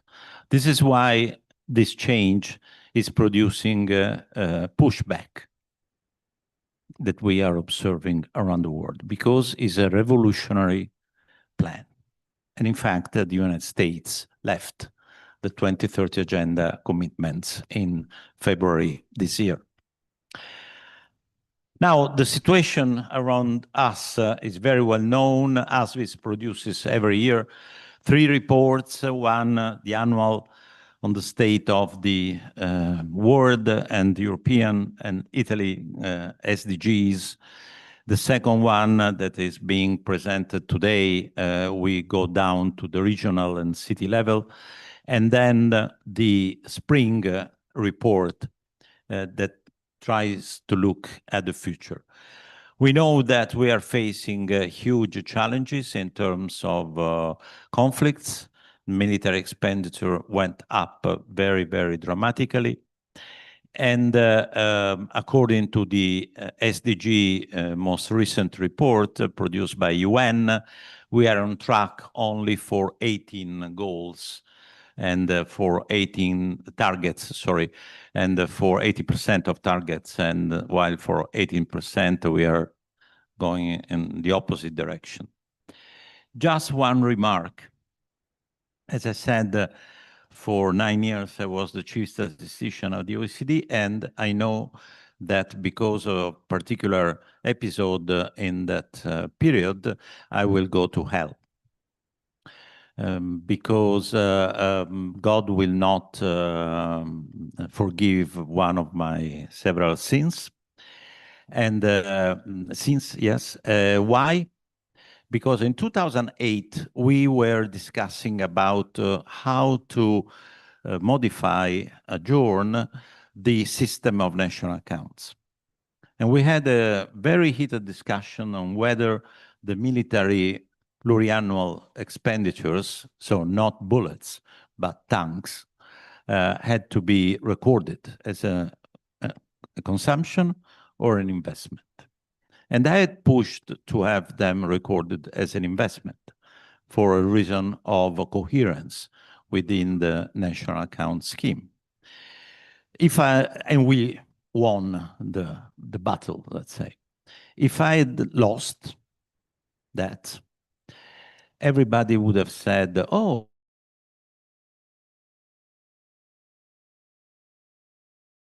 GDP, great success. But unfortunately, as we won, the military expenditure in Russia compensated completely the peace economy, and therefore you don't see any impact of sanctions on the Russian GDP. And everybody's saying, oh, EU is useless, because you see the sanctions are not affecting Russia at all. So this is just to say that the data that we use are, of course, derived from models and discussions. But as I said, I will come back at the last point, at the end of my presentation. We monitor what the EU is doing in terms of sustainable development goals using Eurostat data. We look at the individual targets, but we build also composite indicators. This is something that could be useful for your research activities. The dots are the EU countries. The lines are the composite indicators built on the Eurostat data. And as you can see, several of the composite indicators are almost flat or even going in the wrong direction, like in the case of goal 15, the terrestrial ecosystem conditions. So using this kind of data is possible to trace not only trends, but also diversity and inequalities. The gray area should be reduced according to the motto of the 2030 agenda, no one left behind, and this is not happening. Italy is not on a sustainable pathway as well. Actually, for 6 out of 17 goals, Italy is worse than in 2010. Poverty, systems, inequalities, and so on and so forth. And what we do for our country is to replicate the methodologies that I just mentioned. Here the dots are the regions. But as I said today, a similar data were produced and published also at city level. So what I want to flag here is that it's possible to trace over time the SDGs, also in a way that is understandable by people, not just looking at 250 indicators altogether. Okay. The spring report published by us in May. When I say by us, ASVIS brings together more than 300 NGOs, business associations, trade unions, research institutes, and so on. In our working groups, we work for free, almost 1,000 people who contribute to writing our reports and other analytical papers and so on. In this last spring report, using the model developed by Oxford Economics, we looked at the trends to 2035 and 2050. And I'm just flagging the results based on 5 different scenarios. The first one is the baseline, just assuming that the national commitments made within COP and elsewhere are implemented. In this case, at the world level, we would have an increase of 1.9 degrees by 2050. Net zero is the scenario where the decarbonization happens, just decarbonization. In this case, we'll see the results. Net zero transformation is not only decarbonization, it's much more than that. It is an investment to change the system. In Rome, when I use the car, I spend almost 2 hours every day in the car because I live in the north of the city. My university is in the east. ASVIS is in the center. A nightmare, okay? So in the second scenario, net zero, all the cars will be transformed into electric cars, but I could continue to spend 2 hours in the car, okay? Net zero transformation is a big change in the way in which mobility works. Just to tell you the different scenarios. The fourth scenario, for those who know the Italian music, I call it the Pooh scenario. Pooh is a very famous band, and one of the very famous songs is I Will Think Tomorrow. Ci penserò domani. Beautiful song, but the idea, just to be more serious, is that this is the scenario of NIMTO. Maybe you know the NIMBY syndrome, not in my backyard. NIMTO is not in my term of office. Not when I am head of the government or a CEO. I will think about this in 5 years' time. So it's just the fourth scenario is a delay of 5 years of transition, keeping the objectives of net zero in 2050. And then finally is the climate catastrophe. So you can look at the chart on the right hand side, where you see that at the world level, just having the carbon, zero carbon decarbonization produces a reduction of GDP. Slight reduction, not very large. And why is that? Because if we want to have a capitalistic system, we have to impose carbon taxes. Carbon taxes increase inflation, therefore reduces consumption and income. In a nutshell, this is the chain that leads to this kind of result, in line with what the IMF, World Bank scenarios tell us. But if we go for the net zero transformation, then the result becomes positive, even in the short run. For Italy, This means that net zero may lead to minus 1% of GDP in 2035, and then an increase in 2050. If we go to net zero transformation, even in 2035, we could have a positive trend in terms of GDP. Delayed transition, very bad choice. Why? Because companies cannot stay just waiting and see. They have to do investments. And if they do wrong investments, they have to renovate their plants before the end of the life of the new investments. And this increases the cost of capital. Catastrophic scenario, as you can see, big reduction. Oh, by the way, in the last year report with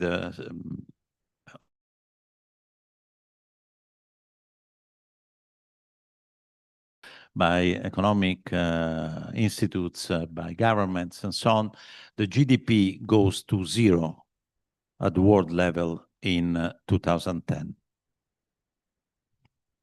Should I repeat? It goes to zero. Why? Because, of course, with 5 degrees, agriculture would not work anymore. Infrastructures would not work anymore. Transports would not work anymore. So the idea that we are going to face a disaster for economic reasons, not only for environmental reasons, is very serious. These are the impact on different sectors of the economy, and you can immediately see here the problem that we have to address, the loss of oil and gas, and of course transform this into a positive transformation of the energy sectors towards renewables. One point I would like to flag to you, very important, we have a lot of data in Italy that show that companies that have decided to invest in sustainability, contrary to the legend that we hear every single day, increase productivity, increase competitiveness, and not decrease. And for many years, we had data that were developed by the Italian Statistical Office and banks and so on, but they were let's say, suffering of the problem that I just mentioned before, is the simultaneity of the data. So it was very difficult to understand whether the most sustainable were also the most innovative, or whether the most innovative were the most sustainable.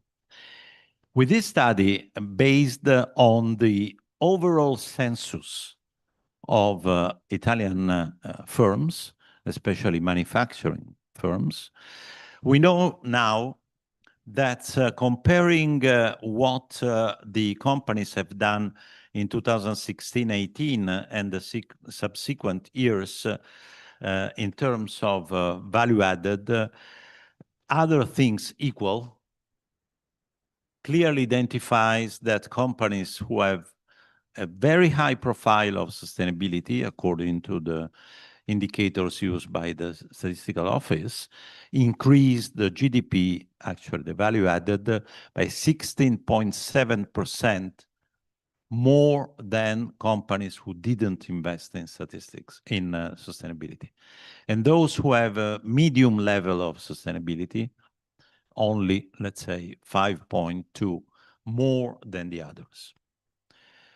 So, unfortunately, the first group is only 71.1% of the manufacturing companies, and the second group is 36.2%.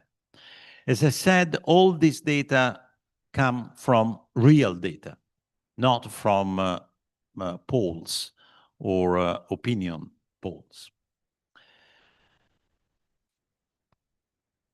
And this is extremely important. I'm using quite often this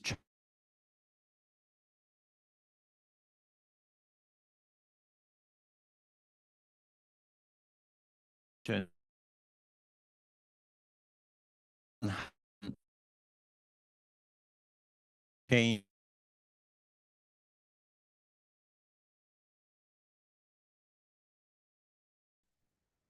Those in favor of sustainability win for a while, and then the others reorganize themselves and then fight, and they look winning. And you see those volatility before the change happens. The good news is that according to this report, if you add 20–30% of a population, people, companies, countries, then this is enough to change the regime. And this is a word of hope, if you wish, because it's clear that we are in the middle of this volatility period. And this is why we, sustainability, as I said, is still alive, and we have to work to fight against these trends. And if you wish, during the discussion, we can go deeper in that. I believe that what we are seeing here is a historical fight between the US capitalism, an attempt in EU to have a different capitalism, and the Chinese capitalism. But we can come back on that if you wish. Let me conclude with the work that the JRC we have done over the last couple of years to go beyond GDP. You may have heard about this for, at least I'm dealing with this over the last, for 25 years. When I was at the OECD, we launched the global project on measuring the progress of societies, the OECD Global Fora, on these issues. And at the European level, we have, over the last few years, done this work with the team of the JRC to measure sustainable and inclusive well-being. And this is based on the best available research worldwide. A lot of papers have been recently published also in Science and other journals that summarize the work that has been doing by several research teams around the world. What we have developed is not only a framework, but a set of measures of sustainable inclusive well-being, looking at both inclusive well-being today and inclusive well-being tomorrow. And these are the different domains that we considered. So you have the current well-being, where you have material living conditions, productive and other main activities, health, leisure and social interactions, governance and basic rights, natural and living environment. This is about the current well-being. Then we consider the different elements that tell you whether you have a future or not. Suppose to drive a car. When we drive a car, we become intelligent. When we talk about economics, we become stupid. When we talk about economics, we want to have one single number. While when we drive the car, we are able, incredibly, to look at speed, the tank, the balance of the different tires, the overall capacity of the system to work, and we are able to read this kind of different. But when we talk about economics, no, we must have one single number. So consider this as a sort of dashboard of your car. On the left-hand side, you have the speed. And then you have the human capital, social capital, and economic capital, which is about how much gasoline or battery or whatever you have to get where you want to go. And then you have the inclusiveness as a sort of balance of the different tires, because otherwise your driving is very complicated. And then you have the resilience, which is about the ABS, the capacity of managing shocks, or the radar that tells you that you are at risk, and so on and so forth. Beside the conceptual points, these are the results. The blue line, or green or whatever you want to call it, is GDP per capita. The dotted black line is the current well-being, which, as you can see, for the European Union is much better than GDP.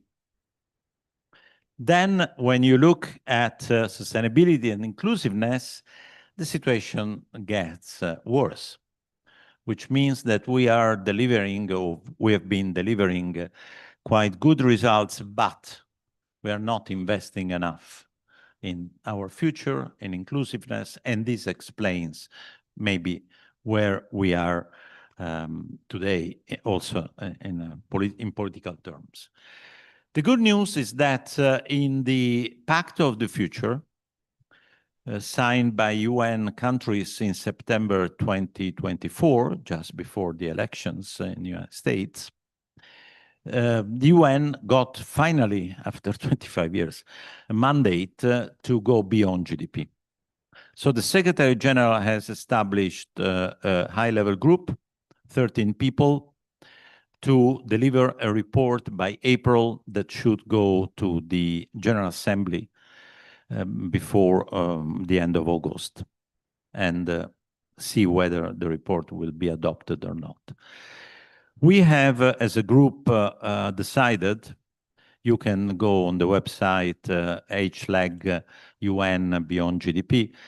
We have released the occasion of the Doha Social Summit a few weeks ago, an interim report, and I'm very pleased that the headline, let's say, of what we want to measure is sustainable and inclusive well-being, which is, by the way, exactly the title of the Italian system that we developed in 2010, Benessere Equo e Sostenibile.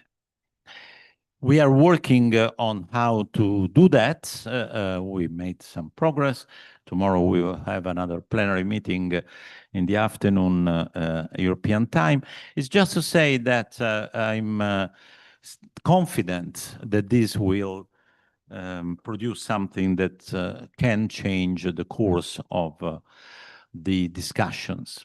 And in this respect, and this is my very last point, I don't know if you read the book, The Power of a Single Number, which describes the story of GDP. In 1944, the US government, the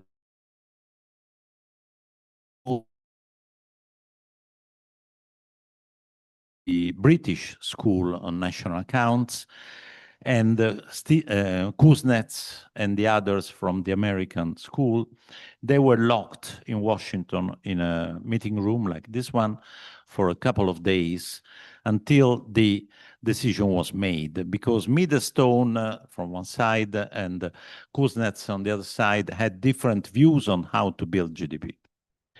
And finally, the US government decided to go for the British approach, with the idea of imposing through the Bretton Woods institutions this system, accounting system, to the entire world. They decided to go for the British solution based on the amount of production. And Kuznets, although in all economic textbooks is quoted like the father of GDP, was the loser. And he was not even invited to the second meeting. He was pushing to have an approach based on consumption and well-being. Why did the US government decide to go for the British solution? Because they wanted just to demonstrate that capitalism was able to produce more stuff than communism, period. That was their political problem. And 80 years later, we are more or less still stuck with this idea. So just going back to Einstein's sentence, the first slide, unless we change our way of thinking, we will not fix the dramatic and existential problems that we are before us. Thank you very much.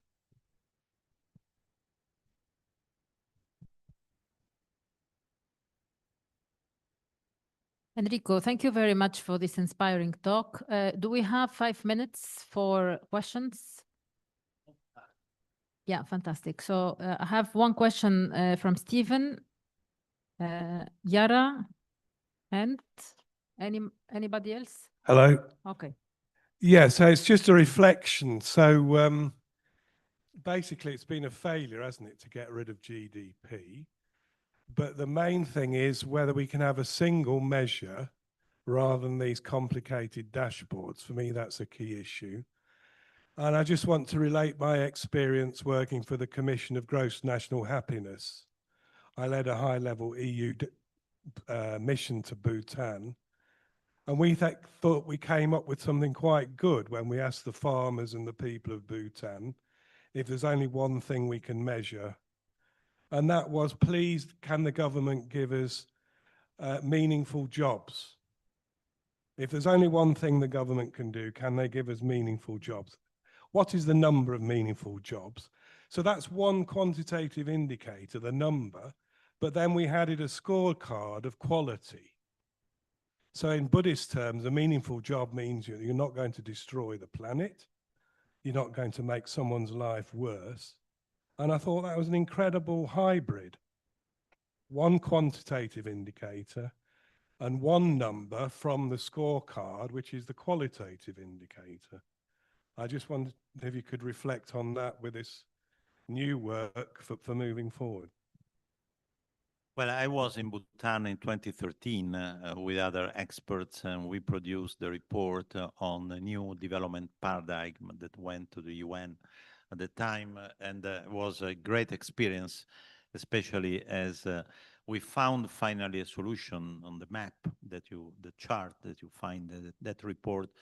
And there are pictures where with a piece of wood, I was drawing the solution on the sand while we were waiting for meeting the king for a tea in the afternoon. You are dealing with very important points, and for years I've been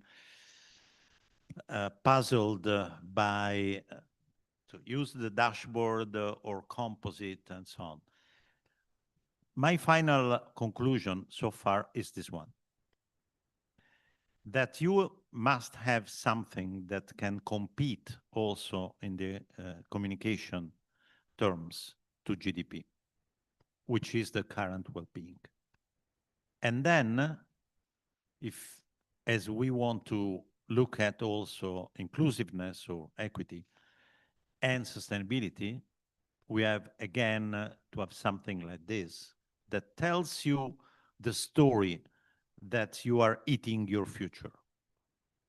Because you see, it's very simple here. The current well-being, great.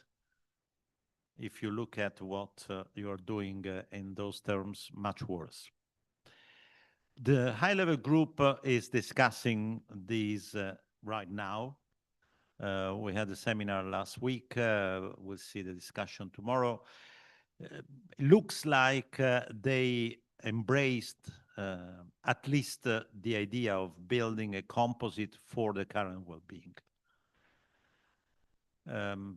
But how to do it, which set of weights you have to use, using one theory or the other and so on, still very debated. The funny thing, after, as I said, many experiences in Canada and many other places, is that, is there anything in your life that you care if it increases by 0.5 or 0.9% per year?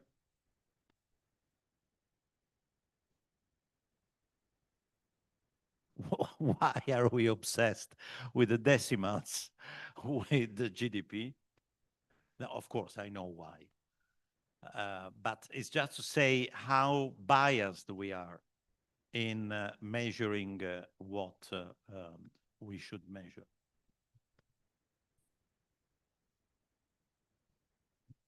Much, Professor Giovannini.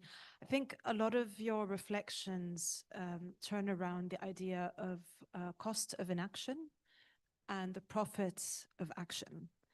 Currently, I think most developed countries and developing ones are still in the narrative of the cost of action and the lack of profits from the inaction. So I'm wondering, for a room such as this one with very highly qualified economists and multidisciplinary actors, what is your message to those who have been working in this field for a long time in terms of how do you cut through having, on the basis of the evidence, on the basis of the data, what have we gotten wrong in this journey, and what other lessons can we learn from movements such as the global public goods, economic push forward? I think Jayati Ghosh and others who have been quite successful at establishing such ideas within the mainstream, within decision makers. Okay, one of actually my very first job at the Italian Statistical Office in 1983 was to compute the quarterly GDP. And after doing quarterly GDP, you can do quarterly whatever you wish, okay?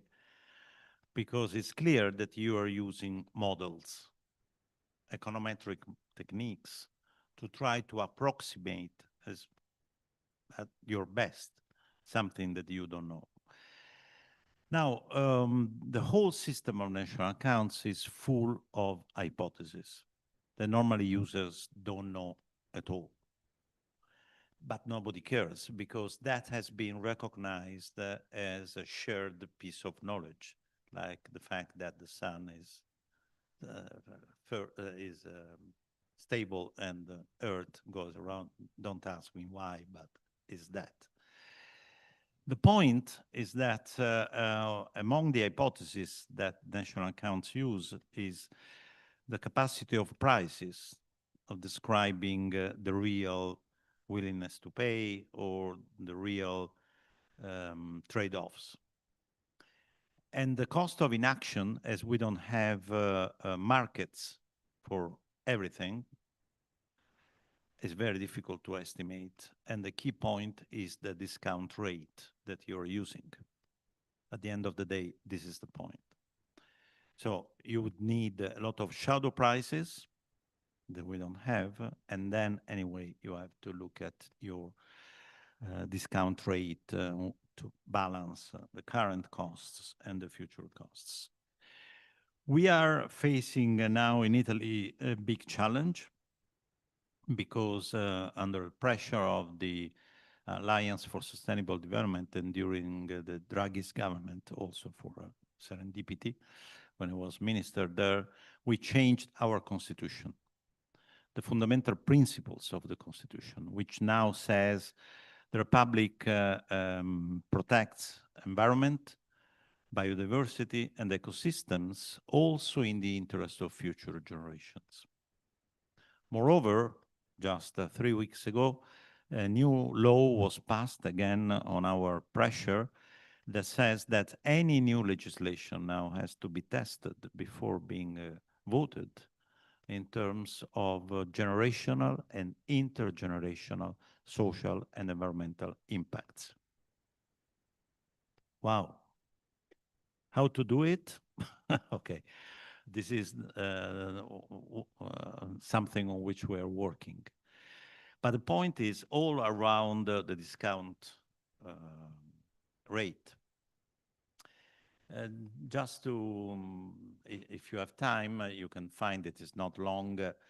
But in September 2015, just before the adoption of the SDGs, we wrote with some friends. We were in Bhutan just a couple of years earlier. We wrote an article on The Guardian, and the title is Say Goodbye to Capitalism and Say Welcome to the Republic of Well-Being, where we listed 7 actions, including put the concept of sustainability into the Constitution, evaluate all the new legislation before the adoption, develop indicators. So a sort of menu for a brand new country that wanted to implement the 2030 agenda. So after, in a way or the other, implemented all these elements, it's clear that we didn't fix the problem. But let me conclude with one important comment, I think, is that at the end of the day, these are political choices.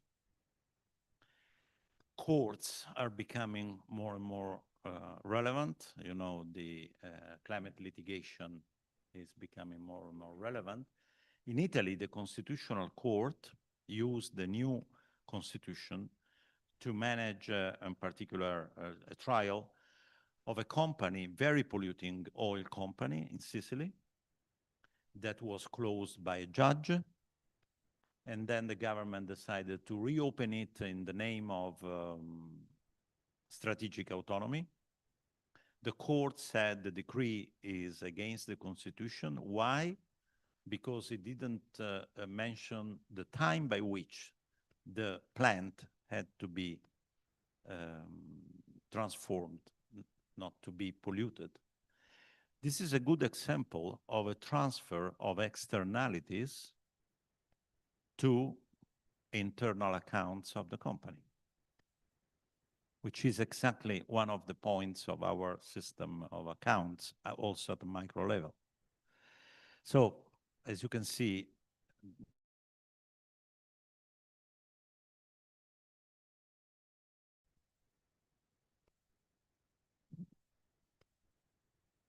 Thank you very much for this inspiring talk. Actually, you convey also a message of hope, like sustainability is still alive and so on. And I get the point about like GDP, since we are obsessed with GDP, and then it's actually an issue related to the excessive capitalism that's going on, and that's our core problem. And we need to shift towards a system that values something else, and hopefully we get there and then shift through the system and a new capitalism version of the Europe. But the problem that I see is that, okay, now all of the decision-making and political will is in the hands of those who are the richest. Take the example of Trump being elected in the US president, and also lobbying power of the richest people in the world. I mean, it's increasing by day. So my problem is that I see the problem, and I think we should go in that direction, but where we are going is the opposite direction. Like money is getting more and more power, even at the decision-making level. So how this transition can happen? Anytime soon or anytime in medium, long run? in my research activities, I was not able to build a crystal ball to answer this kind of, but I hope that your group will be able to do it. Of course, we have to keep fighting. Because these problems are not disappearing only because the President of the United States says that climate change doesn't exist, and so on and so forth. Of course, I'm very worried. I'm even scared. But to a certain extent, this is a dramatic joke, I know, because in 1975, when I was a student at the second year of economics, I read a book based on the famous Kleber-Rome report, The Limits to Growth, that was in one of the scenarios showing that between 2020 and 2030, the world would have been a big mess for other reasons, not because of Trump, of course. And the risk was to lose 2 billion people by now, between now and the end of the century. And if you look at the real data compared to those scenarios, you are completely shocked because you cannot recognize almost the difference. Not necessary for the reasons that were identified at the time, but I was really impressed by the fact that they were using the global model, nonlinear, integrating economic, social, environmental dimensions. And the new version of world model, I think it's World 3 now, Carlo, used for the book Earth for All, is much better because it shows also the risk of having feedback loops on the societal and the institutional instability, because we shouldn't forget the institutional side is as important as the other three elements. So we played a little bit with some elasticities to show how the institutional instability could become social unrests and so on and so forth. And is describing what is going on not only in US, but also in other countries. And let me just conclude suggesting you to read the book by Zygmunt Bauman, Retrotopia, that was published years ago, to which I tried to answer with my Sustainable Utopia just a couple of years later. But those elements that Bauman was talking about, which are deeply rooted in our psychological, social psychological dimensions, what makes us fearing of the others, what makes us unsecure and therefore asking for the big man or woman to fix our problems. This is exactly what we are in the midst of.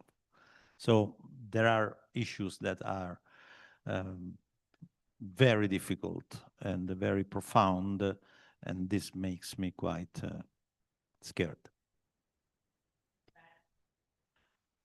Again, I don't know. What I know is that we have to do our best and even more than that to avoid that scenario. But a crisis is, there are always opportunities after a crisis. So if we survive. Normally tell ourselves Yeah. to resist. You know, there is a fantastic sentence that the greatest demonstration of the existence of God is that we have been designed to restart every single morning, no matter where the way in which you go to bed. So you go to bed thinking, oh, it's the end, and then miraculously the following morning you start again. Because we have a power of the brain, which when we sleep, we clean up everything and we start from scratch. And this is why sleeping is so important. Just let me add a comment that maybe is a bridge between these two last interventions, because first of all, Enrico, when you show your slide the net zero transformation scenario, no, that evoked to us that we are working on this concept of regenerative economy. We use another terminology, net positive, or beyond the net zero, for saying that the real shift in the mentality that would be needed is from concentrating on reducing the damage or zeroing the damage of your own activity toward creating opportunity for the others in the system to create a positive environmental and social benefit. And this is also a criteria for measuring this transition to the regenerative economy that we are considering. The criterion being not only achieving the break-even of the net zero, but to measure what social and environmental impacts your activity is creating in the system. The problem of how to measure that is all there, but I think that to combine, or at least to know that we are parallel efforts from several groups for doing that direction and to bridge between us, I think will be very useful. The other comment that I want to do is related to the question of Yagané. When we worked for the ESPON project on the quality of life, one of the recommendations at the end was for creating a quality of life in the territory, you need to create participatory process and to have a structure of that. Living labs where people can discuss what is happening and what could be the future. So future thinking living labs. And it's very important that the scientific evidence goes in that direction also, because you have presented the very basic Wikipedia description of complex systems. You have just said that World 3 model was behind the limit of growth. work. And actually that was a dynamics model. So was applying complex system model. In principle, even a complex system can be described in simple terms. It's very important because you need to understand what are the feedbacks and the consequences to understand how the system works. This should be not something that remain confined into the scientists that develop the models. To bridge those that are developing the models with really not only the decision makers in a technical room, but also with the population, creating moments of involving and discussing with the citizens, is one of the ways for really day by day trying to change the situation. Because if you change the mind of the people, you will reduce the risk of having Trumps and this kind of policymaker. It's the only way for contrasting, I think. Yes, very briefly, the Italian Alliance for Sustainable Development brought over the last 10 years the education to sustainability in all schools by law, in universities, and so on and so forth. So I agree that you need not just to do research, but try also to change the culture.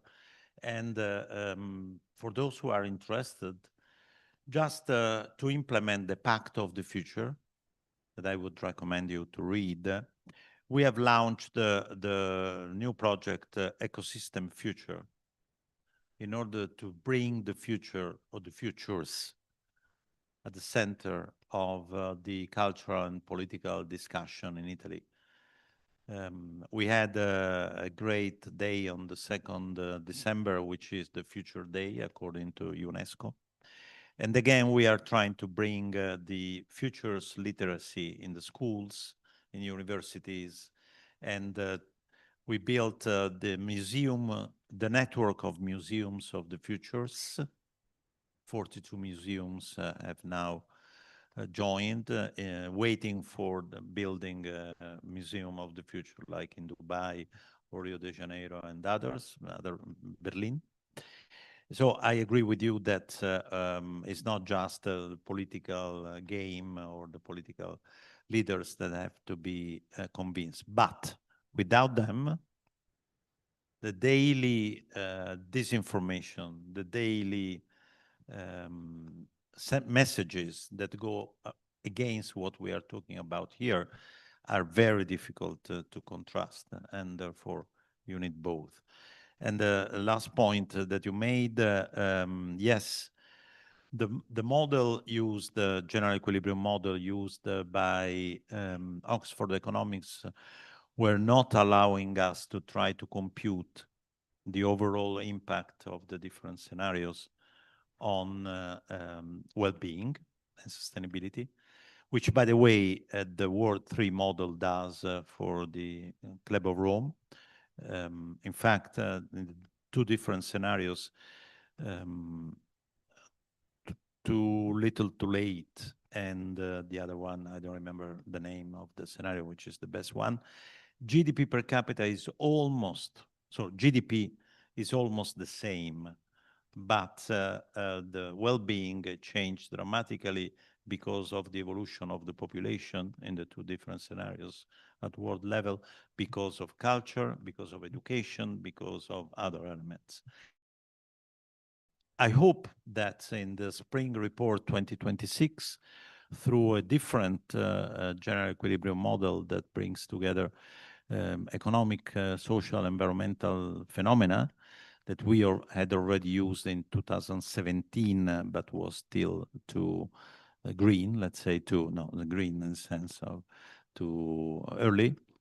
We should be able to do exactly what you said, using a model able to compute a sustainable inclusive well-being outcome, not just GDP outcome, as I demonstrated to you in the recent scenarios.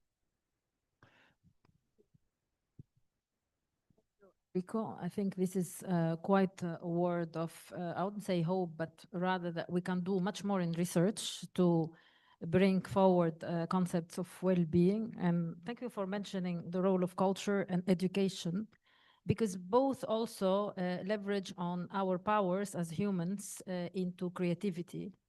And creativity is a product of our brain. And this also links me to a work that we're doing, economists together with neuroscientists, that we're trying to work together. And we have developed a concept called brain capital and brain economy, trying to really devise a brain positive economy. And this means also that this could be a lever that could change a bit that paradigm that you showed at the beginning of your slides, this human capital. So human capital is not anymore as a result, but it becomes much more a driver of our economies together with the nature capital. Of course, nowadays, it's not only about the inbuilt capital in terms of the resources we have, but also taking into consideration the ecosystem services that nowadays we could, price with in a suboptimal way, but still we can do it. And this will bring us to another model which really values the ecosystem services of the planet, but also the value of our brains when we are born, but then beyond the fact that we have to learn certain skills for a labor market or for the economy as a whole, but also to live in a well-being approach, which is much more beyond what we've been doing for example, developing value added in an economy. And this is good, but it is not going to be the objective, but also almost becomes the subproduct. So it's a mean to an end, not an end ultimately. And I think if we understand this as economists and also as other disciplines, that we work together with other disciplines, like, for example, neuroscientists, who nowadays they have reached knowledge about the functioning of our brain, which is practically very advanced as compared to 20 years ago. So eventually this one could be one answer to the problem, to the societal problem, and at the same time, eventually, one could have the systemic approach, what we call the complex approach that you mentioned also at the beginning, and go back to solutions that may not be simplistic, but then they could be complex enough. And then with artificial intelligence, we can use artificial intelligence to make them applicable beyond our eventually capability of simplifying so much things.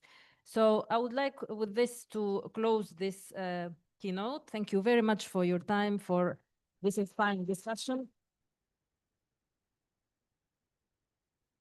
I'll go with you.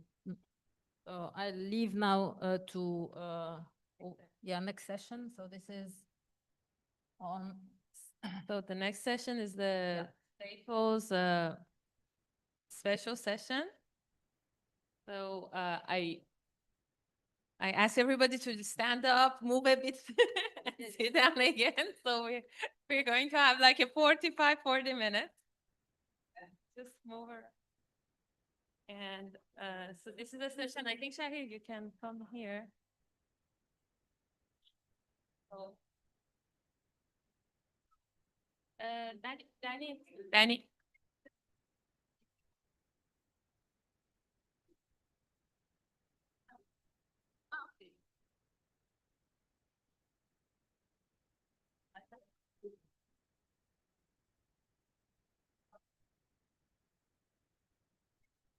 Yeah.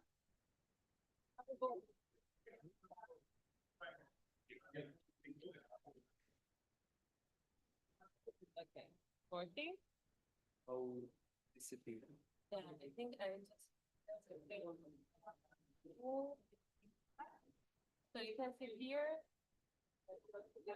If you're next to me.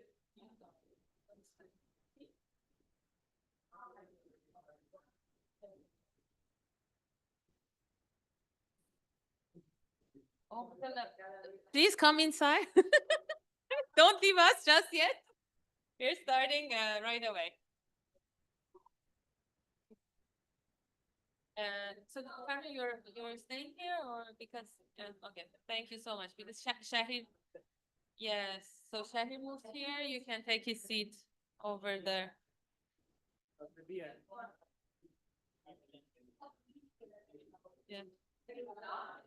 It's a long. I lost everybody. No, but it's like 45 minutes. No, what, you have a slide? Yeah. Send me by email. Okay. I will. Thank you. Hmm? You will make it? Yes.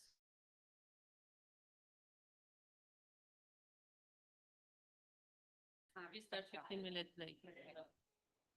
So.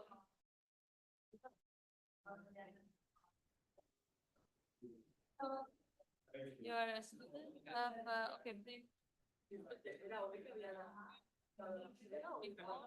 You can have a seat there. Sorry, it's a packed, but there are some seats over there.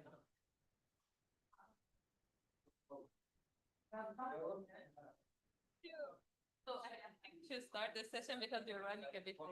Yeah. Where is the restaurant? Is it the usual one? Yes, the same as the last year. So, yeah, I mean, Gaudi. Yeah, it's like a yeah. Yes, it's in the program, and also in the program I sent it. If we can click on it, and it's the Google map. Right here. You don't stay for the participation. Okay. Okay. See you later then.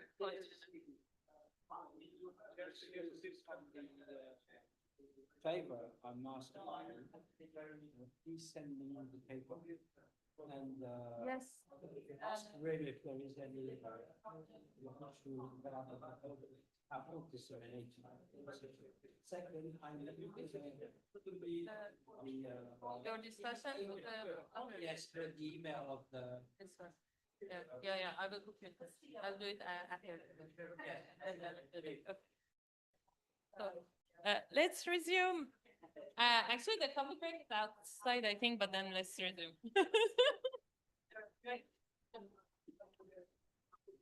So I'm really sorry to cut the break short, but we can have like a.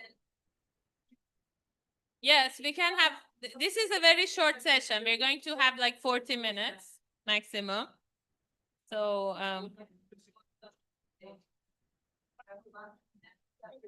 George, sit down. We're gonna start. Everybody sit down. We're going to resume the sessions. It's a short one, I reassure you.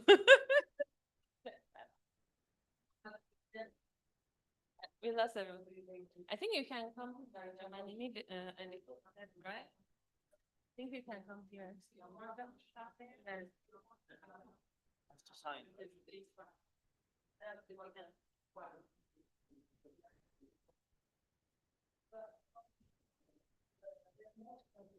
I give you my laptop. All right.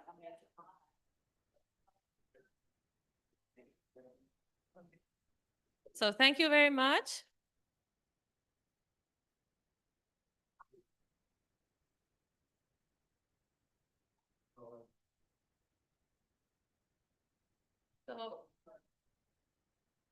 So we have only 2 more sessions today, and then we're going to have the light show and the dinner and have fun.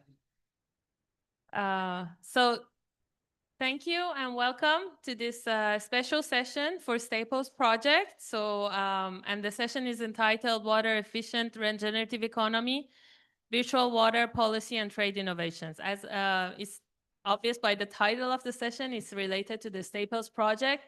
So I have the honor to moderate this session. I'm going to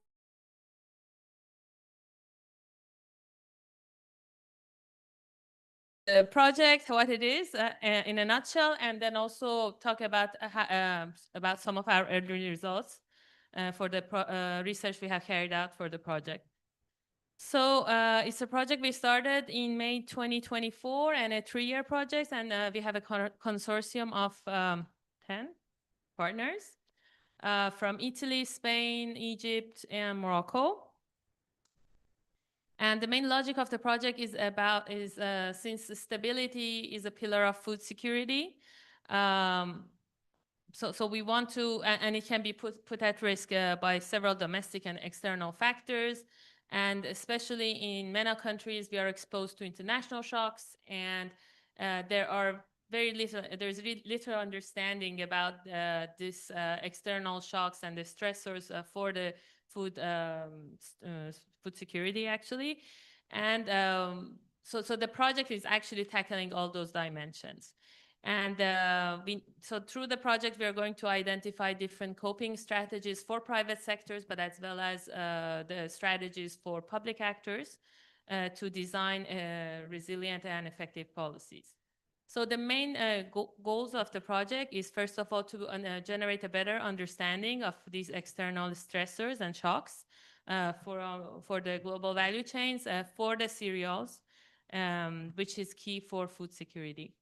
And also to develop innovative solutions and evidence-based recommendations for this ensuring food security in this region, which is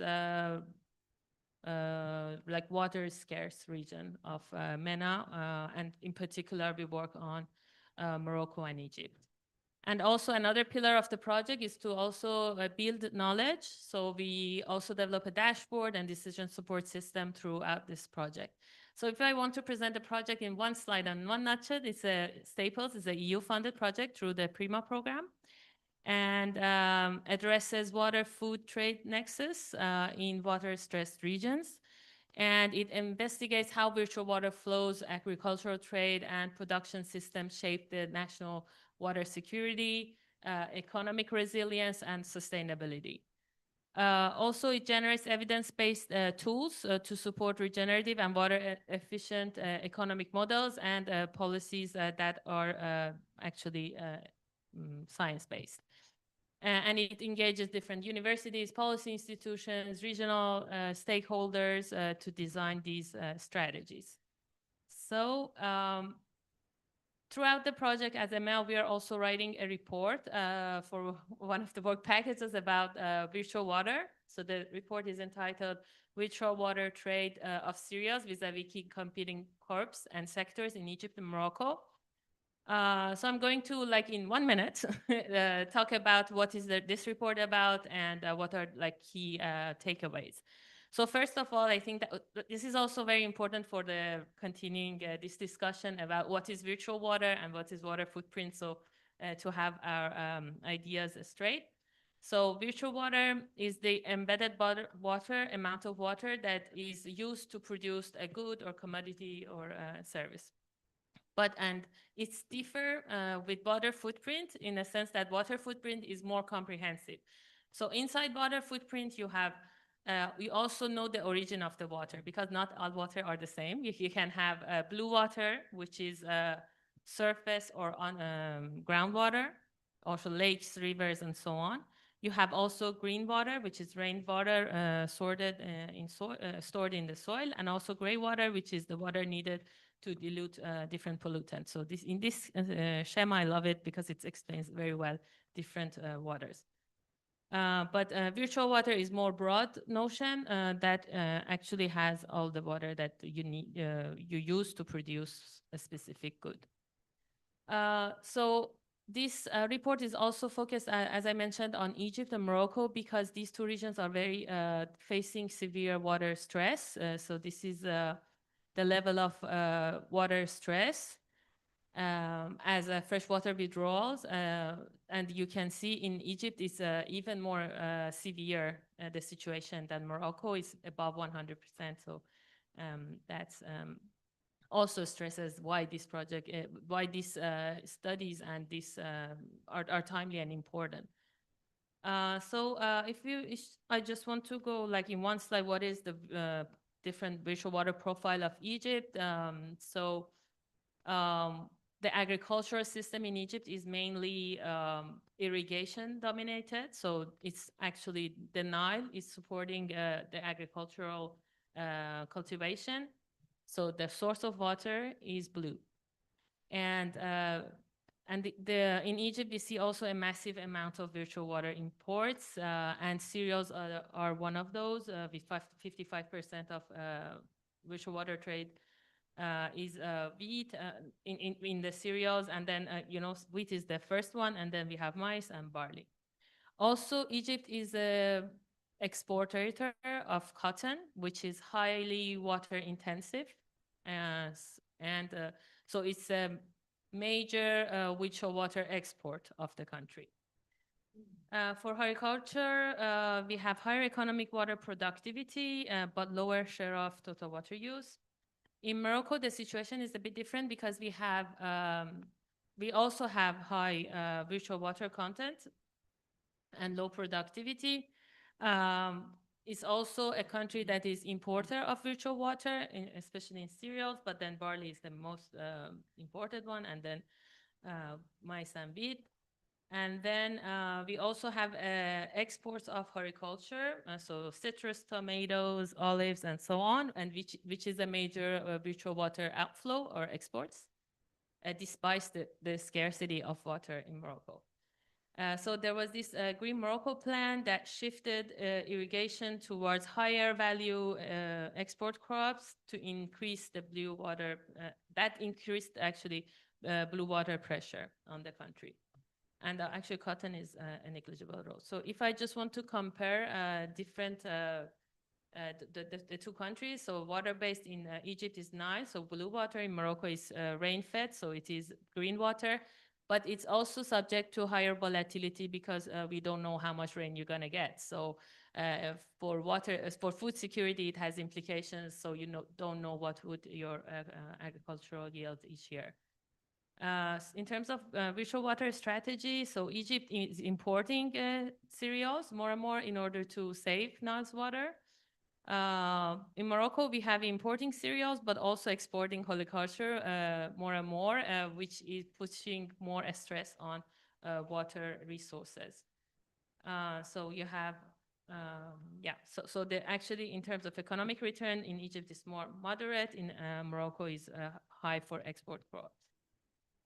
So in a nutshell, I think this would be the core of this discussion in this panel, is that the policymakers in all the countries, especially in water-scarce countries, they are facing this dilemma of balancing water, economic gain, and food security.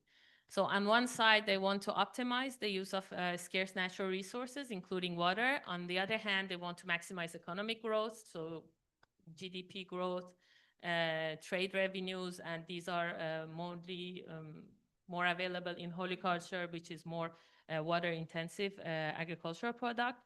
And at the same time, they want to guarantee national food security and food sovereignty.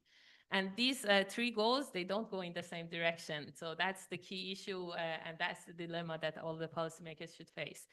And I think it requires a very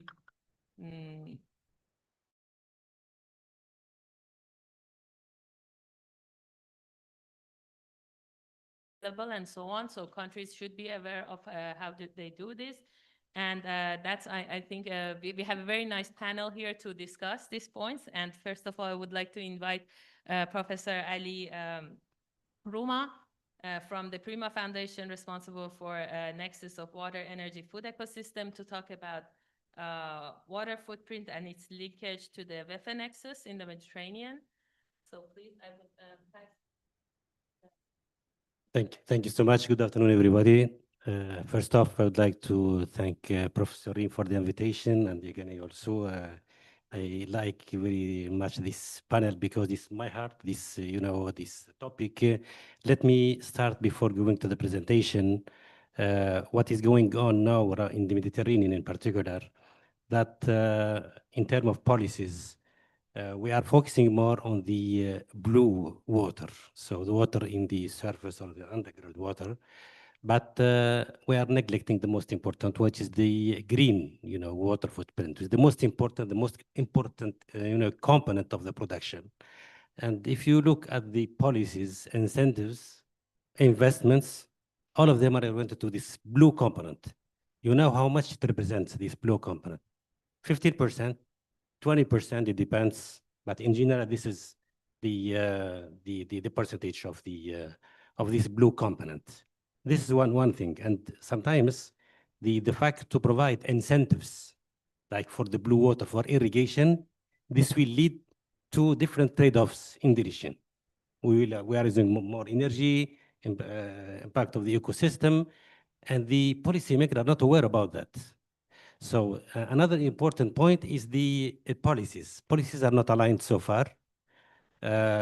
Even if we started, the implementation of the Nexus, even since like 7 years ago, still we have an issue because the fact to have business as usual, policies are not aligned, we will maintain the trade-offs, the maladaptation, and you know very well the report of the IPCC, the number of maladaptation and in the region.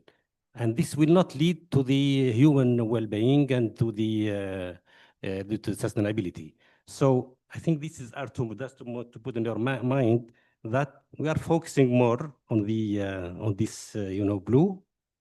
Policies are not aligned, but another important component that I would like to highlight it here because it has been published recently, and we are always focusing on the water footprint, and we are neglecting or overlooking the water scarcity footprint, which is another dimension that we need to consider in our policies.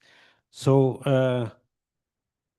in my presentation, I will start by a very short introduction, and I will go to these concepts of the water scarcity for the footprint in particular, because I think my colleague, I think Francesca, will maybe bring you on this, the water footprint. And the innovative, idea here is how to correlate all this water footprint with the welfare nexus, because if we would like to know, to sustain and to translate, to move for the transition to the green economy, to the human well-being, we need to avoid the trade-offs and maximize the synergy between the different sectors. So this is what have been published recently. So in this journal, Environmental and Sustainability Indicators, this work has been, done by in collaboration with several colleagues from, if I can say, 2 communities, from Europe and from Canada. And you will see there are 2 communities there. We can say that they're fighting, but there is some issues with these 2 communities. So the first communities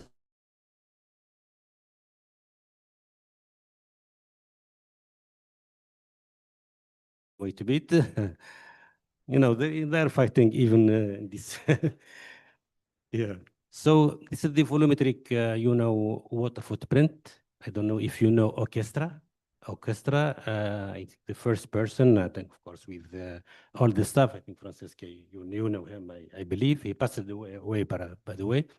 So Orchestra in 2002, he the first introduced this water footprint, whether for the blue, green, and gray. The issue is like 10 years after, some colleagues and researchers from Canada, particular, I know very well, Boulay, Marie-Hélène Boulay from Canada, and also other researchers from Switzerland and Germany. They're a little bit against this quantitative because the quantity, there is no sense if we look at the origin and the local where we extracted the water. And the qualitative, because of the LCA water footprint has been introduced, and we have like an ISO 14014, which has been published in 2014. So the 2 communities, they're, let's say, we can say they're fighting and they're disputing by different articles, and they are criticizing to each others. So until now, even if I think they are complementary, and we can maybe try to find the way to align the 2 communities, because of course the quantitative is very important, but also we need to look at the qualitative aspects as well. So our idea here is to find the way to have these 2 communities together. Very quickly to see, you can see here the differences. Maybe you can, what's the differences between these 2 communities, the quantitative one, and if we can say the LCA water footprint. So the first one, as I said, the water footprint analysis is volumetric, quantitatives. And while the LCA, water footprint is impacted oriented. So this is, one of the differences. The impact assessment. So the impact assessment, the LCA water footprint, multiples water volumes by what we call it the characterization factors, the AWARE methodology, what has been, published by Boulay and the team of Canada. And now, by the way, in 2025, we have a new version of the AWARE 2. So, but the water footprint analysis, the community of orchestra analyzes the impacts in, let's say, in another step. So they are not considering the impact, but it's in another step. The water use efficiency, as you can see here, the LC water assumes that the water can be used without harming the abundant. If you have a lot of water, there is no issue about that. But the water footprint, analysis of the water footprint community, they consider the water efficiency as an important, component. The green, and this is, I think I do agree with the water footprint.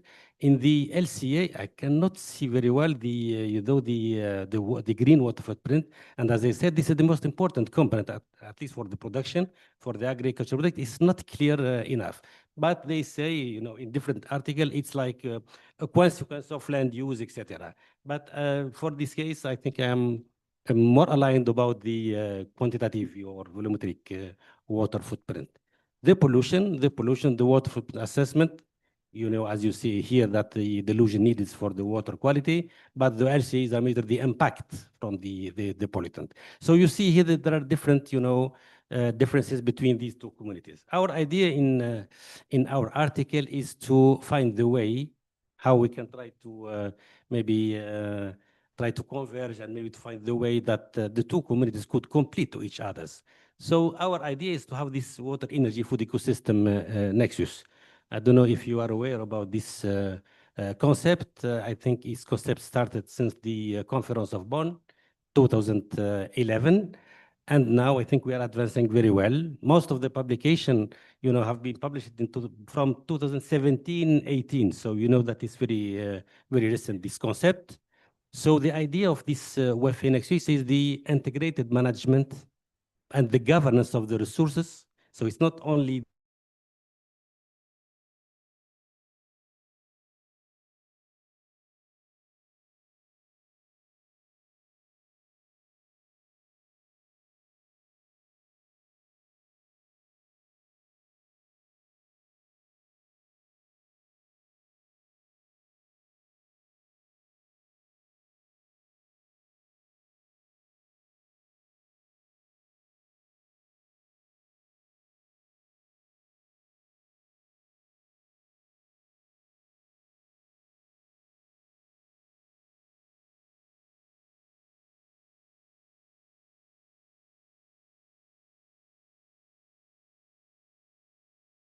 if the two they could contribute to the welfare nexus index, because we have some indicators of the sustainability, but our idea is to take the welfare nexus index, which is has been published by our colleagues in South Africa.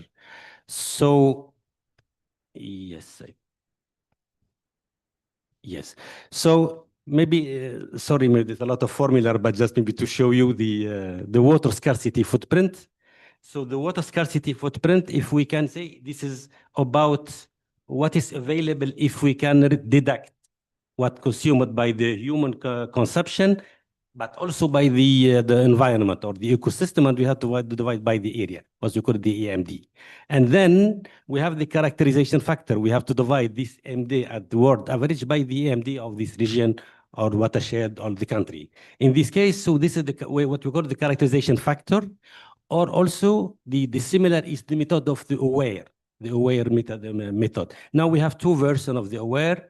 We have the version of 2015 by the team of Bolay, and now we have this year we have a new version of this aware. So aware and characterization factor are the same if we find it in different publications. Does not work.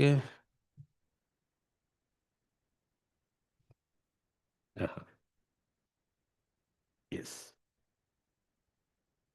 Just to show you the for different countries, I selected here the main, Mediterranean countries, and you see the characterization factor of the Mediterranean. And you can see here from the very high scarcity to high scarcity to a little bit low scarcity, if I can say. So in general, if you find, let's say, more than 10, the characterization factors we are in the scarcity of this in this region. So we can even calculate the water scarcity footprint by watershed. But here, this is the utilization factor at the level of the country. So please take this into consideration, because we will now calculate the water scarcity footprint for different countries and also for different crops. So here, this is the new version of George and Bollé. So it has been published recently, and you can see this is the version 2 of the AWARE. And you can see here the characterization factors. So if it is high, we have an issue of the water scarcity. It's better to have a characterization factor or AWARE very low. Could be 1, 0.5, etc. But if it is high, we have an issue. And you see in the Mediterranean, it's complete. You see a lot of red, yellow. So we are not in the good situation in terms of water scarcity footprint. I repeat again, it's different from the water footprint. And we here this link to the what we are importing, because we are importing a lot from the all over the world.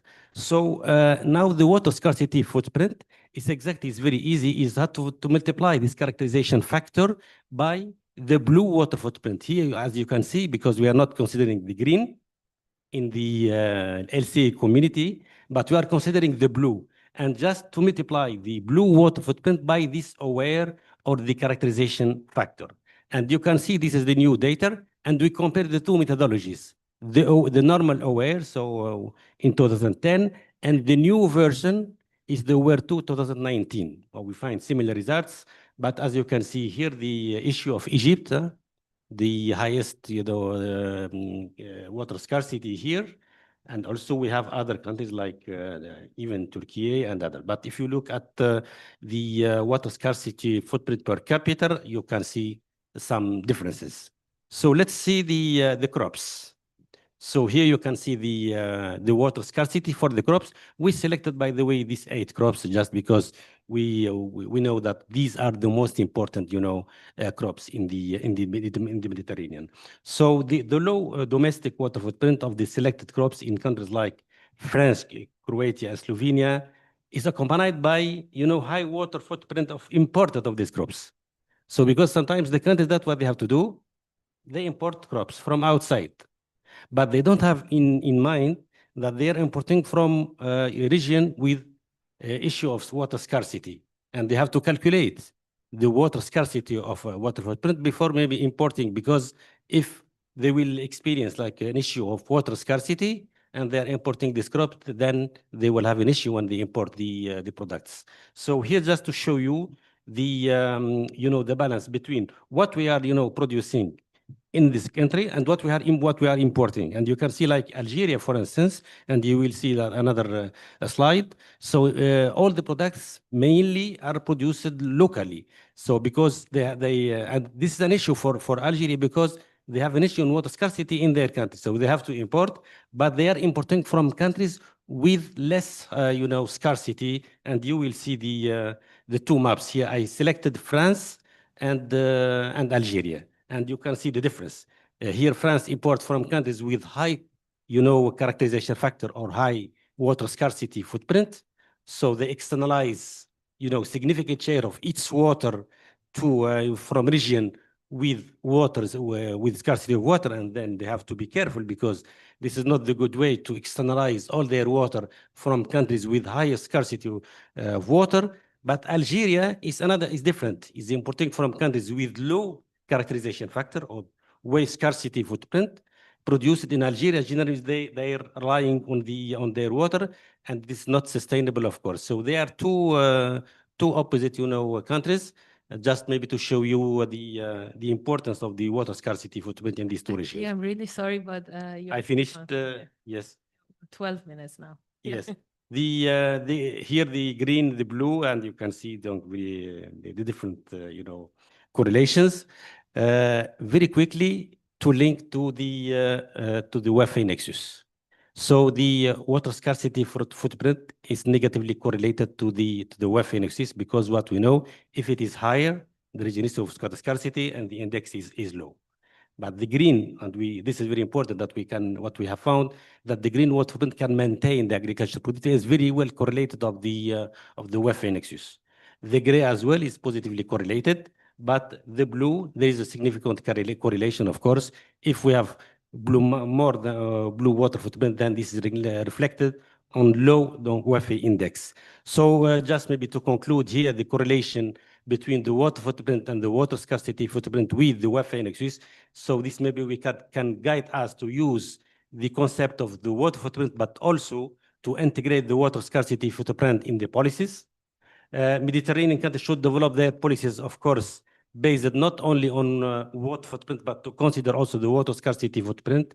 And what I advise here is to Mediterranean WAFE task force to facilitate the data sharing, because we have an issue with the data, the quality of data, and in order to develop not only policies at the national level, but also policies at the regional level, because we are sharing a lot of resources. And thank you so much. Back to you. Thank you very much, Ali, for this intervention, and it's showing clearly to us the contradictions, like in countries with less water resources, they are importing from water poor resources countries. So with that, thank you so much for this intervention. I'm sorry I cut you short. I welcome our next speaker. This is Dr. Francesca Greco.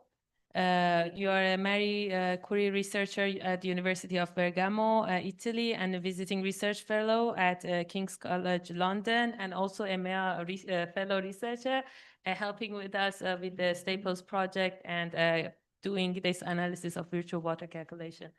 So put your slides, and you have 10 minutes. If you can do it less than 10 minutes, that would. Thank you very much. First of all, I would like to really express my gratitude to President Ayadi and to EMEA for having me here today. And quickly, I would like to quickly ask you something, because I will really borrow from what Professor Ruma just told us to build on the policy and the policy potential of virtual water. So how many of you remember what is green water? Just raise your hand and I will give you a quick terminology. Do you remember what green water is? Okay, so very quickly, because we will go through the, okay, I put my 10 minutes from now. Huh? You keep my 10 minutes, you are the guardian. Okay, so green water, hydrologically speaking, is rain which allows the life of plants, okay, but does not percolate on the groundwater bodies, does not run off to rivers. It stays in the plant of agricultural crops and stays in soil moisture, okay? So it keeps alive the plant when it doesn't rain. And as Professor Rumi just told us, is the most important type of water which is sustaining agriculture. So I will go through my presentation also trying to give you a sense of how important green water is and how politically important green water is. So 10 minutes is impossible to do the presentation in full, so I'll try to skip it. This is my second time on a Prima project, so I'm really glad that my knowledge is useful for expanding on real projects. And this is the last result of my Marie Curie project on Italy, which is basically showing you what water footprint looks like in my country, okay? So I don't know if you have heard the news yesterday, but Italian food has been promoted by UNESCO as a World Heritage, okay? Italian food relies on Italian agriculture. Italian agriculture relies on what? On irrigation and water. So have a look at Sicily. Sicily is one of the most scarce water region of Italy. Have a look at Puglia.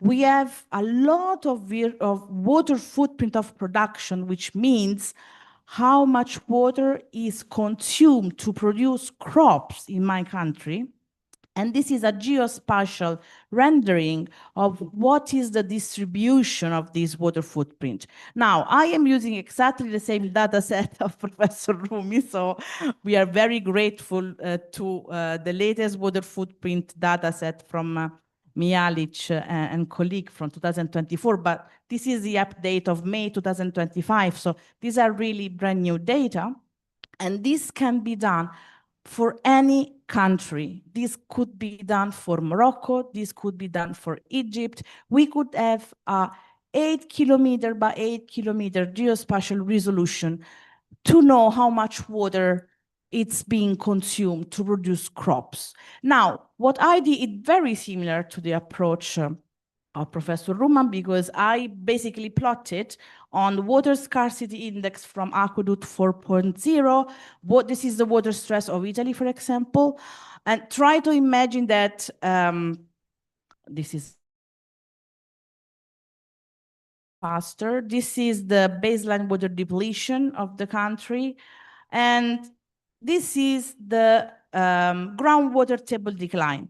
Have a look at the groundwater table decline. The last part of Sicily is, I've been messing up with YouTube.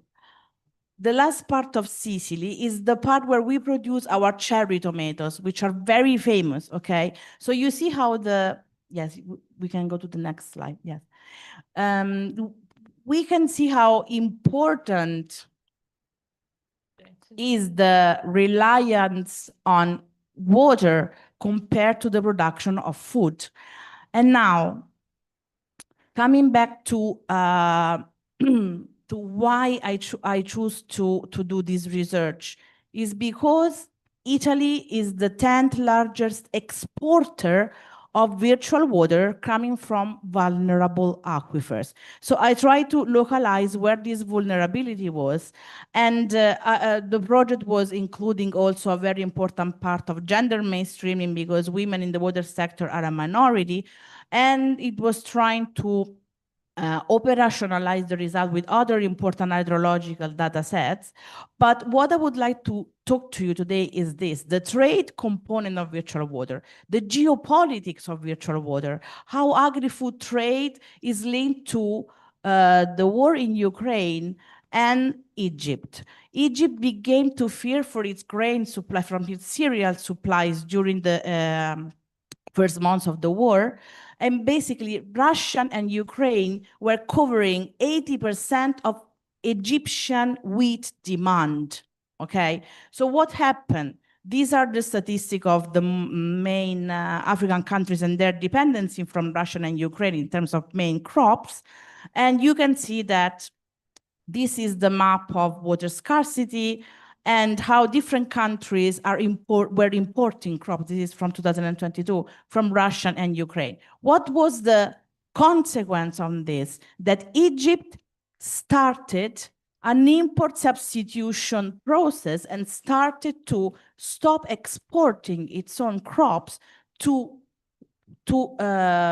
safeguard and basically to operate a change in their own national virtual water strategy. Now, coming back to green water, why green water was geopolitically important here?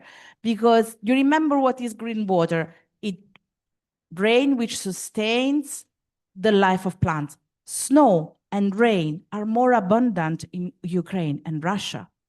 So Egypt was importing a type of virtual water which was more green water intense. So the sustainability of this import was larger than the current import, because now Egypt is importing from France and the US, which have a very low, a much lower percentage of green water in the same type of crops that they are importing. So just to finish the story of this import substitution of Egypt. This is just an example that I wanted to give you, but the political importance of green water is something I am exploring with Professor Miromashi from King's College London. And my main message is, just to wrap up this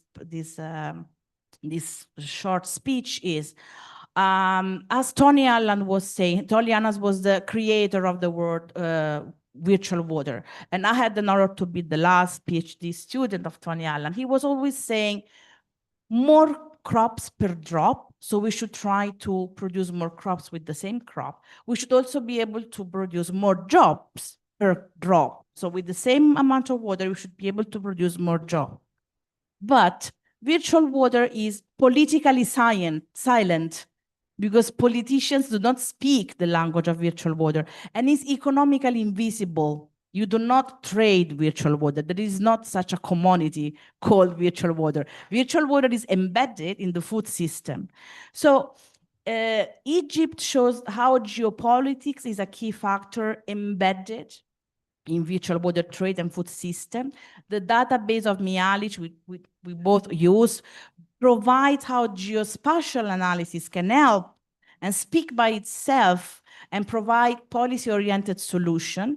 The Italian video is an example, but the importance of green water and the potential of virtual water trade analysis for crop import and export is something we should really explore. So we should not give farmers prescriptive messages. Okay, now you stop growing your tomatoes. How can we say Morocco to stop growing their tomatoes that they are exporting to Spain and the UK?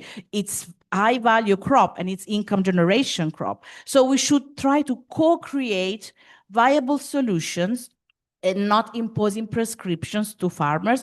And this is my overall message, how virtual water trade can allow more sustainable food and more sustainable water security in a viable policy proposal manner. So I leave you with a picture of Tony Allen, which was always saying the farmers will save the world.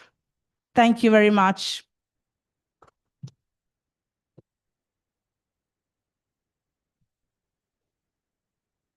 Just one very briefly. If we look at all the Mediterranean, the external water footprint, it's the variable between 50%, even 90%. Imagine, in some countries, 90%, like Malta, for instance. All the Mediterranean, without any exception, we are importing water from outside. Is there any strategy? Do we consider all these concepts, the water scarcity, footprint, etc.? This is the interrogation. But this is real. We have the data. This is the data in the Mediterranean. So we need to think a lot, but the policymakers are not aware about that. Thank you.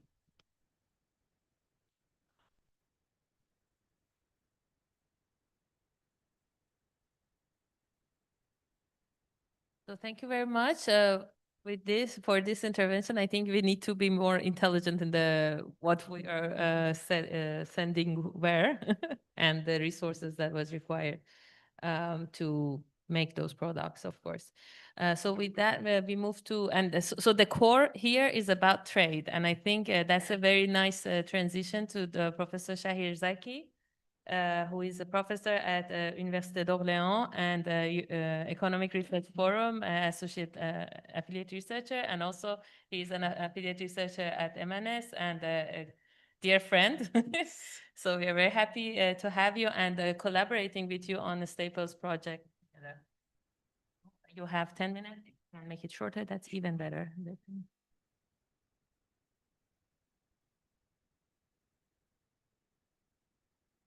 Okay, thank you, Igane, and thank you, Reem, for inviting me to be part of this panel. It's always great to be at the EMANES conference.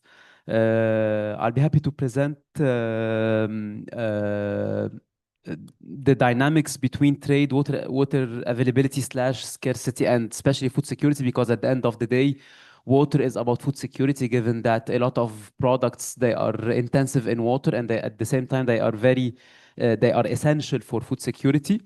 So I will briefly go through 4 quick ideas. One of them will be very quick because it has been already addressed by Professor Ruma and Professor Greco. So I just want first to talk about the nexus between trade and climate change, because there is very complex relationship between both. Then how this is related to the water problems that we have in the Euro-Mediterranean region and Africa as well. Then how we can interact water with the temperature rise as well as the trade dynamics, and finally some policy implications for food security. So the literature on trade and climate change has been really booming in recent years, especially that trade can affect climate change through the transport cost, through the what we produce and what we trade, and at the same time, climate change itself, whether it's because of the transition risk or the physical risk, both of them, they can affect what we produce. So for instance, if we have a temperature rise and if we have some products that are sensitive to the temperature, this means that in the medium term, we'll not be able to cultivate these products. And at the same time, one of the problems of climate change as well is partially water stress, in the sense that we have a quicker evaporation of water, which can increase water stress in some countries. So at the end of the day, if we combine the rise in temperature with the problem of water stress, we can see that this can have severe implications for what we produce and therefore what we export. And at the same time, if it affects what we produce, this means it will affect also what we import. So at the end of the day, the trade dynamics in terms of both exports and imports will be affected by these problems. So that's why if we look specifically at the problem of water,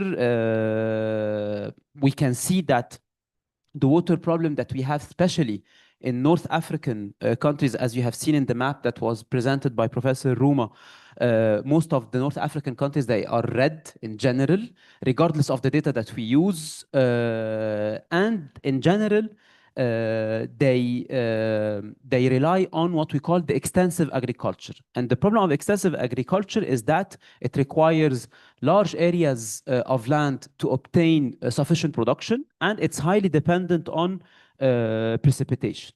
The problem is that in this case, the agriculture sector will become an accelerator of the climate problems that we have, in the sense that it will affect deforestation, right, on the one hand, and on the other, it will increase the vulnerability of those countries to the climate problems that we have.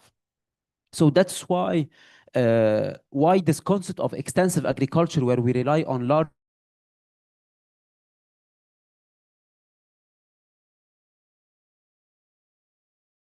agriculture, because of the poor control of water that is in general caused by either the insufficiency of irrigation, or the lack of mechanization, or the waste management, or the waste of water, sorry, the low use of fertilizers, and so on.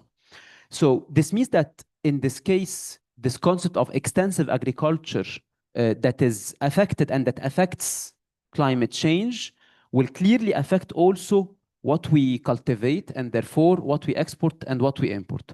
And that's why I will skip this, because we have seen it already with the level of water stress. That's why what we try to do with two of my colleagues in the Africa Agricultural Trade Monitor is to link this problem of water stress with the problem of rise in temperature and the trade structure of African countries. And to do so, let me show you this. We constructed this different groups of products, where we identify the products based on their water sensitivity. So we identify two groups of products, water sensitive versus water insensitive, let's say, or high water sensitivity, low water sensitivity, based on their water content. And at the same time, we distinguish between the products that are sensitive to temperature versus those that are not sensitive to temperature.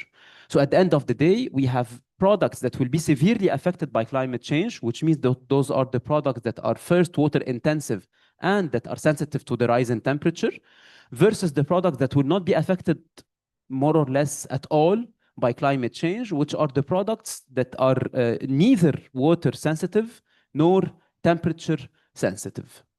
And we distinguished between the products where the countries, they have a comparative advantage versus those where there is no comparative advantage.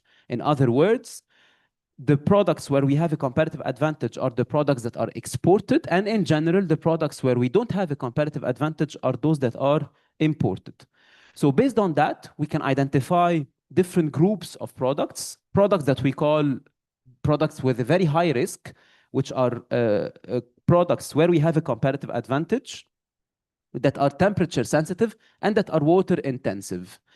Why this is a problem? Because if we cultivate those products, we'll not be able to cultivate them the higher the water stress and the higher the level of temperature, which means that at the end of the day, we'll not be able to export, no foreign currency, no economic growth, and so on. So that's the first group of very high risk products. Then we have high risk products that are either intensive in water but not sensitive to temperature, or sensitive to temperature but not intensive in water. And they are high risk because we export them, but they will face partially this problem. Then we have products that are of moderate risk, where we don't have a competitive advantage, but that are either sensitive to temperature or sensitive to water. And finally, the last group, where we don't have a competitive advantage, not sensitive to water and not sensitive to temperature. So based on that, we can map different products based on their water intensity, based on their sensitivity to temperature. And in order to identify whether the product is intensive in water or not, we relied on the same data. So to see to what extent the product is intensive in water. If it's below the median, then it's low water sensitive. If it's above the median, then it's water sensitive. And then we got the crop yields, and we regressed them on the rise in temperature. And we estimated the elasticity of the crop yields relative to the rise in temperature. So just to show you a glimpse of the results, so those are the results of the products. As you can see, this is for the case of Africa. And for the products that are where we have a competitive advantage, and those products are sensitive to water and they are sensitive to the temperature. You can see here vegetables, you can see groundnuts, you can see oil seeds, which are very important. Then some products that are relatively less water sensitive compared to other products like tomatoes, onions, carrots, cucumbers. Some products that are temperature insensitive but that are water sensitive, like the nuts. Than other products that are low water sensitive and at the same time temperature insensitive, which means that we don't have a real risk, like the potatoes, like the cabbage, like lettuce.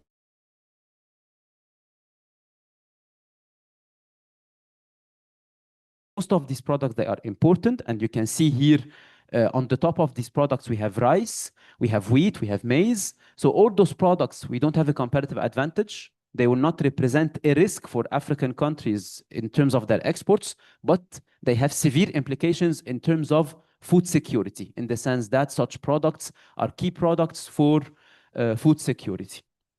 So based on that, and I will conclude, this means that at the end of the day, from a food security perspective, what I showed in terms of what we export and what we import are highly correlated with our food security. Why? Because what we export means the source of economic growth, the source of foreign currency, that is in general important for African countries and even for the MENA region in general. So that's when it comes to exports. But when it comes to imports, it's even more severe, because most of the products that might be affected by water problems or temperature are in general imported. And those products are key for food security. So this means that our food security will also not subject to the geopolitical problems that we have, but will also be severely affected by the climate change problems, including water stress and the rise in temperature. Thank you, and I will stop here. Thank you so much. So thank you so much, Shahir. I think it made a very nice transition, because we first said, okay, we need to have policies that take into account the resources, and you put into also this trade perspective into account, that we also need to pay attention to the temperature sensitiveness and water sensitivity, and also having this economic gain at the end of the day and comparative advantage of each country in the trade dynamics and the equation. So I think that made you bring up a solution, how to find those best trade solutions that corresponds to the resources and also the capacity of the countries. So I'm afraid we don't have time to take any questions. Please, we stay here with you like for dinner and then the light shows and the after. And unfortunately, we don't have time also to have a break. So we move directly to the policy session. We have 2 minutes to grab a coffee and bring it here in the room, okay?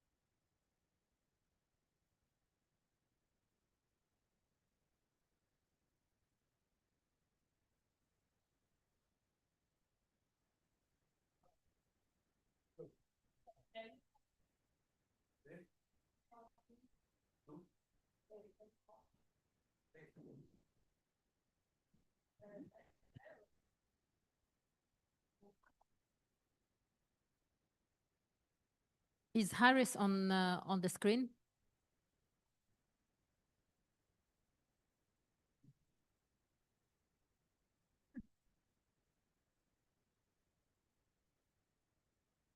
Yeah, can you put Harris on screen?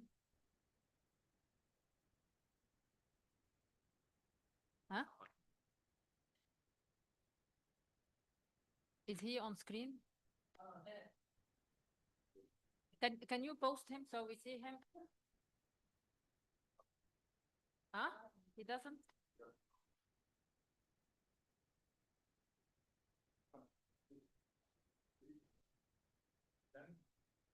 Hello, Rim, I'm here.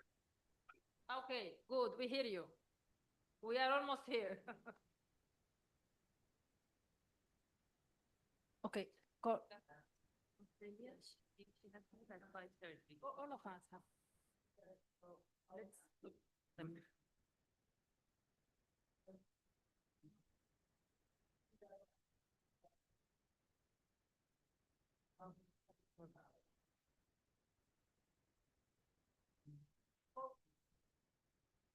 How are you, Harris?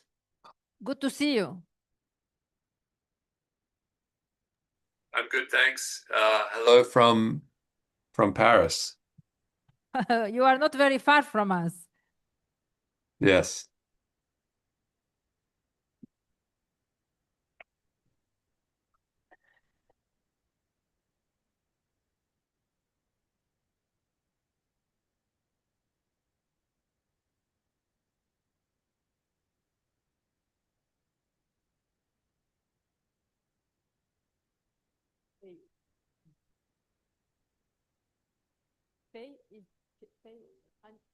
Okay, but we need a chair for her somewhere here, so maybe she can take the place of swap. Huh?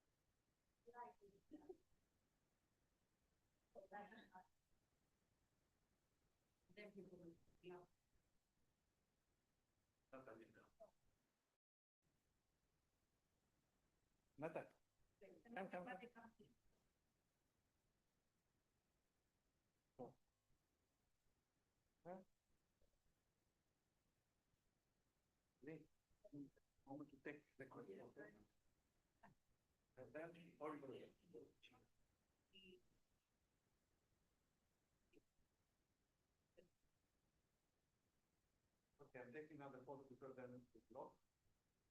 They do.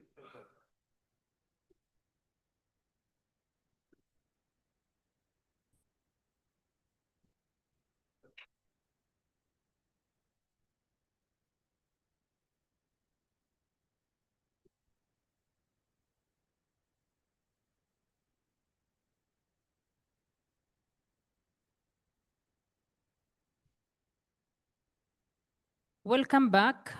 So this is our policy session, which is entitled Regeneration from Theory to Application. Here we're trying to bridge different approaches: ecological, economic, social, and cognitive regeneration for a resilient future. So today I'm very happy to welcome a set of panelists. Starting from Dr. Harris Iyer. He's the senior fellow at the Rice University and University of Texas Medical Branch, Euro-Mediterranean Economies Association member of our advisory board, and also senior advisor of the McKinsey Health Institute. He's online with us. You can see him.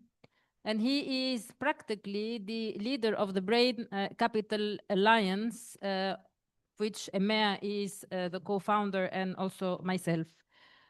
We also have a set of panelists, Faye Selimi, that you have already all seen. She's the Deputy Director of the Circular Economy and Climate Institute of the European Public Policy Organization, EPLO, and also partner of EMEA.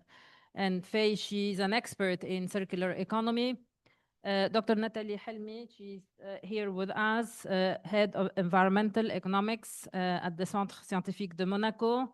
She's also a member of our advisory board. And then here we have Professor Giacomo D'Alisa from the Institute of Environmental Science and Technology at UAB, University of de Barcelona. Autónomo de Barcelona, exactly. So he's here from Barcelona. And then online, Cecilia Berch, Partnership Manager at the Blue Alliance Marine Protected Areas.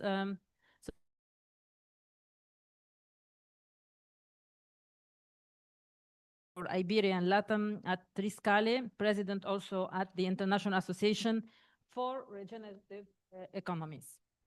So we have a great set of speakers today on our session.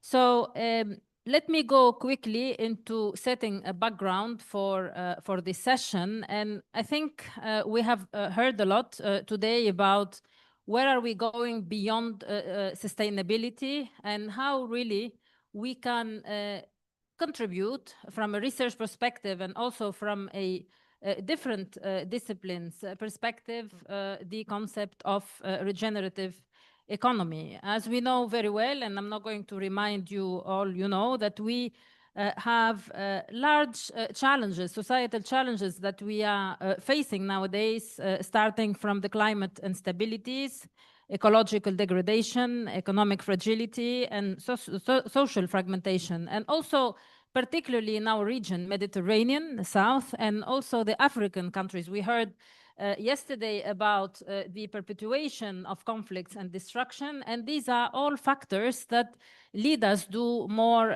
degeneration in the African continent. So, of course, our economic models, they are still embedded in an extractive, I would say, economic incentive. So we need to extract from the earth to allow us to produce. And this is not, or has not changed yet, even if we might see that there are some new developments for renewables, for example, that are completely adopting technology to enhance our production of energy. We are still very far from moving into real renewable scenarios.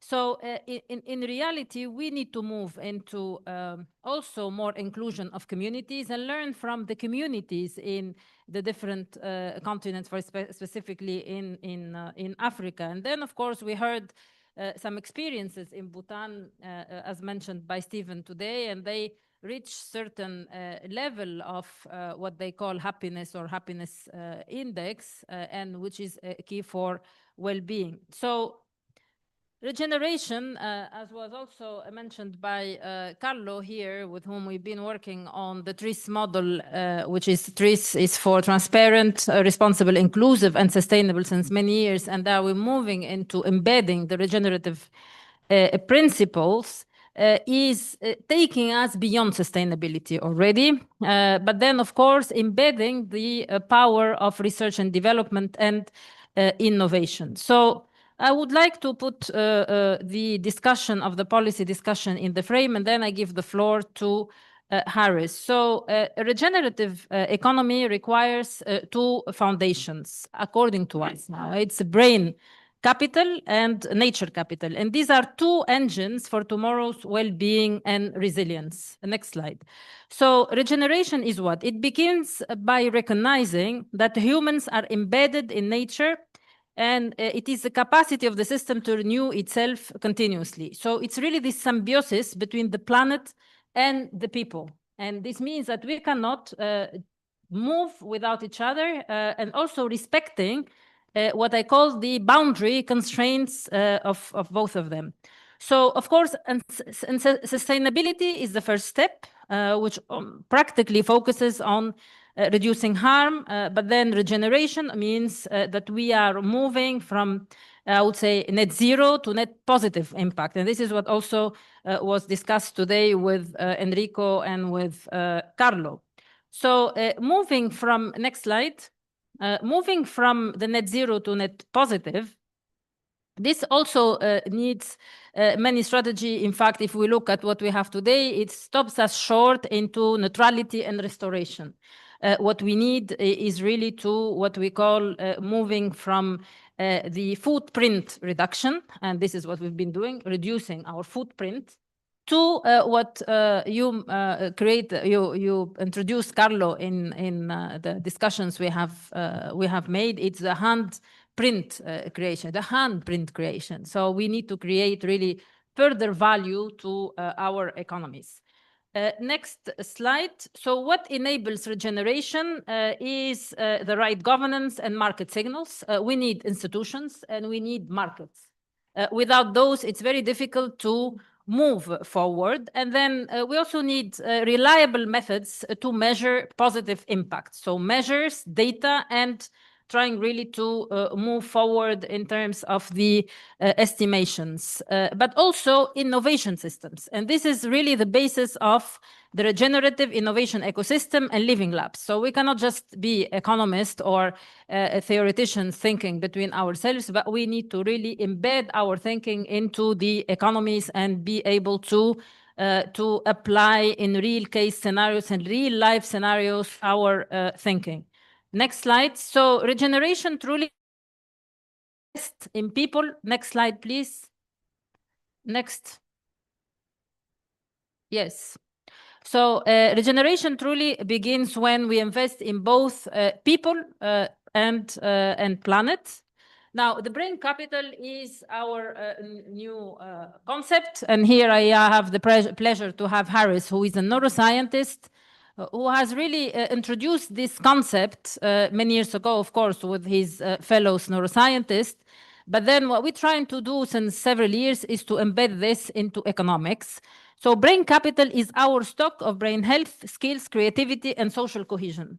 And these are all elements that are essential for bringing our well-being economies into life. And also the nature capital, which of course our ecosystem, biodiversity, and life supporting services that we have already, a lot of us worked on it. Our next slide. So what is important here is also to value. I mean, I don't think I have time to go with this, but the whole idea is to value the brain capital and nature capital, and really to open the pathways for co-benefits and really regeneration. So we started with the brain capital dashboard, and of course, this is all trying to collect all the data. From this data, we are developing an index which will allow us to have maybe a number, a magic number. It does not tell all the truth, but at least it gives us a possibility to start measuring what really matters. And then, of course, the nature capital valuation. A lot has been done in the natural capital accounting and also ecosystem services. Here I have Nathalie, who is an expert in the valuation of nature-based solutions and valuation of nature capital. And then the core idea of regeneration is this co-benefit between all these systems that we want to create within what we call the regenerative principles. Just next slide. Yes, so this is the dashboard. You can all look at it. This is also interesting because we have free accessible data, and we will continue building on the data collection there. So researchers in different continents can also work on the research and integrate all of this. These are all publicly accessible data, so it's much easier for all of you to work on. So with this, I would like to give directly the floor to Harris to give us the interactions between the brain economy that we would like to put in place. We're working now for several years, Harris, and then also within the regenerative thinking. Please, the floor is yours. Well, thank you very much, Rim, and good to see friends in the room. Sorry I can't be there in person. Next year, hopefully, if you have me back. Let me just figure out my screen quickly. Okay. So it's great to be here as a neuroscientist. We have been dialoguing around brain capital and nature capital for the last few years. We have had these dialogues with Nathalie in Monaco at the last maybe 3 COPs, and it has been very productive and constructive. So let me unpack in a bit more detail now the brain economy and create some linkages between the brain and nature in a little bit more detail. The title of my presentation is Building Regenerative Economies Through the Brain Economy. And so I really am a professor of brain economy these days, and this is what I do day in and day out. And we're glad to see the progress of the brain economy.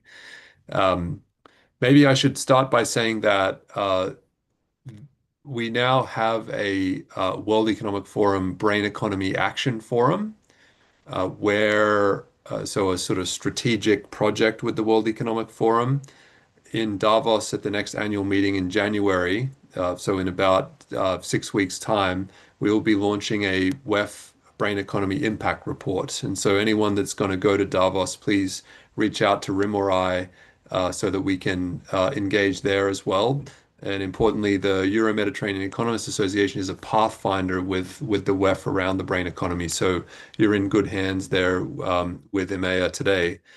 So regenerative economies need regenerative brains. The good news is that our brains are not static. They're plastic. There is this construct of neuroplasticity. Our brains can grow and change even into old age. And this is something that neuroscience has found in the last couple of decades, and we continue to develop this field of neuroplasticity. And so it is absolutely key to connect this regenerative economy construct with neuroplasticity thinking. And so as Rim noted, brain capital is two things. It's the health of the brain and it's the skills of the brain. So that is what brain capital is in very simple terms. If you remember nothing else today, it's that brain capital is brain health and brain skills. And it's the foundation, of course, then of an adaptive, sustainable, and innovative society. And we believe that there's no long-term climate, nature capital, or economic regeneration without a brain capital focus. So hopefully today you will accept my argument that brain capital is a new lever for us to think about when we think about greener, more sustainable, and more regenerative economies. The brain economy has been developed in earnest in the last 5 years. We started developing this with RIM in the OECD Secretary General's office 5 years ago within the New Approaches to Economic Challenges unit. That was under the Secretary General Angel Gurria of the OECD. And so we've been developing it since then. An article was written this year about the brain economy describing it as the new thing, the idea that communities, societies, and countries contribute to economic growth and stability through collective brain power. So that's a pretty elegant description. And the journalist said that this new thing in the coming months will be very well known to governments and companies. And so down the bottom, I have some of the organizations involved in our WEF Brain Economy Action Forum, which are organizations from around the world, Latin America, India, Africa, and then, of course, in the global north as well, in Canada and America. We have financial institutions like the European Investment Bank and impact investors, as well as health players, education players, labor market players. So there is a web page. If anyone's interested, you can Google WEF Brain Economy Action Forum or talk more with Rim in the room. So to break the brain economy down in more simple terms for folks that are uninitiated, you guys in the room are all very savvy with this, but we're bringing this brain economy transition often to people that are not economists and not familiar with economic transition. So we need to sort of break it down for them. We describe it in 5 ways. The first is safeguarding brain health. It's about how do we changing clinical health systems and public health, how we infusing more early intervention and prevention and just general better access to mental health and neurological care. Very, very relevant in the global south, in the EMEA region, in the African region, of course, where there are very few, relatively speaking, brain doctors, and where climate impacts, for example, on people are most extreme. The second is foster brain skills. It's all about engaging in advanced strategies in K-12 education, in vocational training, in universities, and in upskilling and reskilling in the workplace. So that's another big umbrella there. The third is study. So this gets to research, and measurement is key. So what Rim described in the dashboard and the index is very critical to that. But we're also interested in other forms of measurement at the individual level, with different sorts of brain probes and scanners and such. There is a neuroscience renaissance that we're going through as a civilization right now with advances in AI and microelectronics and such. So we have the ability to do much more advanced neuroscience research. We're interested in not just measurement, but modeling and intervention as well. The fourth is investing. So we're developing brain lens investing as a strategy similar to gender lens investing or child lens investing. Brain lens investing is about how do we reorient global financial system to be brain positive. So there are certain investments that are made on the planet today that are brain negative, that are undermining our brains. And you can all imagine potential investments like that, maybe investments that have externalities like micro and nanoplastic pollution, or investments that addict people to screens, which is not helpful. So, brain lens investing is about how do we develop tools, analytics, and strategies to channel brain positive investments from pension funds, multilateral development banks, asset managers, sovereign wealth funds. And the fifth is mobilize, which is around coordination. And this obviously coordinating an economic transition is quite something, and something that you all in the room have experience with in nature and climate. And so we welcome feedback from you all about how to do the brain economy transition better. There are clear nature-brain linkages. And this is a paper that we published a couple of years ago with RIM and with other colleagues like Agustin Ibanez and folks from UNFCCC. We show here that the exposome, the environmental exposures, can be bad for the brain, like air pollution, like nanomicroplastics, but also the environment can be good for the brain if you have exposure to green spaces. Forestry, for example, can be very helpful to the brain, lowering stress levels, helping people to improve their executive function, for example. But of course, the brain is not just subject to positive or negative exposures. The brain is an agent to influence as well. And so the brain is the seat of what we call green brain capital, green skills, ecological intelligence, creativity, adaptability, resilience. And so we brought this all together in a paper to look at the brain in regards to One Health, this idea of One Health for people, animals, and the planet. So very consistent with the regenerative economy framing. So there are absolutely very strong linkages here. And there's actually one of the groups we work closely with focuses on neuroscience and climate change. They're actually having a meeting right now that I'm missing to speak with you guys. And so anyone that's interested to dive deeper into climate, mental health, neurology, just feel free to reach out. We also co-authored to summarize the paper that I showed before, which is much more biological and technical. We summarized it for the T20, G20 this year as well, and looked at the point that treating natural capital, brain capital in isolation ignores the reality that healthy brains need healthy environments and vice versa. So we're really trying to engage in science as well as engage in policy. There are some other tools I'm just going to quickly show you now that bring to life how we're using neuroscience to try to influence positively the economy and the environment. Here is a tool that essentially allows you to assess, when you're purchasing a consumer good, how good is that product for your brain and then also for the climate. And so this, of course, gets you to think when you purchase consumer products, try to nudge you more towards brain positive, brain healthy purchases and climate positive purchases. You can imagine if we filtered everything that we purchased day to day through this lens, we probably would be brain healthier, and we also would have a lesser ecological footprint. And so there's a nice website here on this. If you're interested, you can look further. We also engage a lot with the real estate sector. It turns out we spend a lot of our time indoors, and the buildings that we're in actually influence our brains. There's an entire field of neurodesign, neuroarchitecture, which studies the effect of buildings on our brains, for better or for worse. I'm sure you all can imagine when you walk into a building which parts are good for your brain and which parts are not so good for your brain. Here is an index that's been developed by a wonderful group we collaborate with between UCL and Swedish RISE, the Swedish national think tank.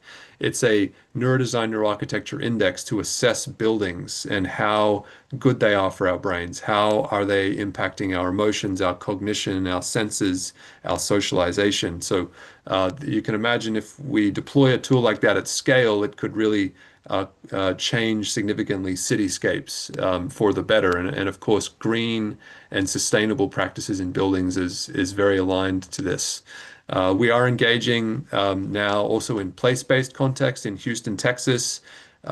which is the site of the Houston Energy Transition Initiative and a lot of energy transition activity. That's the same constituents in the Chamber of Commerce now have a brain economy transition initiative. We're working with hospitals. Actually, British Petroleum is in there, universities, to develop the first city level brain economy transition. And we're making sure that we work with EMEA to look at how to leverage that learning in Houston, Texas, with Catalonia or other areas of Spain. We also were engaging this year in the G7 in Canada. Successfully, we engaged with different engagement groups on the right: business, civil, labor, science, think tank, women, youth. And now we're moving into the French presidency of the G7, which is one of the reasons why I'm speaking to you from Paris, as we engage with the French stakeholders. Here are other examples of how we're engaging the brain economy more practically in different sectors, crisis contexts, built environment, etc. We're engaging in multilateral G20, for example. RIM was recently in South Africa at some G20 brain economy programming, and we have other regional manifestations of brain economy, like, for example, in California, we're developing a Californian brain economy plan. So getting to my concluding slide now, I think hopefully you've got a sense of the brain economy, how the brain and nature links together. My suggestions are that we look to integrate brain capital into regenerative economy frameworks, and I think RIM slides showcase that, and we'll unpack that in our discussion. We should treat pollution reduction as a brain infrastructure investment. Less pollution means better brain infrastructure. That means we've got to think about air, heat, noise, for example. We need to pilot brain positive standards for buildings, investments, urban planning, education, and we should think about co-creating a regional EMEA region, for example, brain economy roadmap. So thank you very much. And my final point is that if we only regenerate soils and seas, but not our minds and communities, we will fall short. Regenerative economies must also be brain economies. So thank you.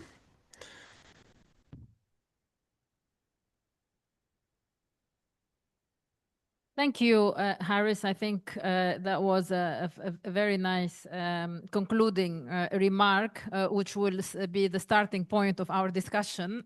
So I would like to turn to Faye. Faye is an expert on circularity. How do we move beyond circularity and integrating these regenerative principles into our production systems, also into the incentive systems and overall in the legal frameworks? Are they going to change the slides from? Yes, as for the presentation. Okay, my presentation is about how circular design, regenerative production cycles, and material innovation together form the foundation for the next phase of sustainable development. As Rim already said, we are moving beyond simply reducing environmental harm. This is circular economy, actually, towards systems that actively restore ecosystems, strengthen communities, and regenerate natural and human capital. This shift is not only technological, it is fundamentally a design and production transformation. Next slide. Why this topic matters today?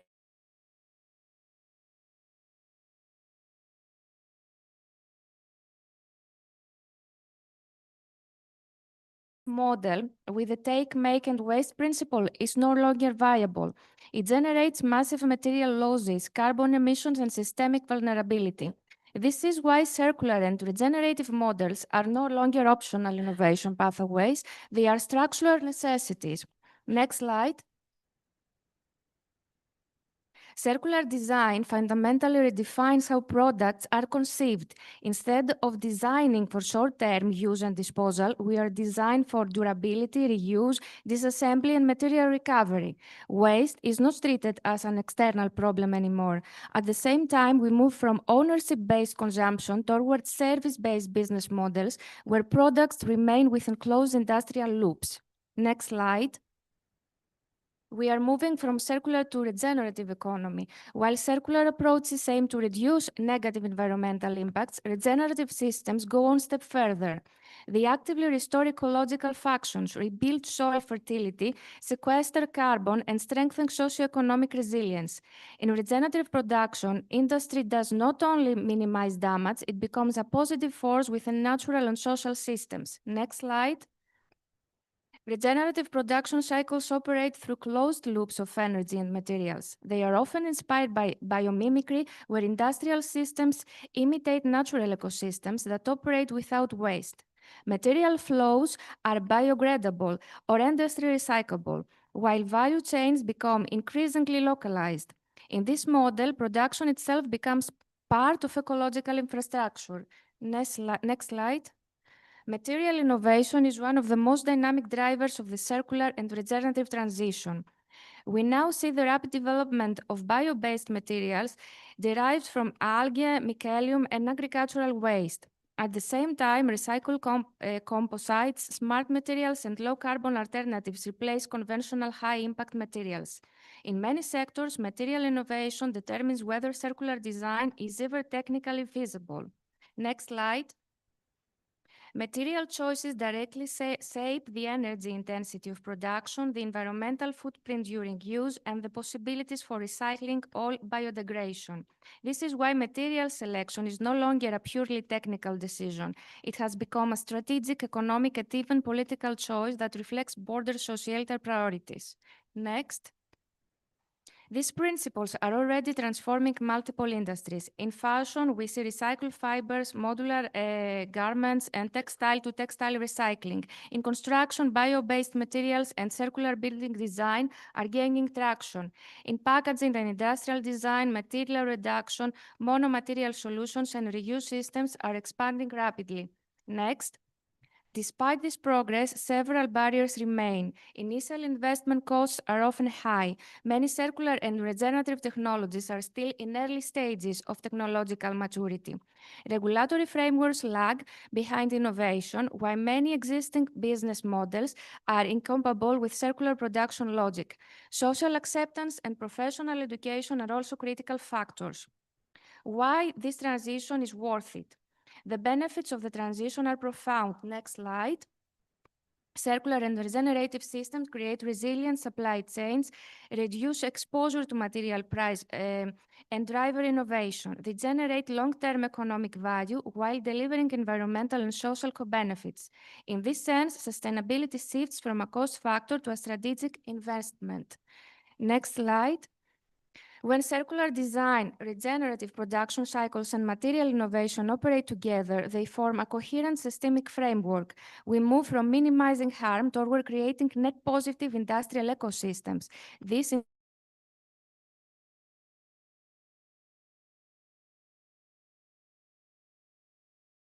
To conclude, this transition is not merely technical. It represents a profound transformation in how we design products, organize production, and define economic success. Designers, engineers, policymakers, and industries all share responsibility in shaping this shift. Ultimately, the materials we choose and the systems we design will determine the sustainability of our future. Thank you. That was amazing in time. Thank you very much, really. Lawyers talk a lot. And then really, thank you very much, Faye. I think this circular redesign and also trying to rethink production systems with the regenerative overall thinking on the materials we use is essential. And of course, this needs a lot of technology and also rethinking what type of materials we're using, and those materials could be useful for us, but then they are not harmful for our planet. So this is key for regeneration. So I think I see Carlo taking notes on adding the material use and what type of innovation we can have there. Our next speaker is Nathalie. Nathalie is expert on oceans and then restoration of the ecosystems at the oceans level. So what is your view and how we can achieve, in fact, regeneration and eventually fast before the degradation of our oceans in terms of oxidification and all of this that we have talked for many years, you know, will have a negative impact on us, on the planet, and on us as people as well. Thank you, Rim. When you asked me to talk about regenerative economy in the ocean, I thought I can promote the work that we are doing with some colleagues, a group of multidisciplinary and international working group that we are working on governing novel ocean-based climate actions in rapidly changing oceans. Next slide, please. So this is the group of people. We met first in Bergen in Norway and then in Tasmania. And the group is led by Australian colleagues. And we have different disciplines, and we are all working to try to understand what is happening in the ocean and especially what we can do. What are the interventions that we can do? Next slide, please. So first we published this paper in Science, and we worked on the different kind of interventions, like marine coastal restoration. We can restore some species like mangroves. We worked on marine renewable energy creation, like offshore wind energy. Marine social institutional capacity building, like coastal adaptation planning. Also marine emission avoidance schemes, like offshore oil and gas moratoria. On marine biological carbon dioxide removal, like aquaculture for carbon sequestration. On marine climate and marine climate finance and markets, like blue carbon markets. Marine geoengineering, it's like ocean alkalinity enhancement, and marine bioengineering assisted evolution, especially for coral reefs. And next slide, please. For what we found in this paper, that institutions should be aware of what is going on, like in the United Nations, especially UNCLOS, and this is the UN Law of the Sea and UN World Heritage Convention. The motivation can be altruistic, political, economic, and pragmatic. And also the actors are diverse, like scientific community, investor, NGOs, communities, and indigenous people. Next slide, please. Yeah. We also try to evaluate the benefits and the risk of each kind of intervention in the ocean. So this is what appeared. And you can see that some interventions have more risk and some have more benefits, but there is not one perfect solution. It's a bunch of solutions. Next slide, please. And this paper has been published in Nature Climate Change. And we saw here the novel governance preparedness. And we tried to link each marine intervention to the effect on climate change. And some have good effects on carbon dioxide removal, but some have no climate goal, in fact. They just, for example, restore the ecosystems, and it has no effect on the rest, on the climate. And we wrote a policy brief to try to link the governance in the ocean with the marine climate interventions. And you can see here that, it's the next slide, sorry. Thank you. You can see here that some interventions are ineffective because we try to evaluate their feasibility. Some are harmful, and we also have some distrust about some interventions, and this is at the political level, for example, and some have not really good opportunity cost or benefit. And the next slide, please. This paper has been published in Cell Report Sustainability. And here we wanted to study the promotion of socially responsible governance of new ocean-based climate actions. So we wanted to really understand the socially responsible governance with different dimensions. You can see anticipation, responsiveness, inclusion, and reflexibility. So we found out that some climate interventions were more socially responsible than others. And next slide, please. And finally, we produced this policy brief. It is oriented towards responsible investment in ocean-based climate action. And what we wanted to do is to explain why it is important to invest in the ocean, and it is embed governance readiness into investment decision, support right-based and tenure-secure intervention, fund co-designed locally led initiatives, invest in social and ethical capacity, and advance climate, ecological, and social goals simultaneously. Thank you.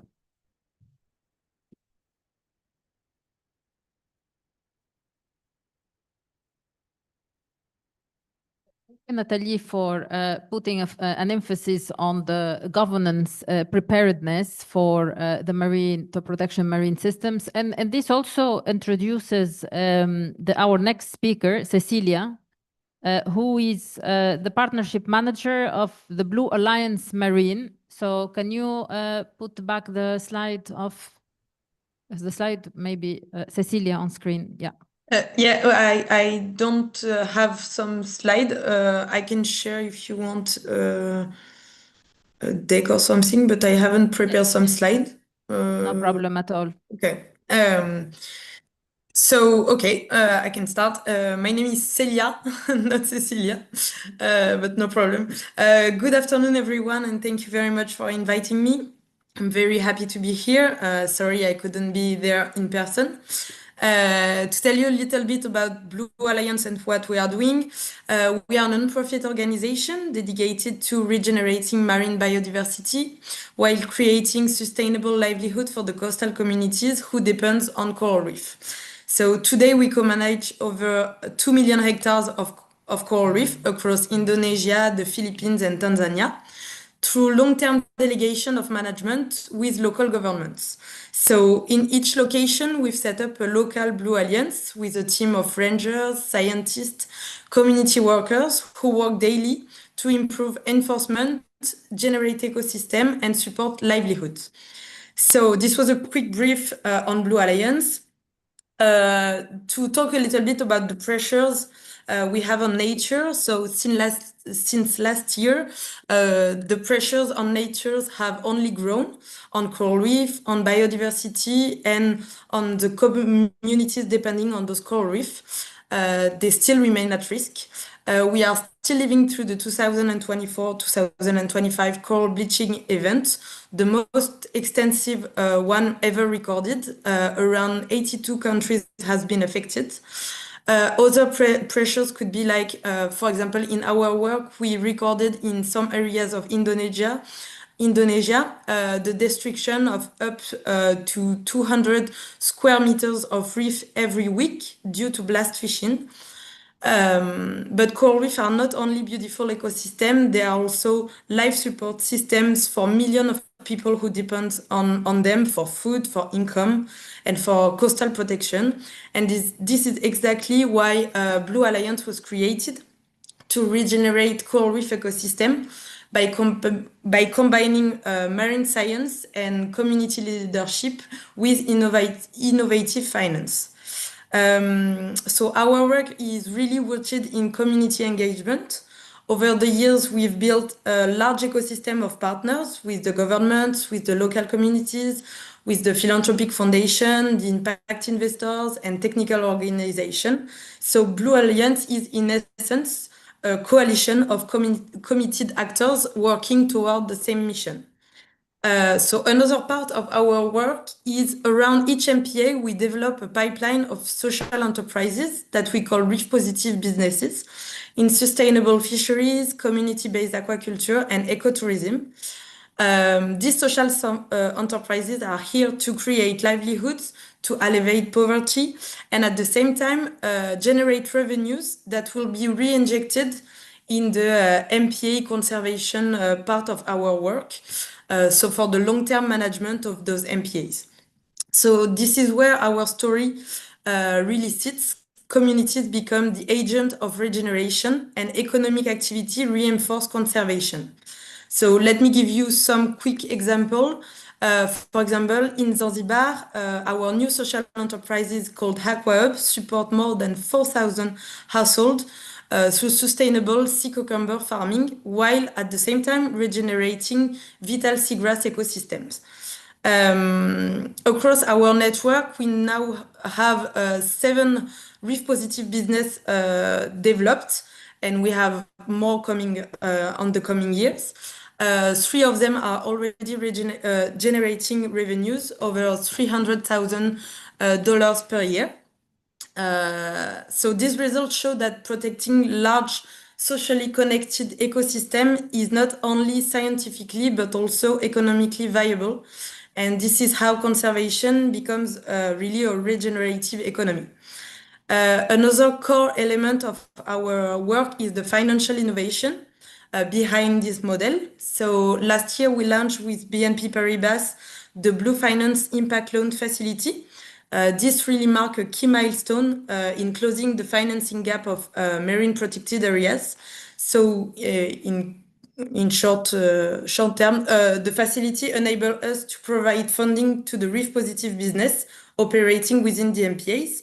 So it's a blended finance vehicle combining grants, impact loans, refundable grants. And over time, the revenues from these enterprises, as I was saying before, will cover the operating cost of the MPA. So this will turn into a self-sustaining system. So in fact, the grant part, the philanthropic side, act to de-risk the early stage social enterprises and act also for the MPA management. And after that, impact loan accelerate the business growth. As these enterprises will grow, they begin to generate their own revenues, which will progressively cover the MPA operating costs. So across our sites in Indonesia, Philippines, and Tanzania, we've learned a few essential lessons about what truly enables us to have a regenerative economy. It needs to be community-led. Conservation needs also a business model, and blended finance really unlock at scale. And with all this, collaboration is really the key. And to give you a little bit an overview of our goals, by 2030, our goal will be to manage 9 million hectares of coral reef, and by 2050 to regenerate a quarter of the world's coral reef.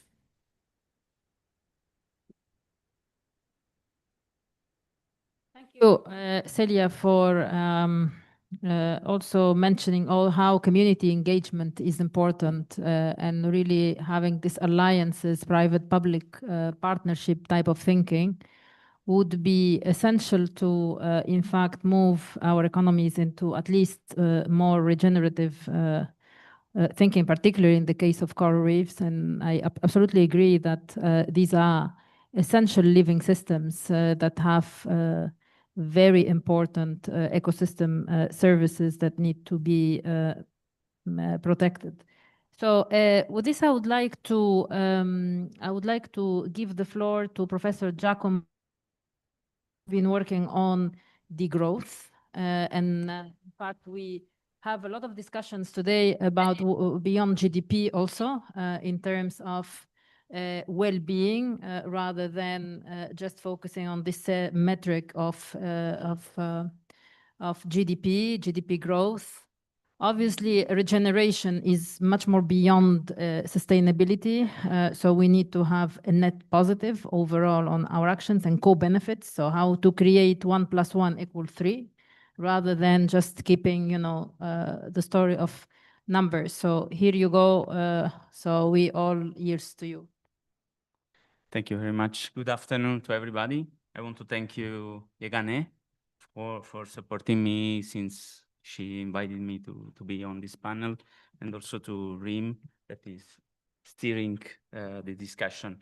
My idea is to present a little bit degrowth in order to avoid the stereotype and false and unfounded conjecture about the concept and the framework, with the idea that after perhaps we can interact with the others and try to push further our discussion. So please, next slide. So just to present a very complex model here, this is the model of growth economy. Basically, we are happy when we have more of the same for an economy. Sometimes we have problem if the same of the same, so a stationary kind of economy, and less of the same, that will be a recession. Sometimes is associated to degrowth, but is not. So let's see what degrowth is about. But before to give you a definition, next slide, please. Well, just to introduce to a definition that I will give you at the end, what degrowth consists in. No? First of all, there is a problem of imaginary, no?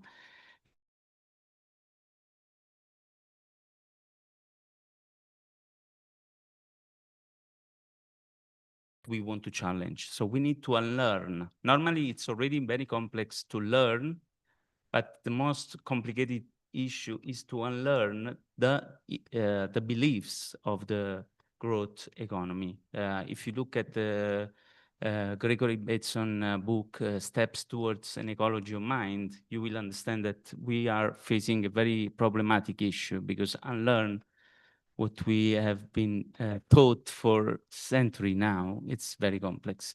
But of course, a part of unlearning, then there is also a process of proposing and acting for an ecological sound and socially equitable society. So on one side, we need to challenge specific common sense. On the other side, we need to also embrace new common sense. And next slide, please. I introduce to the very basic common sense. And I'm using common sense in a very appropriate way, let's say analytical. I'm using common sense as Antonio Gramsci was using.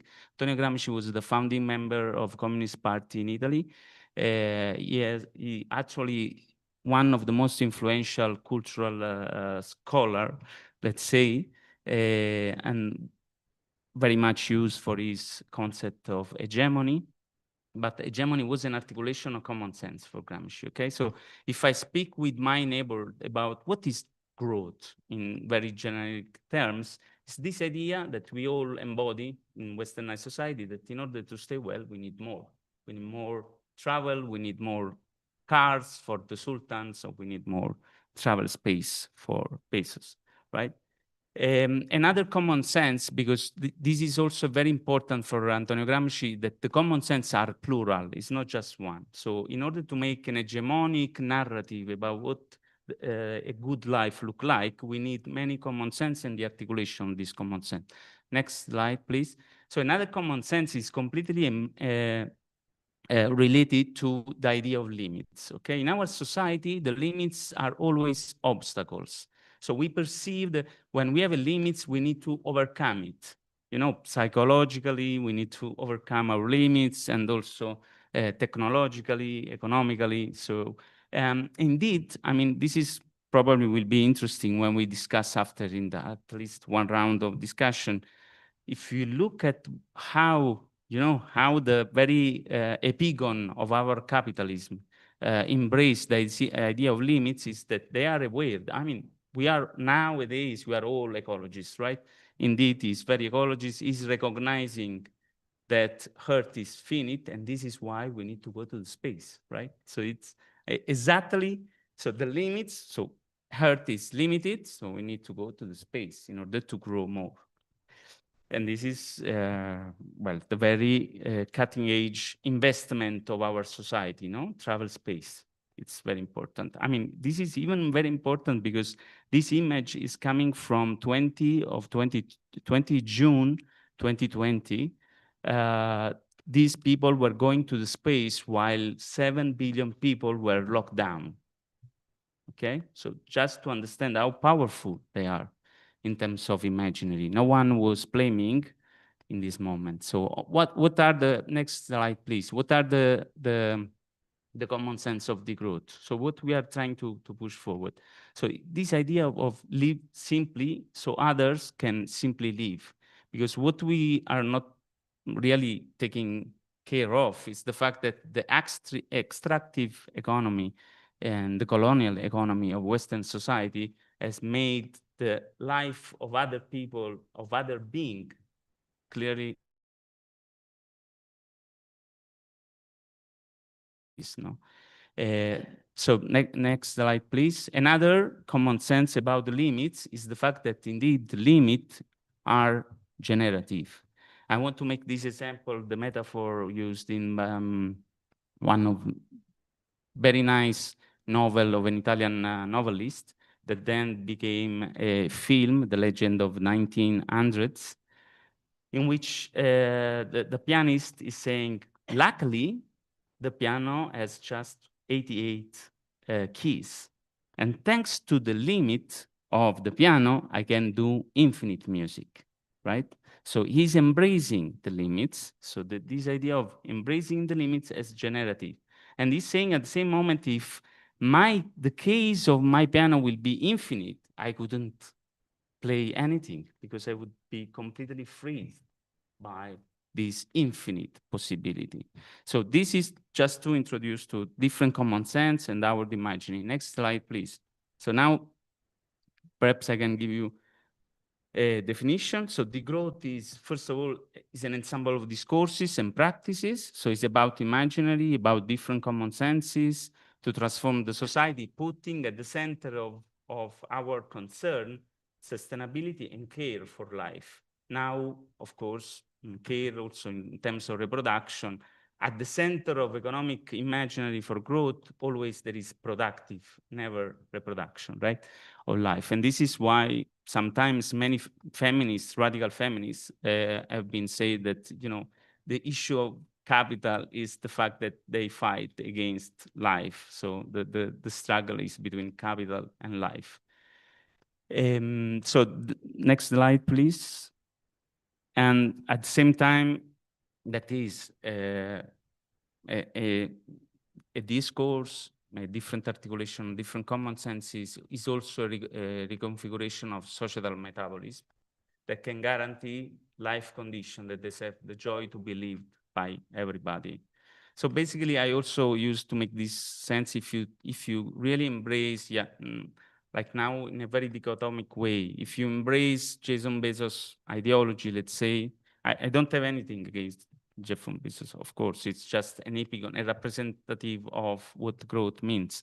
I mean, we are facing now a certain kind of bifurcation somehow, no? Or you embrace really this imaginary, and finally, perhaps in 70 years, we have 1 million people on Mars, or you prefer stay with degrowth and we have 9 billion people on the Earth. Thank you.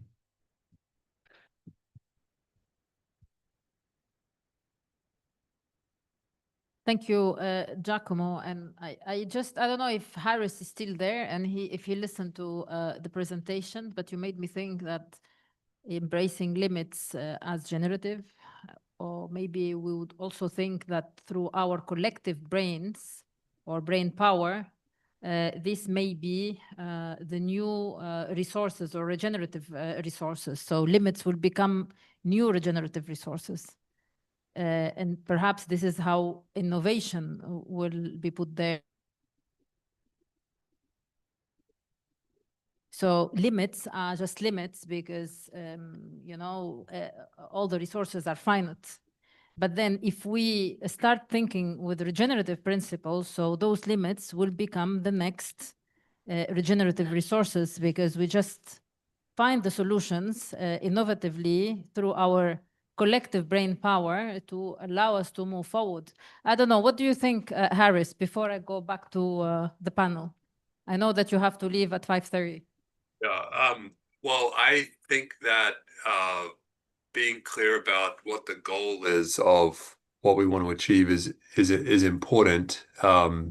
You know, well-being, flourishing, etc. The thing that strikes me is that in the spirit of growth, what is happening now is that our brains are being monetized by tech platforms. You know, the attention economy is valuing captivating us and more time on screens to sell advertisements, and the revenue models of these big companies is quite destructive to our brain capital. And so to Giacomo's point, partly related is that this quest for growth is leading us into a pretty bad place. I think it's pretty clear that, you know, the TikTokification and the fracking and hacking of people's attention is very corrosive, and it is leading to worse mental health at population levels, worse literacy, worse numeracy. And so these principles of degrowth, I think, are welcomed, because we can't keep going on in the current economic model because it's corroding our brain capital.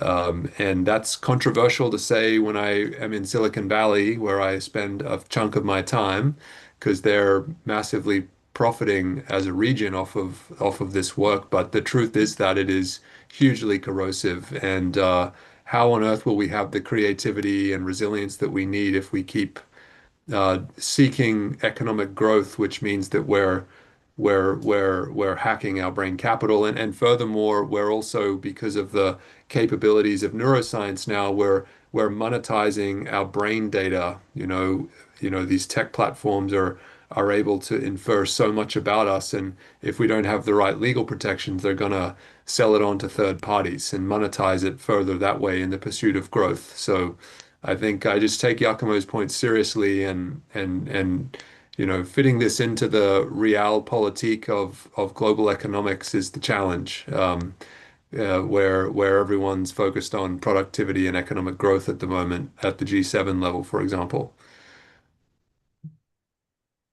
Thank you, Harris. Would you like to? Oh, you said. Perfect. So I think I see also the time, because I know that I said I want to finish at. Yes, yes, we have 30 minutes for the light, but also I would like to give you a bit of time to stretch your legs. Agustina, you will tell us a little bit more on community-led regenerative case studies. Yes. So these are community-led cases where we need to highlight the importance of how we approach the community, so that regardless the geography where the project is basically implemented, we need to understand the value of methodological design in social field approaches, so that we have a clear framework of data collection that allows us to understand the habits, practices of and logistics, you know, cultural logistics of the community. Then we design the actions, and then we move on to the policy, the public policies to be implemented, so that the design, not the other way around. Why? Because we've seen many projects that are technically really strong fail. Why? Because they are basically conceived instead bottom up. You know, top down, sorry, because those interventions consistently fail because they don't take into account, or they neglect, the social fabric they claim they want to transform. So honestly, like bottom-up regenerative practices are central here, because they are building from the existing social structures and working with them and not despite them. And based on this, scaling this project is not a matter of copy-paste, the same project somewhere else, but it requires new field studies and renewed understanding of local social dynamics in the new community that same project, don't worry, is going to be implemented. So basically, I would like to go over some, in this matter, what we were talking today and maybe yesterday a little bit, but mainly today about the ESG frameworks. In a way, they have pushed the inclusion of social dimension, but without a methodological grounded and without a frame in which we know that certain methodological structure needs to be implemented. So whenever I listen that many projects talk about community engagement. It's so wide, the community engagement, could be from a focus group to a coffee conversation with a community. So that's community engagement. So it needs to be robust and it needs to provide you data. It's not just talking to the community, because speaking with the community is not the same as involving them, and involving them is not the same as building shared ownership on the project. And the community needs to not to be part, needs to be the seed where that project is going to be implemented. And I'm going to be giving you a very nice example. Same technological project, renewable energy, implemented in the coast of a community in Colombia. No electricity. People spending a lot of fossil fuel and money in having electricity. So what does the project manager, in this case the government, says? We'll give you the solar panel. They implemented this without asking the community. They put the solar panels, they went 1 month afterwards, and the solar panels had this thick, horrible dust. That is to say, they were not being used. Did they ask the community if they wanted that? No, they did not. They just, in a populist way, they provided what they thought they would be needing. Because everybody needs electricity, right? But not this community, they didn't want it, okay? Same project, solar panels, another community in Uruguay.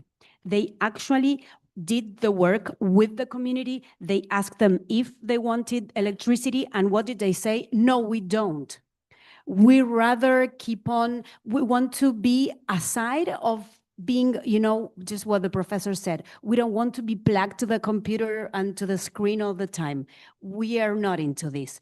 Just please put us some at the school. There's a community there's a school in the community. Just put internet there, and whenever we want, we go to just check our emails over there. Totally different approach.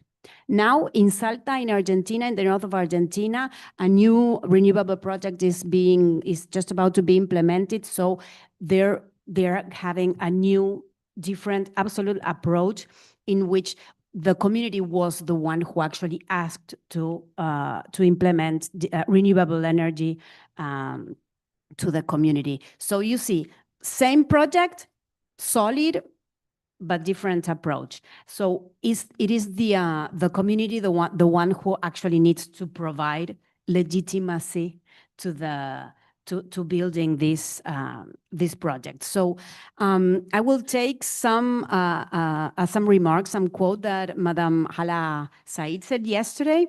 She said, "Inclusion is the mean through which regeneration achieves scale."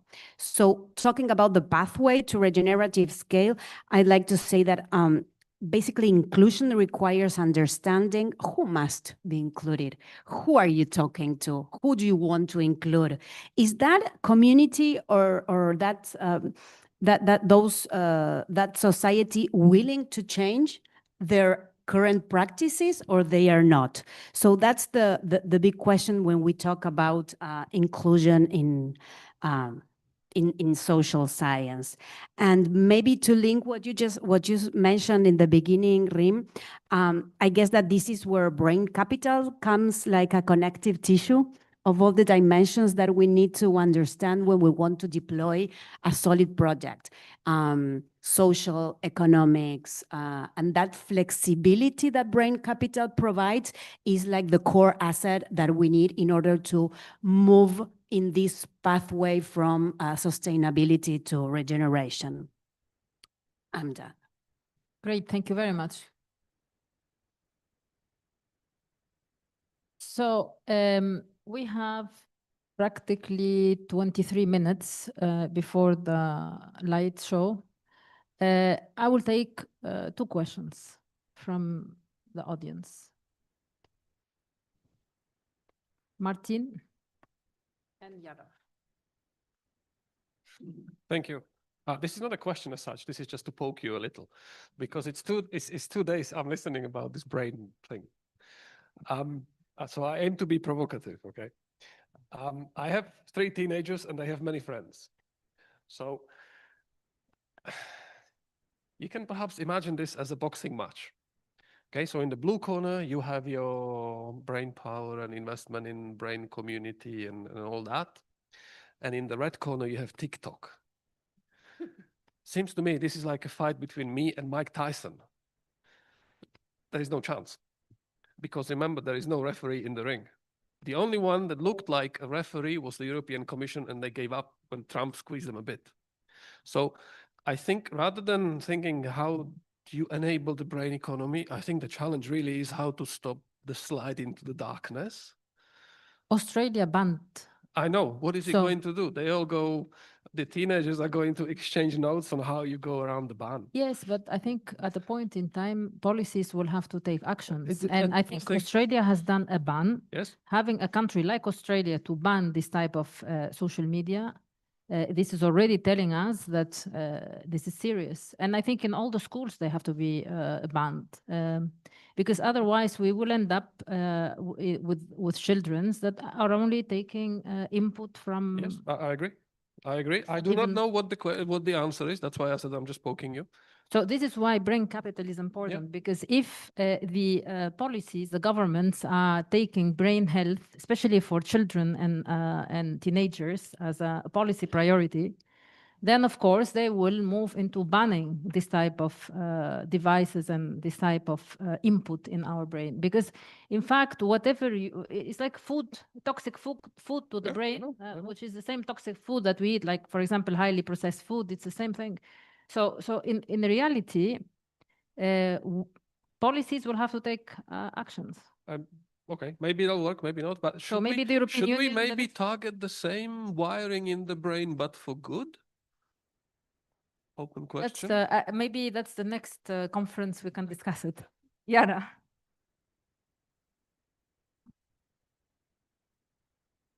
Thanks very much to the panel. Really, really enriching conversation from very different perspectives. I love a Gramsci quote, so I will serve you a quote back and say, maybe particularly to Nathalie, on the blue economy and governance question. I think Gramsci said that when one regime is dying and another hasn't been born, this is the time of monsters, right? And I think we're in this space where our governance systems, particularly around the oceans, have been built over the last 50 years. And you see practices like we saw a few months ago, where you have one administration that licenses offshore critical minerals exploration and exploitation possibilities for a company that's not even within its jurisdiction, that's based in Canada. Particularly within the critical minerals race, even though we had worked collectively as an international community for many decades to establish a governance regime. And that's one side of the challenge we have. Thinking about the role of the blue economy and climate change as well, and I think this is something that Carlo Rim and I discussed a few weeks back, that the assumption is that we don't have enough critical minerals on shore to be able to respond to the challenge of the green transition, and that the answer is going to be found, in the deep sea and engage with deep seabed mining. So thinking about we're in a little bit of a paradox here that also reminds us of the water discussion that we had earlier of the policy paradox. I'm not expecting answers on this. I'd love some kind of ideas of if has been any kind of conversations on your research around that. Just because I think that these are really important questions for a multidisciplinary approach to be able to crack that problem. Okay, I'll take another question from Shahir, and also, yeah. Then each one of you 1 minute to close because. Yes. Thank you, Reem. Thank you all the panelists. Really an impressive panel. I have a question for Giacomo on the degrowth model. From your perspective, what would be the role of the state in this in such a context, on the one hand, and on the other, especially also international donors and international financial institutions in general that promote the traditional model of growth with all the neoliberal policies and the perception that the market, I mean, the government intervention at the end of the day will be to correct just a market failure, which is a very traditional and simplistic way of perceiving the role of the state. So how do you perceive the role of the state, even just conceptually, I mean, even if it cannot be very pragmatic or very empirical, but how can you see the role of the state in such a degrowth model? Thank you. Last question, Teka. Maybe build on Shair's comment for the degrowth. Understand the agenda, and if you are a leader of African government and you have presented the connotation of growth versus degrowth, and the World Bank recently pushing towards job creation and so forth. So do you think that this agenda will be bought by, especially in African context where you have less, not more, and live simple? On the reading for you on brain capital, I'm trying to learn this new term, and in the common standard in economics literature is human capital. I quickly went through the dashboard you just announced it, and it seems like the traditional indicators with plus some additional matrices. Could you briefly reflect on what is really the innovation? I understand a bit of it, okay, the cognitive, emotional intelligence aspect to it, but what is really new is like putting together different matrices in addition to the human capital. And finally, on the participation, very quickly, I like the agenda of participation could be not only at the community level, at the continental or regional level. For instance, African Union complains a lot in the UN representation. Do you see beyond the community, the participation, the inclusiveness aspect to drive the adoption of whatever kind of technology to bring regeneration? Thank you. Thank you. So I'll start with Nathalie on the questions. Okay, about the deep sea mining, I'm doing a lot of research on deep sea mining. I'm in a working group working specifically on deep sea. So we wrote a paper, and it's also multidisciplinary as all my research. We have economists, we have lawyers, and we have, of course, natural scientists. And what the message is, as we don't know what is going on as a biodiversity in the deep sea, we should take a precautionary approach. And this is all the discussion around the BBNG treaty, of course. And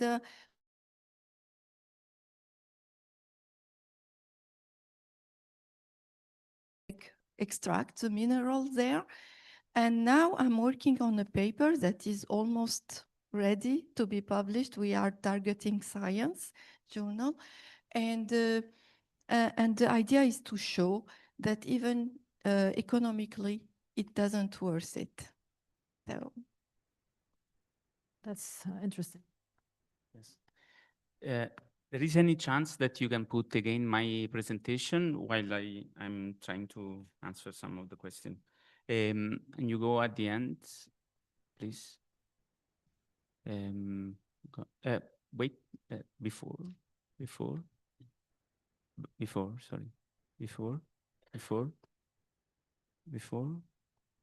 like here. I mean, this is the metabolic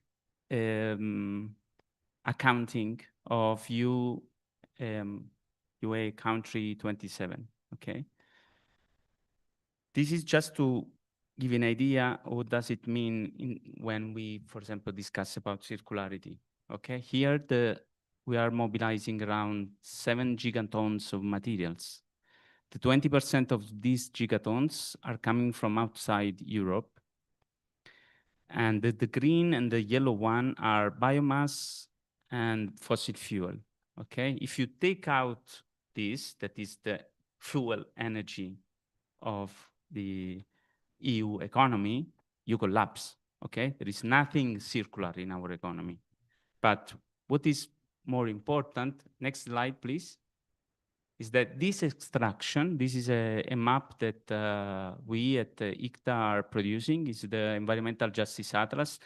The students here of environmental sociology are also contributing to it, finding new and new environmental conflict related to the extractive procedure that our economy creates. And this person is a nut collector, was a nut collector, environmental defenders, killed by those people in Brazil that are interested in deforestation and also related to our dairy that is concerned and basically is based on meat, no? So we need more meat from Brazil to take it. So, I mean, this kind of economy is completely destroyed by a specific extractive economy that has the core in Western imperial dynamics. So USA and Europe. Now we are more almost vassal of USA as European.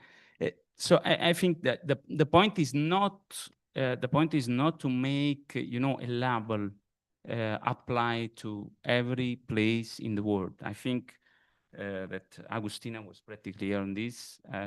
I don't really care if you want to name it, let's say, Ubuntu, as the philosophy in Africa, or you want to call it in different way. The important thing is what is the project, what is the procedure, no? And I think basically the growth, what is suggesting, and then if it resonates to you and you want to call it in a different way, I'm pretty open to do it. I'm comfortable to that, but you don't. So the growth is about, first of all, change the priority from colonial and extractive legacy, okay, to, on the contrary, giving priority to humans and ecosystem flourishing. So how? Care, health, food, housing, support local economy, support commons and community-led governance. So on this sense, I'm coming also to the issue of the political institution. No? The political institution as well, for example, Gramsci was saying always the state is never a thing, it's a relational institution. This relational institution nowadays, of course, is occupied mainly by those people that think that the only solution that we have is to have policies that embrace growth. So first of all, we need to substitute these people, or at least culturally, their priorities. Okay, so we need to transform somehow the institution. I would say to commonize a little bit. So make this institution like commons. I just give you a very simple example. I have 2 children, they go to school here. And for example, I play football in the school, in the playground of the school, the Friday, okay? So the school is open to different, is a public school, of course. So it's, let's say, is a representation of the state. But somehow there is the organization of the parents here that in accordance with the people that you have the responsibility of this building, to make other activity, somehow to make a commons, so we can take a decision how there are some people doing yoga. I like to play football, so I play football. There are other people making music and so on. So somehow are making this institution different, appropriating this institution. So the process of the state is, first of all, to make this change. No, we should participate in the institution in a way that make us also responsible for that. No, so we take care of the place when my children are going also to the school the day after. No, we use the same shower, so we know if this is working or not, and so on and so forth. So this is one issue. So culture, is the first important thing. The second one is, of course, then to support, for example, commons. So one thing is that you have, let's give you an example of the Barcelona municipality government. Well, the last one, not this current one. They were, for example, pushing for social housing, 1% in Barcelona. Okay, it's terrible low. Let's say Vienna is 45%. Amsterdam 42 and so on. So they were trying to push social housing, but the problem of social housing in many cases, what is it? That is the assetization of housing. So you are part of the social security project, but then after 20 years, you will monetize it, you will sell it on the market and so on. So you don't solve the problem. On the contrary, they were pushing for co-housing and not giving the ownership to the people that need it, but just give them the responsibility to govern, let's say, to manage this building for 90 years. So they don't have a consistent right to sell it and so on and so on. So these are like other policies that political institutions at different level could embrace, of course. And social and solidarity economy also changing, the kind of financial investment that you do will make a big difference. For example, I did my PhD on waste. Well, I am Napolitan, so it was my biography that decided what I should do for my PhD. And for example, oh, nice, good company. So, for example, one of the first papers that I wrote about the issue, and that what was called the waste crisis, that I called a crisis of democracy, was that I was looking at the number of the tender, and the incinerator close to the city where my parents live, and this is why I embrace also the conflict, was getting 100 million euro of subsidy. 100 million. The first time that I published this paper, the peer reviewer was saying it's impossible. We don't give in USA this money even to nuclear energy. I said, these are censored. I mean, they are secret kind of data, and you don't know, I don't know. I just did hypotheses about that. If are reasonable, you have to accept and publish my paper. He accepted. Now, after 20 years, the data are available. Well, they took 125 million euro per year. So 1 billion to build an incinerator. So these kind of policies are the disaster kind of policies that actual government and political institutions are doing. And this is what we have somehow to change, no?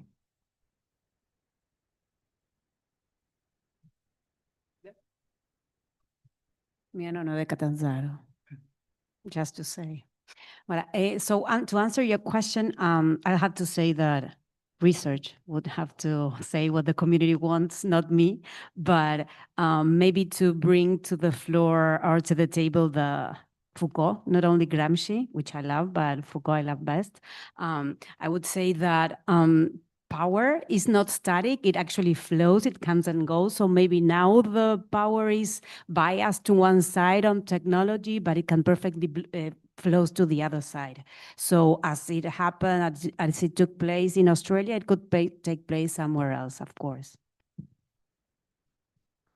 On your question on brain capital, we are publishing a paper too in January, so it will solve your question. But just to be quick, we are really bringing the brain health into the game. So in fact, brain health becomes endogenous in the construction, not just the result. And then this means that our brain become an asset rather than a cost. Means brain health become an asset rather than a cost. And then connecting brain health and brain skills create what we call the co-benefits also. There is this interaction between the two, because apparently in neuroscience, there is what we call the cognitive reserve, which is connected to education. So there is research, but of course we need to do more research on it. means that the more education and reskilling we have in our life cycle, especially when we are in adult to even later on, this is long life learning, we can accumulate reserve, what we call the cognitive reserve, and which could be resisting certain diseases of dementia and Alzheimer. This means that the brain capital stock is not static for a nation, is dynamic. So if it becomes like this, it will be certainly impacting, productivity, okay? And then eventually well-being if it's well constructed. So I don't want to even use growth anymore, because then we can say we can extract more from our brain for more growth, but that's not. In fact, the idea is to live longer with a much better brain health, which allows us to increase well-being of the nation. So this is the differentiation from human capital. I always call it it's a rough indicator for which we create. So we created just for our to create human capital attainment, return on education. So we can do something as economists, but in reality, it's not taking into consideration the quality of the brain. Now, you might tell me different qualities, it depends, but then the brain is a muscle in reality. The more you work it out, if in absence of disorders. But then the thing is, in the life cycle, I learned from my fellow neuroscientists that the probability that, we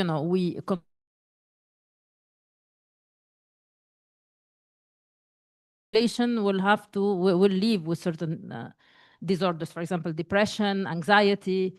All these are impeding our capabilities. And this is now we are working with some neuroscientists on what we call the executive function and connecting this to brain capital. And this is, in fact, the connector. And more will come on this research because we have started this in 2020. And we are really very excited of this collaboration with neuroscientists, and also they are excited with working with economists. And this is also a new thinking that we need to develop. And I think this is a core, one of the pillars for regenerative economy, as was also mentioned by Harris in his introduction. So with this, I would like to thank the panelists. Thank Harris. He's not there anymore because he has to go to another meeting. And Giacomo, Faye, really great interventions, Blanca and Nathalie and Celia, so not Cecilia, Celia. And thank you all for the day. I know it was quite dense.